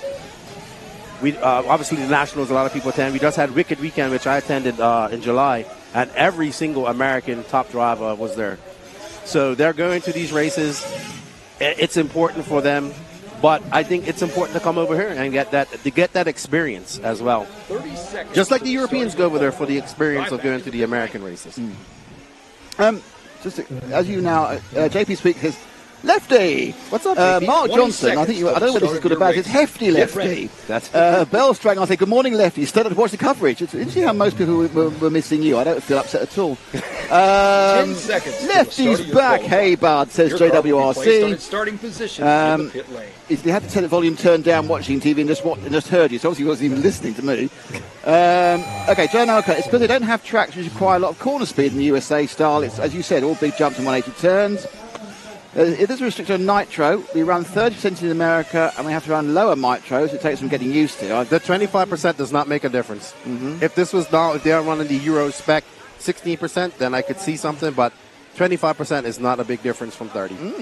Bubba, here's one. Because the Euro drivers actually treat RC racing as a true motorsport, whereas Americans view it as a hobby. I don't think that's true of the professionals. It's a living. Yeah, I think on the professional side, they still treat it as that.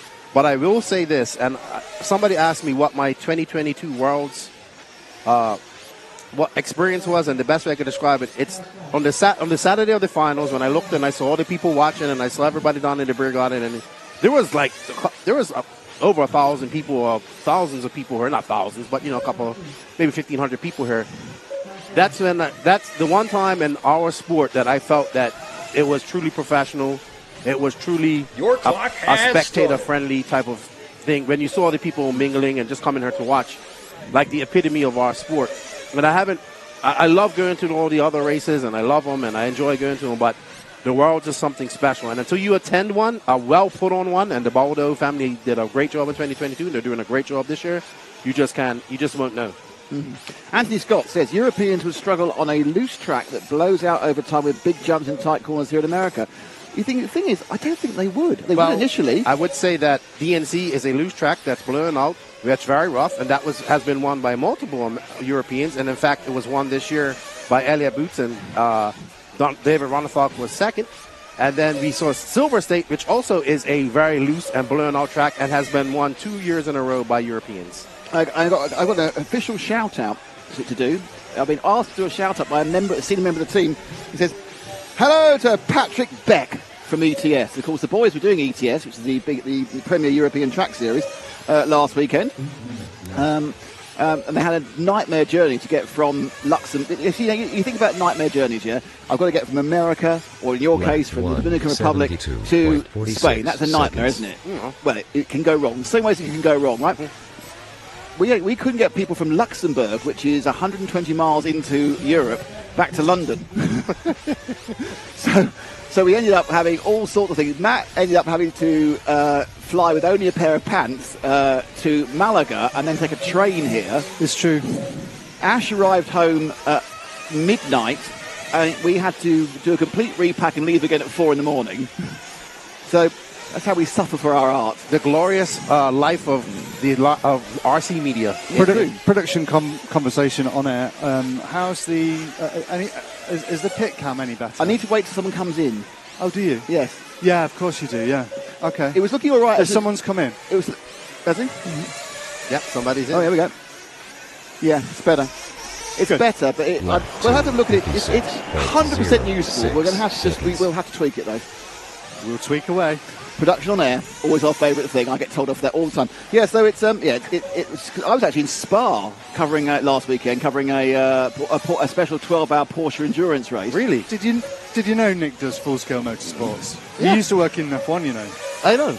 He told me. He doesn't like to talk about it though. Do you know what?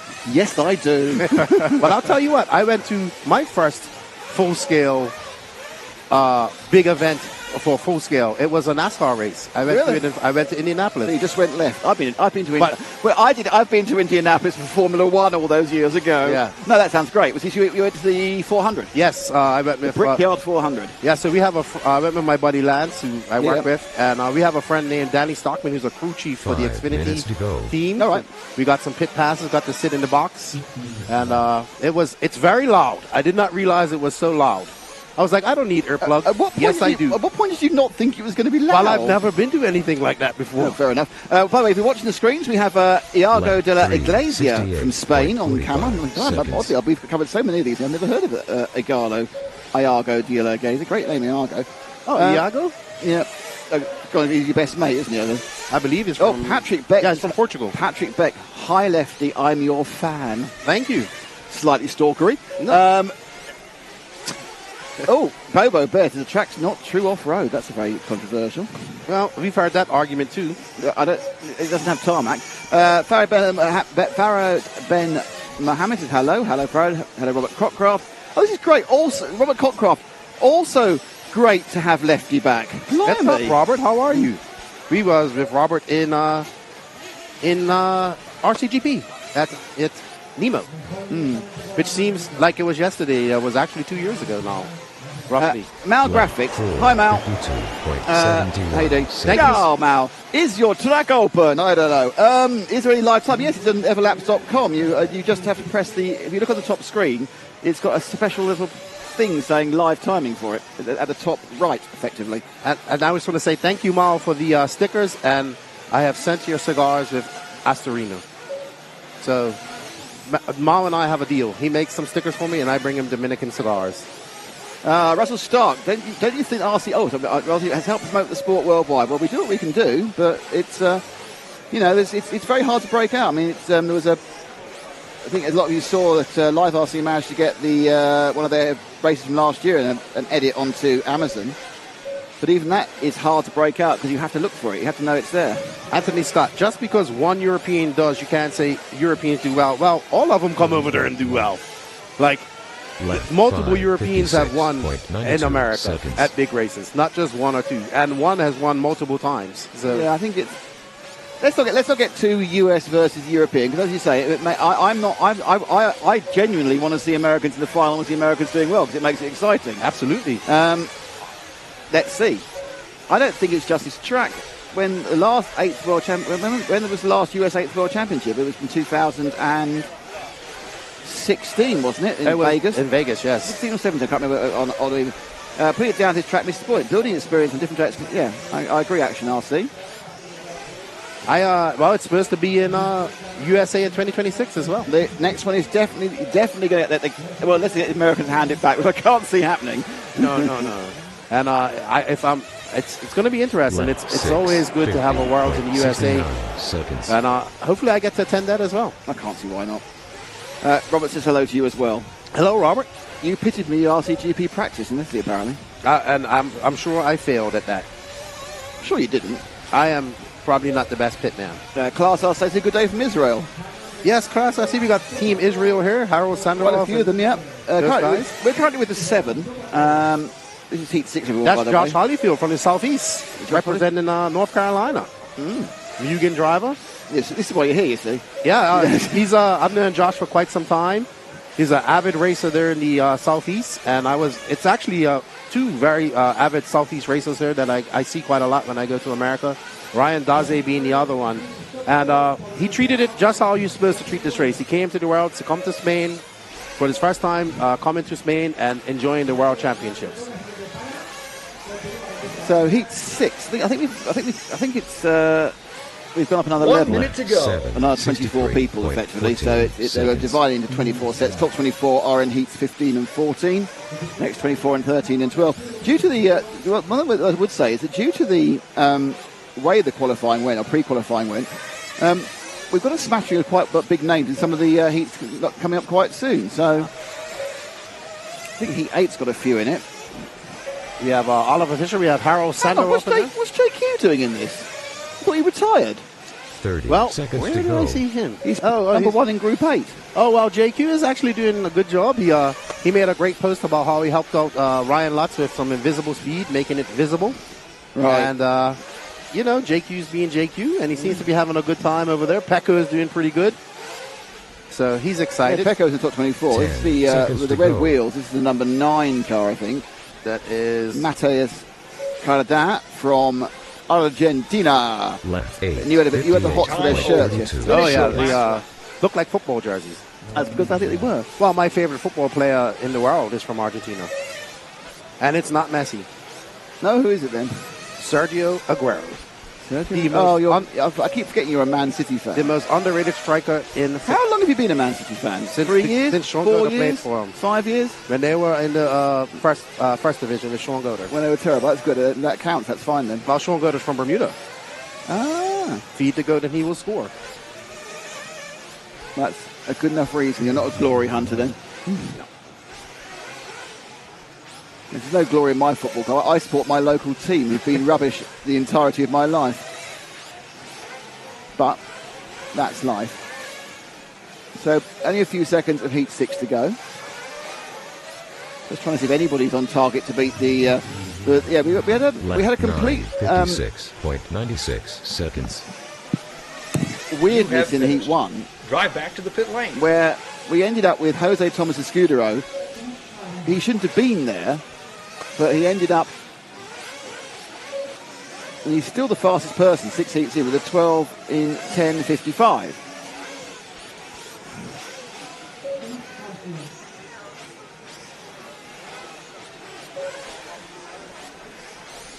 So no one in this heat's got anywhere near that. as they just come to a finish. 3. Your result is 9 laps so in 8 going to win this one. minutes and A bit higher. 55.74 11, seconds. 10:02.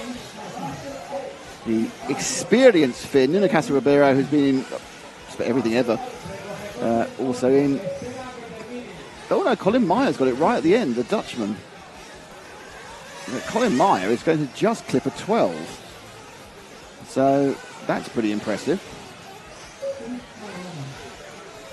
We are, as I thought, beginning to run behind time. I kind of thought we'd run behind time. I thought it was a very aggressive time. Maybe a couple of minutes so far. But that's it for this heat. I believe we're now going to go and do something else.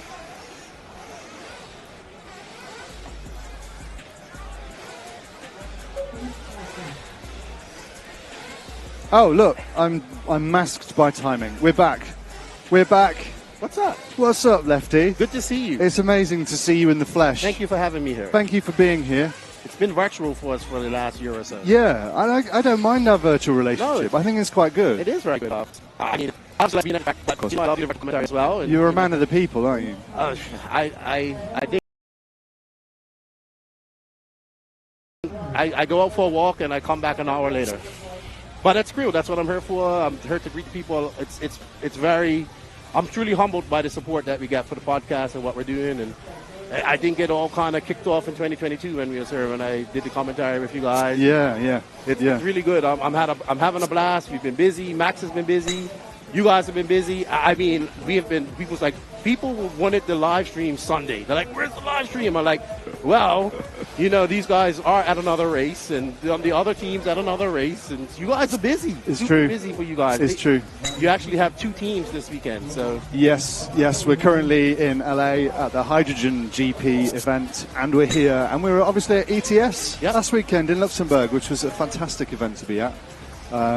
It's up to all my ETS family. Which Orlowski won too, which was of course. He would want to Of course. get that. It's a shame he's not here, to be honest. I know he was here. He was on the list. He was here in 2022. He was very impressive. I definitely want to see the Punisher doing some more 8 scale, the Polish Punisher, by the way. Yep. But impressive with him. I got to see him race 12 scale last year at the 12 scale round. You did.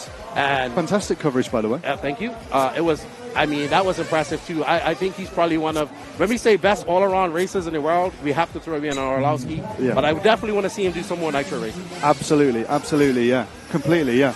Looks like they're letting the cars out again now. It's not just you on the team, is it?